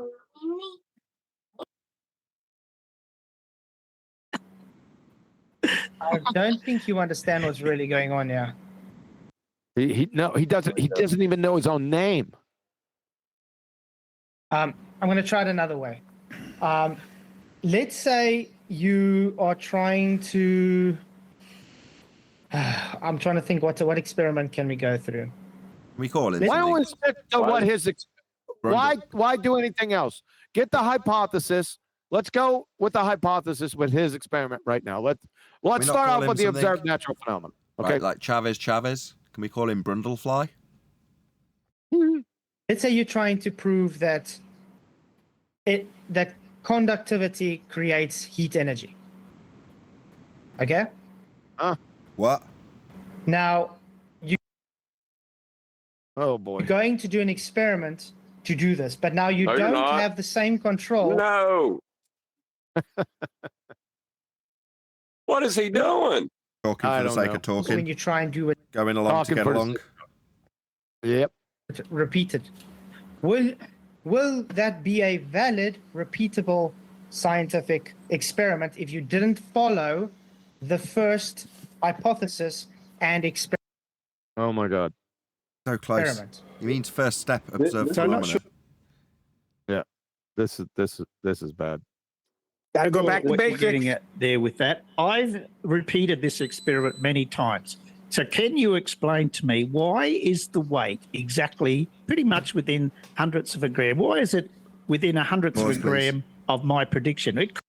Even though what Flatzoid said wasn't accurate or correct or coherent in some ways, it wouldn't have mattered if it was, because has he even responded or attempted to respond to anything that the Flatzoid said, incoherent though it was? The answer is no. Nope. No. So it would have made no difference, wouldn't it? Nope. Could be anything. If you're saying temperature, pressure, why is that the weight is always spot on within a couple of hundredths of a gram of the prediction? Why is that? What prediction? Let's see the prediction first. Then I'll tell you why. The prediction require controls. Yes. Even if it's just a demonstration, wouldn't it require controls? Yep. Wait, why does that happen? Yeah. What? Well, you didn't have any controls to say what's the No. So if I had no controls, the weight would be random, right? I would not be able to predict it. But I predicted it. Let's see it. Did he say if I had no controls, the weight would be random? He didn't have any controls. And it weighed within a couple of hundred grams of that. You need to explain that. If you can't explain Why does he need to explain your horseshit? You explain it. that, then you stop asking stupid questions. Yeah, then quack. Questions. Okay, I'm going to ask another one. Did you do that? Did you do multiple weights at Antarctica or just the once? Multiple, but you still didn't answer the question. And what causes the prediction to be spot on? Wait, and when you did those multiple measurements, did they all differ? Of course they're going to differ by a couple of hundreds of grams. Of course they are. But So why is it an invalid scientific experiment? Not invalid because of that. It was invalid since the beginning. Thank you very much. Not at all, you Because understand. you cannot repeat and get the same results because you cannot control your experiment. So therefore, not a valid scientific experiment. You just literally made. Can I just want to say a few things to refute that, right? Flatzoid, you do not understand experiments. You don't understand error. You don't understand error tolerance. I know that. So just a load of ad homs then. Now, Flatzoid is wrong. He said, Flatzoid is wrong. In your experiment, it's like, no, it's not an experiment. Call it what it is, which is some kind of an ad hoc demonstration that had no controls. So you can't predict anything as a demonstration. You can't demonstrate it because you don't have any controls to demonstrate what you're trying to claim. It's rubbish. But he is right. Flatzoid obviously doesn't know what an experiment is, or he wouldn't be in this trap right now. No, Flatzoid doesn't fully understand it because even what he brought up earlier on, where his example was not going to be an experiment. Do you know what I mean? He know what's wrong with Flatzoid. I'm going to say it, and I don't mind if he hears it because I'm not against him, right? I'm on Flatzoid's side. But what's wrong with Flatzoid is what's happening to a lot of people in the FE. There's a lot of people out there who are Christians and they're talking with ballers who are also Christians. And the lines can become blurred, right? Because that person is a brother of mine in Christ, blah, blah, blah. No, that person's a baller. They are your opposition. And if you want to make them your brother in Christ, then you're being naive. That person is against you and against reality. I don't care what their spiritual stance is. It means nothing to me. And that's a big problem. That ballers are doing this. I've heard one or two people being promoted by Flatzoid. And I heard these people speak and they're kind of going, why would you promote this person as good? This person's obviously a fraud. Yeah, but because they're Christians and they came across good as a Christian, like, that doesn't mean anything. That doesn't mean that what they're saying is true or correct or even honest when it comes to the nature of our reality. What does that have to do with this? Because Flatzoid is having the lines blurred. That's why he doesn't. I think that's why he's not understanding what an experiment is. Wow, that's well beyond the scope of this discussion. Hold on, he sat on this panel Every for time how you long? weigh something, it's going to be. Who cares whether he sat here? What does that have to do with anything? I'm saying he sat on here all that time with you in the beginning, and he doesn't know what science is. There's something wrong. Neil's right. He has sat here. Yeah, and? Very important. Oh, it must be very important. I could weigh something right here now. Obvious what? It's obvious he didn't grasp the significance of what you were telling him by the way he is interacting with this gentleman. I wasn't telling him anything. He was here listening. So, well, sorry. He knows the headlines. He's got the headlines down, but he always, it's always emphasis on the wrong syllable. He's got he's dangerous. He's like a kid with a chainsaw. Like a 3-month-old. Remember we talked about that. Talking to though, man. But you got honestly, I have to give Flatzoid props, man. There's no way I could have had this discussion with this moron. Are you serious? There's no way. Well, we're talking about different facets of it, but fair enough. And it would be a couple of hundredths of a gram different. But that does not stop me. You have no idea of what science really is. So let's do this to the bare minimum. What is a scientific hypothesis? But before we move on to that, just... Oh, boy. Yeah. Just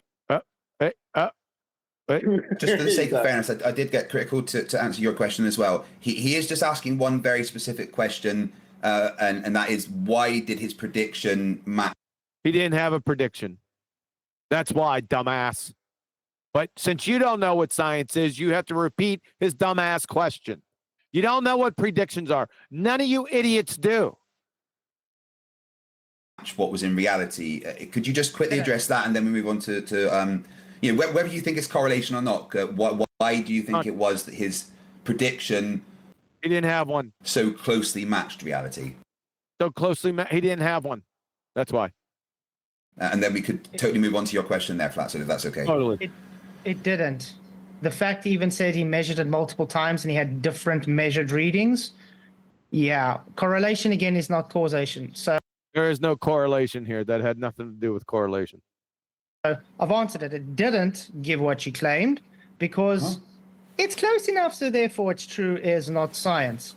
So again, what is a scientific hypothesis? Critical think. I don't think he answered the question. Can I expand on that?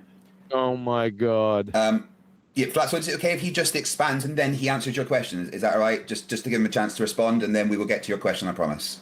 Oh my God. Yeah, over to you, Crickle. So just because it weighs slightly different at one location doesn't explain that it was plus and minus 300ths at one location and then plus or minus 300ths at a different location, or, a few hundredths, a different location, a different number, a different prediction, nowhere near the prediction of the first one. John? Right? The predictions are vastly different, yet the scales weigh within a few hundredths of each prediction. We're not talking about the weights we take at one location. Why is he trying to formulate he has a faulty measurement. It's out of calibration. He's admitted that, and it's out by this. Why is he trying to formulate that into anything to do with natural science? Because he's retarded. Okay, yeah, good enough. This is multiple locations with very different. Because he's retarded. Predictions. So how do you explain that in Santiago it weighs 1,000.35 or something like that, and in Antarctica it weighs 1,003.80, and I predicted it and it weighed that? How do you explain those two different locations? Cool, are you going to answer my question now? Yeah, like we say, 100% we'll get your question, but just why do you think there is those differences? And just a... Did he answer it? Dumbass in the left corner. Quick, like 30-second response. I already explained it. Pressure, temperature, movement of the scale, magnetic fields. If you just know... Did you get it now? About the 8th time. Did you get it? Dumbass. Fight the tight shirt, moron. What a scale does with movement alone, you'll know that it gives difference. The fact that you had little change, like you said, is literally just based on any other variable. You cannot pinpoint a variable because you didn't control for anything, which means it's incompetence, which saying this is not a scientific experiment. So can you please tell me what a scientific hypothesis is, please? Yeah, I feel like that, even if you don't agree, that was an attempt at an answer. So yeah, 100%. I'm happy to move on to the next bit if you are critical as well, to just move on to Flatzoid's question. Is that okay with you? I will. Excuse me. I can move on, but he's obviously making several errors in his logic there that I would like to choose to correct. Some bullshit. At a later point. Yeah, absolutely. I'll make a note, put a pin on that, so that once we've kind of done the back and forth, you can go back and kind of cover any extra points that you feel. But just for the sake of the conversation, to move on right now, give Flatzoid a chance to ask his question and then respond to that, and then so we can go back. What is a hypothesis? Is that the question? What's a scientific hypothesis? That is when you make a guess about what might be causing an observed physical phenomenon. Great. Damn. Not bad. You make 1 point. Yeah. He's real. It's clumsy, but okay. And then how did that apply to your hypothesis, please? And in the hypothesis, what are the constituent variables? It depends on the hypothesis. Are you talking our specific example? Doesn't depend on the hypothesis. Flatzoid doesn't know that he got it right. Pause a second. Flatzoid doesn't know he got it right. Didn't give him props. Didn't commend him. Nothing. He didn't get it right, Nathan. He said observed physical phenomena, not observed natural phenomena. Close enough. Correct. Yeah, I would have let him go with it. I would have. Yeah, I would have too. I would have let him have that. I'd have said he did good enough. I'd let him have it because he's a moron. But you're right. I said it before. It's got to be an observed natural phenomenon. It has to be that. Example or what? Yeah, a scientific hypothesis. What are the constituent variables? It's not just any general stuff. It varies depending on what you. The variables vary. No, it doesn't. You'd fail 5th grade intro to general science right now. You're done. This could have been done back here. Trying to hypothesize. So in my hypothesis here, the variables are. He didn't ask you that. Their latitude and height above sea level. Latitude and height are not variables. They're not dependent or independent variables. You're a glue sniffer. That's the variables. They're not. Okay, so the IV is latitude. No, there's two IVs. Latitude. There's The Why not 20? Lone Rangers. Why not 2 and 20? What a clown. And height above. Is that chocolate? Yes. That was so good. There's 2 IVs. Sea level. That's not. No, you can only have an independent variable because how would you know which is the cause? So you're able to have 2 independent variables. I'm sorry you don't know science. Someone cut that. You're able to have 2 independent variables. Priceless. So why did they name an independent variable if you're allowed to have 2? Just the 2 of us. Independent on our own, alone. Just the 2 of us. Let's see if that's Just right. the 2 of us. Sorry. No, that's what. Go ahead, sing it. Give me a couple seconds. Go ahead, Brian. Go, Brian. I was backing singer for you, Nathan. Oh, you were, were the you? words. Oh, Yeah. Likely story. Let's get that one more How was time. your finger after the rest? Is it okay? It's all good now, thank you. Cheeky sod. Let's get that one more time. Above sea level. That's not. No, you can only have an independent variable because how would you know which is the cause? So you're able to have 2 independent variables. I'm sorry you don't know science. You're able to have 2 independent variables. I'm sorry that you don't know science. From the University of Texas, there can only be 1 independent variable and 1 dependent variable in an experiment. Everything else that can impact the experiment must be kept constant or controls. These are known as controls. End of citation. And the end of your dumbass. Can you drop that in the chat? Yep. You just don't know science. In a hypothesis, why would you ever try to figure out 2 causes of something? That doesn't even make sense. Again, from the University of Texas, an independent variable is exactly what it sounds like. It is a variable that stands alone and does not respond to other variables. It causes things to happen. I'll give. I like that one. 1 second. Where at? Master B? That's where they're going. Yes, please.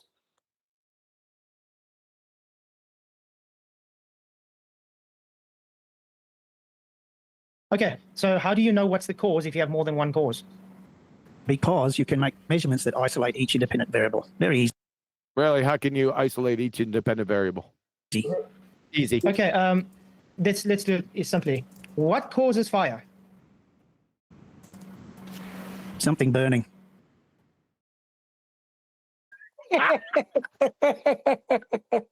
What? No, that is fire. Something burning causes fire.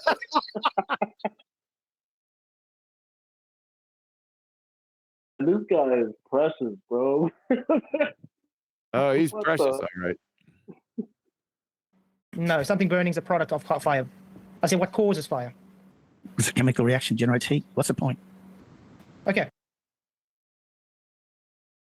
I'll let it go. so let me try and correct you something. When you make a hypothesis, this is why you have multiple hypotheses in a scientific experiment. That's why you have research, because they have already done hypothesis and experiments, which has either validated Yeah, he screwed it up. or invalidated the It's hypothesis. A hypothesis has a single independent variable because that is Pause the a second. presumed cause. Thank you. Sorry, I was upstairs. His first answer was something burning, right, which is completely wrong. That gave enough time for someone else to, if not him, someone else to Google, right, and put it up on his screen what it is that he should say. And suddenly he had this, chemical reaction, blah, blah, blah, blah, blah. Yeah, where was that the first time? It wasn't there because you didn't have it until someone Googled it for you. Let's see if that happened. IVs, latitude and height above sea level. That's not. No, you can only have an He's looking.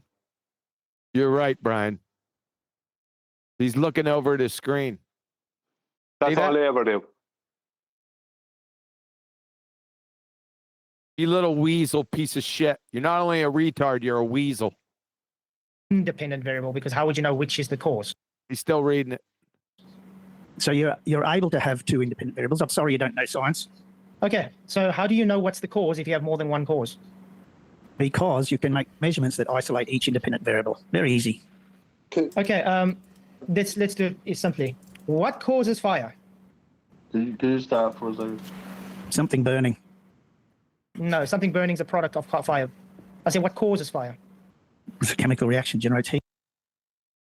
He's looking over. You see his eyes? He didn't move his head, but I could see his eyes, his dumbass eyes, over at the screen. Yeah, he's getting fed. Getting fed, like the rest of them, all the time. You're never debating one of them. You're debating that person, the moderator, and all the people feeding that person. Heat, what's the point? Okay. Now he focused back. Yeah, so let me try and correct. Now he focuses back here again. Turned his head this time. Something. When you make a Hey, hypothesis, Brian, you're debating them, the moderator, and all the people feeding them, and they still can't win. Ain't that funny? Yeah, I was going. I'm just going to I say was that. thinking Still get it I'd wrong. phrase that, John. It's they need every advantage they can get. I was thinking, but that wasn't quite where I was going. But yes, they still can't win, even with all of that given to them. With you on their biased platform, with them getting every advantage possible, it won't change Earth's measurements, will it? Can't get it right. They can't win. They can't get it right. Forget about win. Did anybody hear what they said? What he said about when Flatzoid asked, "How do you know what's the cause if you have two causes?" His response was, "Well, you could do measurements to isolate the causes." Yeah. Well, why don't you just start with that and isolate the damn cause, because it's an independent variable? Why didn't you do that at the beginning? It's literally like a merry-go-round these people go on, bro. You have two independent variables so that you can isolate it later? What? This is crack, man. Yeah, he's on crack. hypothesis. This is why you have multiple hypotheses in a scientific experiment. That's why you have research, because they have already done hypothesis and experiment, which has either validated or invalidated the hypothesis. A hypothesis has a single independent variable, because that is the presumed cause for the effect observed. So if you are presuming latitude is the change, you have to manipulate latitude. Right. I'd like to see somebody manipulate a latitude. If you're claiming height is the change, you have to manipulate height. But those are two separate hypotheses. They're not the same hypothesis. You can't have them on the same. You have to test them separately, and you have to repeat them separately. You have to have the controls the same. So I'm going to ask you again. Can you give me your scientific hypothesis for what you're claiming? I already did. I'm not going to do it again. No. You already did. Well, I must have missed that. Just simply state it. Sorry if you can't understand. You're not giving a cause for an effect. You're not giving science. I've already given it many times. What are you going on about? Already given it. So it's not. It's quiet. Guys, quiet. Centrifugal force was the cause then. Why are you saying that? What are you saying now? Words. You obviously haven't been listening. You're not learning. That's the way. I think you should listen more than you talk. You might actually learn something. Yeah, I think take your medicine. So you learn something. You couldn't teach the bionic woman hearing if you chained her to the back of a dump truck and drug her through a nitroglycerin plant. Claimed latitude is the cause. Where's centrifugal force in latitude? No, latitude is not the cause. Latitude is an independent variable. Latitude's not the cause. It's the independent variable. Do you hear that? Let me slow that down. Let's go back 1 to 1. Just right. In case the audience doesn't know. Sorry, what in I think you should listen. QE, what is what is an independent variable? QE. The cause. Presumed cause of the effect. Yeah. Supposed cause of the effect. Yeah. Hello, everybody. Hello. Who's that? Hello. Is that the fly? It's got a Russian name. More than you talk. You might actually learn something. Yeah, I think take your medicine. So you claimed latitude is the cause. Where's centrifugal force in latitude? No, latitude is not the cause. Latitude Besides, is an you said independent variable. Latitude is it's not the cause. Latitude is the independent variable. That's what he just said. Loud and clear. That And is the cause. That is an IV. Right, let's not try not. You shouldn't have done that. I understand. I understand your reaction like that, but you shouldn't react like him. You should have stopped proceedings and had him repeat it. So talk, guys. That I know we like dumpster fires on the channel. Let's try and keep it as calm as possible, and give each other a chance to get their thoughts out completely. Critical, could you just take 30 seconds to clarify your thought there, and then Flatzoid can respond? What? Clarify my thoughts about. Clarify his thoughts between the funhouse mirrors, between his ears. He just said that latitude was not the cause, but it was his independent variable. All right, independent variables, right? I don't want Flatzoid to try to teach me about science, right? That's an insult. And oh my God, this is the independent variable. I said is latitude and. So latitude is the independent variable. Height, because these two things will vary the weight. The cause. So vary latitude and height will give you changes in weight. You glue sniffer. How do you vary a latitude? That's the independent variable. There's 3 criterion for an independent variable. Number 1, it has to actually be real. Latitudes aren't real. Exactly. What else? How do you manipulate a latitude? You grab the sky and you shift it. Oh, can't do that. Is centrifugal force and gravity. Centrifugal force and gravity. Now you got 4 different variables. Now, changing the latitude and changing the height. Changing the latitude, changing the height, you're changing 2 different things. Height's not an independent variable. Height doesn't cause anything. Put height in a jar and paint it red. Glue sniffer. You'd fail 5th grade intro to general science. Will change the gravity and change the weight. Change the gravity. What's gravity? And what's weight? You have to establish those first before you can go back to your premise, which isn't a hypothesis to begin with. There's nothing unscientific about that. You're a moron.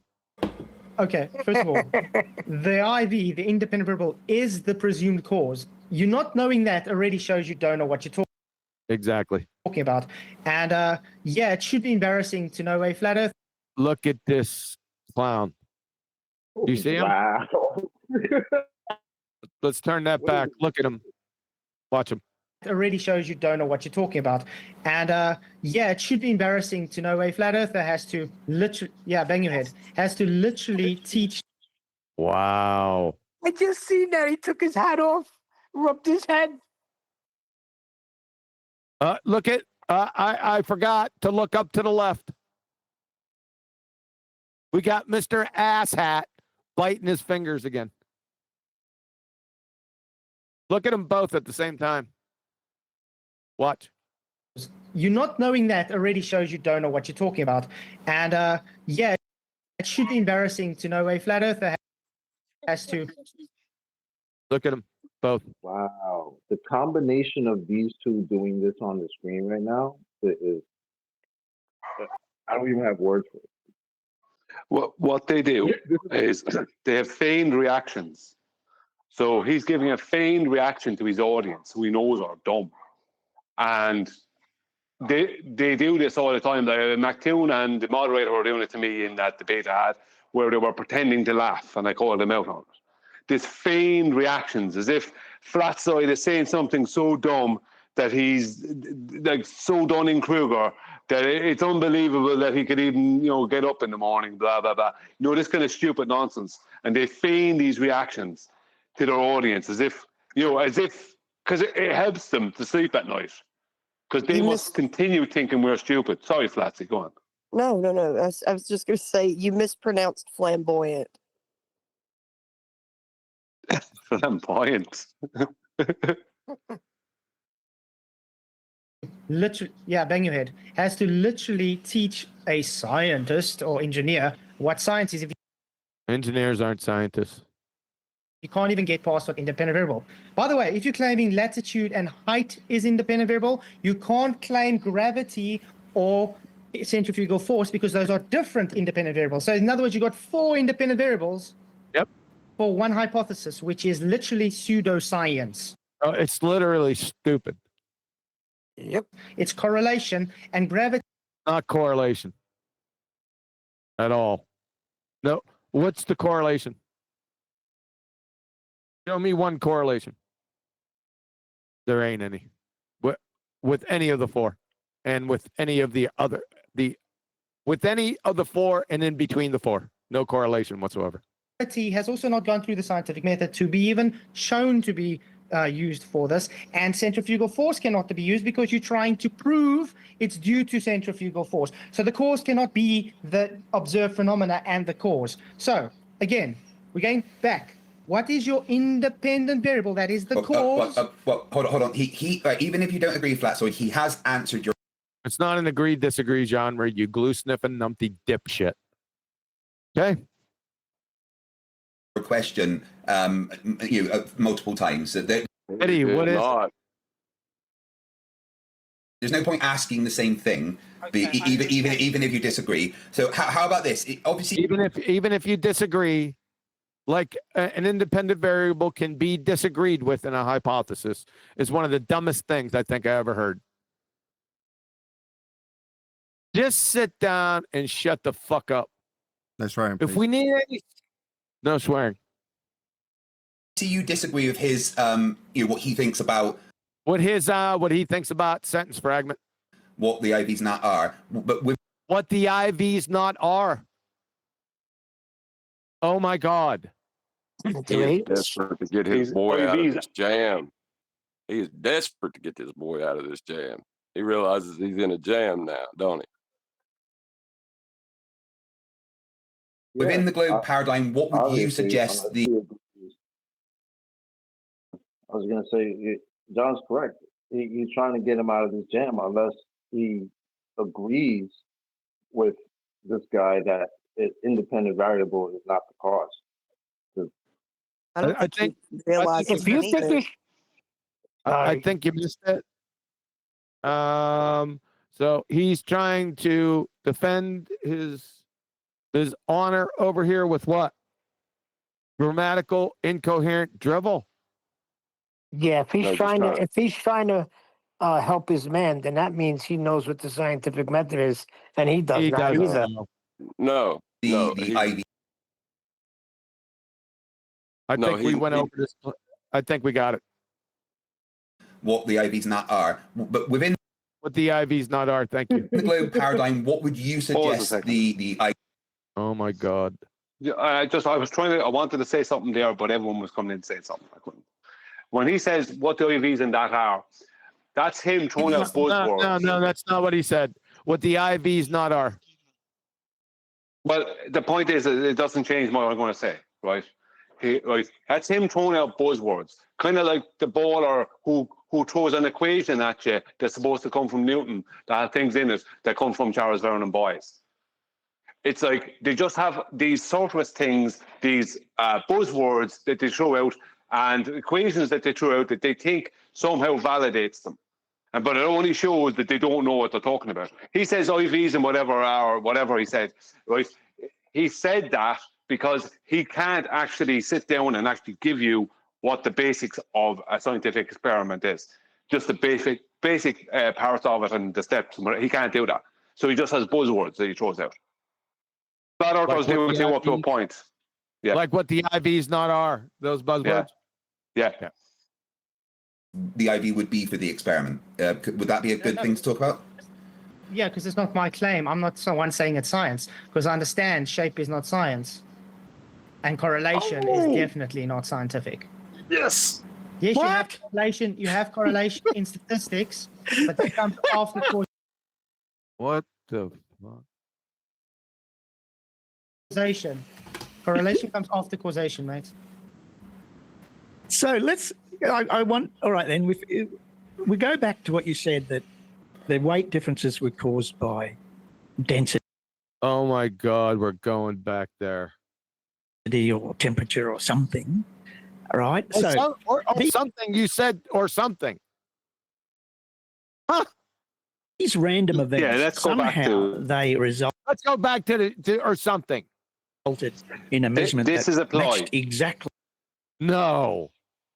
Yeah, it is. It's a ploy, and what the ploy is very simple. Let's go back to talking about your claims, right? About what causes these measurements to be what they are, and then I can bring in my claims that will beat your claims. It's like, no, your claims are a heap of rubbish. That's the problem, right? Not whether I have claims in the matter. You have claims and they're a heap of rubbish, and you've shown them to be a heap of rubbish, and your whole ethos around it is a heap of rubbish. But this will allow him to start reinserting his BS claims that have already been shown to be a heap of rubbish. This is what they do. It's bring it back around. It's a reverse of the burden of proof to validate them. Actually, the prediction that the WGS 84 model predicted. WGS 84, is that a scientific model? What's a scientific model? Idiot. So how can it be that random factors like temperature? Oh my God, we're going right back here. Hey, Craig! We've already been here, dumbass. Question proof. Pressure, magnetism. How can these random factors magically come together? Dove to fly from one tree to the other? No, correlation is not causation. So in your scientific hypothesis, you are establishing the cause for the effect. And since you don't have a cause, you have multiple causes and you're ignoring all the controls, you have no idea what actually caused the effect observed. You even stated yourself, measured multiple times in Antarctica and it gave different results. So therefore, your incompetence is showing you are reaching for straws to make it seem as if you have something, but you had absolutely nothing. Pause a second. Well, what effect? There was no effect shown. Yep. The Flatzoid is tricking himself into. There was nothing. There was no effect. Not natural or man. Like he just induced something that isn't an effect because it's not. He can't show it. He can't show that same thing a second time because he had no controls even within his BS prediction. Yep. That's a lot of word salad there. So. No, you just didn't understand it. You're a dumbass. So the thing is, right? Clearly, the thing is, you're a dumbass. You have not understood anything I've talked about yet. You know why? Because you're retarded. That's why. You're a pretender clown fraud. You're a delusional Dunning-Kruger retard. That's why. Haven't even tried to understand it. I've explained. No, you're divining his intents now. What's next? Guessing people's weight or barking for the yak woman? Explained everything in detail, and you're still not understanding measurement error. You're still not understanding prediction. Oh my God! So you haven't answered me. How can variations in boy? I'm doing this. I think you agree, Flat. So I've been the same with both sides. I'm trying to just help both sides make sure that the conversation moves forward. And I'm just paying attention as to when a question is asked on one side and not really answered on the other. Yeah, you're really paying attention to that. It's clear you don't agree with with what he's saying, but his specific. No, agree, disagree. You're in a category error. This nature of our reality. You're a glue sniffer. Yeah, it's not about. Sorry. Why? It's not about whether the flat earther answers the question. It's about whether they give the answer that they want. So if the flat earther gives an answer, right, within this neutral platform, but it's not the answer they want, they'll ask the question again and say the flat earther didn't answer. But when the flat earther asks the baller a question, right, and the baller gives some hand wave away or some BS answer or red herring that has nothing to do with anything, that's acceptable. Why should the flat earther have questions asked of him when it's supposed to be this glue sniffer's experiment? There should be no questions coming at him. Flatzoid. Of course, absolutely. But this is neutral platforms. Yeah, I know. They do the correlations match the predictions. Yeah. Correlations match. Where's the show one correlation? Show one. I have one. Retarded is it? behavior, retarded behavior with their behavior. I can correlate that. Yeah. He's not saying that correlation is science or anything. He's just very specifically asking why he made these predictions when he didn't make any predictions there, and within the margin of errors match the there are no margin of errors. It either causes it or it doesn't. predictions. Could you just give a brief answer to that and then maybe move on to another subject if that's okay? Well, thanks to him not using science, nobody will know that. So it's just, again, based on correlation. Not based on correlation. There's no correlation. Here. Did Fight the Teicher just agree that what this guy doing is not science? I don't know. So why? How did it correlate? I don't know. We'll know that. So it's just, again, based on correlation. Is he biting his finger again? You have this oral fixation, don't you? That's some deeper rooted issues, probably daddy issues. How did it correlate? How did that happen? Is this magic? You get 1,000 monkeys and 1,000 typewriters. Do you think they'll type the Encyclopedia Britannica sometime? That's what you're saying. What? That's not what he said. What the hell, you glue sniffer? The point is... Oh, my God. The pillow's back in his face, ladies and gentlemen. You didn't use science. You didn't have an actual independent variable. No, the point is you haven't didn't explained... manipulate your independent variable, and you ignored all the controls. So therefore, it's not repeatable. And now you have correlation-based errors, and now you're trying to tell me, well, then what caused it? That's not my burden to prove your incompetence shows different correlation. You didn't have science. It's not my problem. It's yours. Just a minute. I just got to reply to something here. You just got to reply to something here. You mean the chat that you're being fed with? Uh-oh. Are you that stupid? Don't answer that. So you still can't answer the question about why the correlation exists, even though there is no correlation. You've Jedi mind tricked into him thinking there was one when you don't even know what correlation is. Correlation has nothing to do with the scientific method. It's antithetical to it. There are random factors, and you deflect by saying, in your opinion, I did not do science, which is only your opinion. It's not an opinion. We compromised you a few minutes ago, Mr. More Than One Independent Variable. Not real. So you still don't explain the science of it. You don't explain... The science of what? Why would he need to explain your claim? The correlation that happens to... There is no correlation. You're a moron. To exist by some random events. We have magic, the temperature and the pressure. Magic gives the... Oh, my God. The exact same prediction as the globe prediction. That's magic. Now the globe's predicting shit. It's a mystic meg itself. Can we hear one globe prediction? Well, listen to what's happening scientific there. prediction. I'm sorry, Brian. Hey, I got a globe go over after here. you. Hold on. Let me ask the globe right quick. Hey, globe, what's your prediction? Can somebody just give a brief what a scientific prediction is? A scientific hypothesis. Yeah. Okay, Do you believe in... One second, Okay, Kiwi. what was the- I didn't get to see.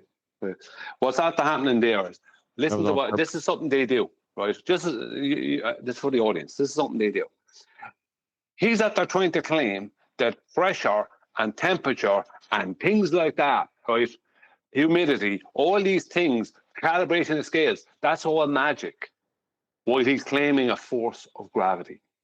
Something that's thrown out the window, was thrown out the window 110 years ago in his own paradigm.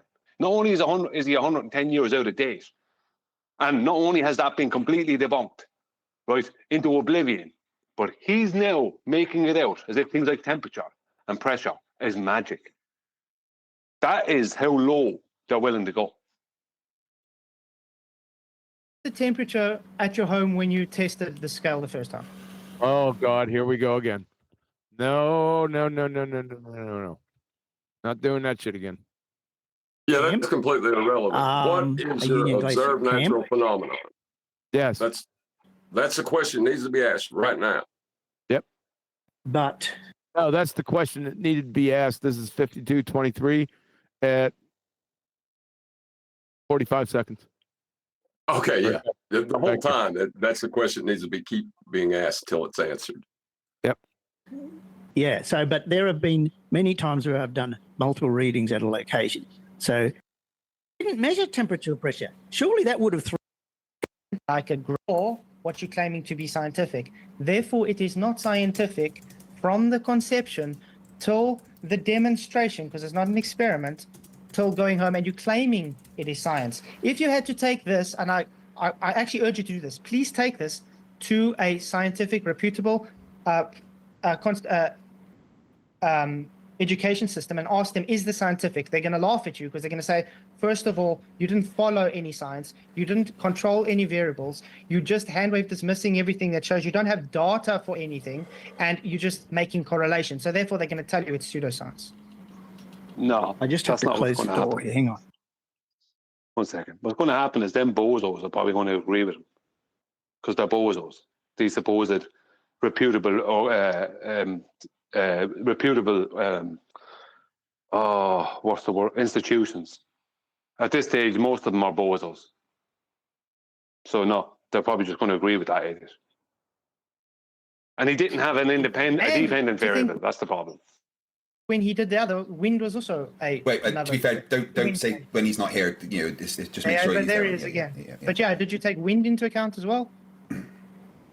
People complaining. Who cares? Was that a challenge there, Flatzoid, to get some kind of educational authority to check his experiment? Yeah, send it to an educational system and see what they will say about he's not science. Critical, would you maybe consider having some kind of peer review done on what you've done? What? Oh my God, he doesn't know what peer review. Shocking surprise. You blue sniffing idiot.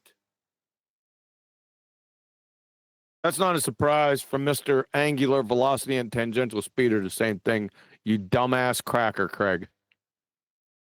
To satisfy any questions, maybe speak to a local college or something about what you've done? A little college? Is that what he said? That's peer review to you? See, a peer, if you were to do an actual peer of critical think numpty dipshit, you'd send it to like pre-K and have them review it. Because those are his peers. He said local college. That's okay. It wouldn't be a local college, it'd have to be pre-kindergarten. Because that's his peers. I know, but you asked, did he just say little college? And I was saying he said local. You know, I got proper scientists who are very impressed with my work. Oh my God. Really? Let's see them. But wheel those idiots out. PhD, Tony. Oh, I'd wish they'd wheel him out. Mister doesn't have a technical understanding of physical reality. There's these proper scientists. They wouldn't be like McToon, would they? No. Great. Then I'm happy. I'm McToon. Just ask Santa Spinachi. What? So yeah, I think we've established this is beating a dead horse. He doesn't understand science, guys. No, we haven't established that. We've actually established that you don't understand my experiment still. Even though I've tried to explain it, you're What? They haven't established what science is because nobody's friggin' defined the steps to the method. being very thick about everything, and you're still trying to deflect from the fact that a random variation like temperature and pressure can somehow... I'm not fucking doing that. Check. Are we done? Shall I round out? Because Adam's probably not gonna show up, it seems like. Yep, I'm What's done. the density of... Okay, I'll round out then. With that, a huge, massive, enormous thank you to both Discord and G Plus panels for making today's after show possible. And of course, a massive thank you to all of you for liking, commenting, sharing, subscribing, joining as a Nathan Oakley 1980 channel member, and all that good stuff. I've been Nathan Oakley, and I will see you all in the next video.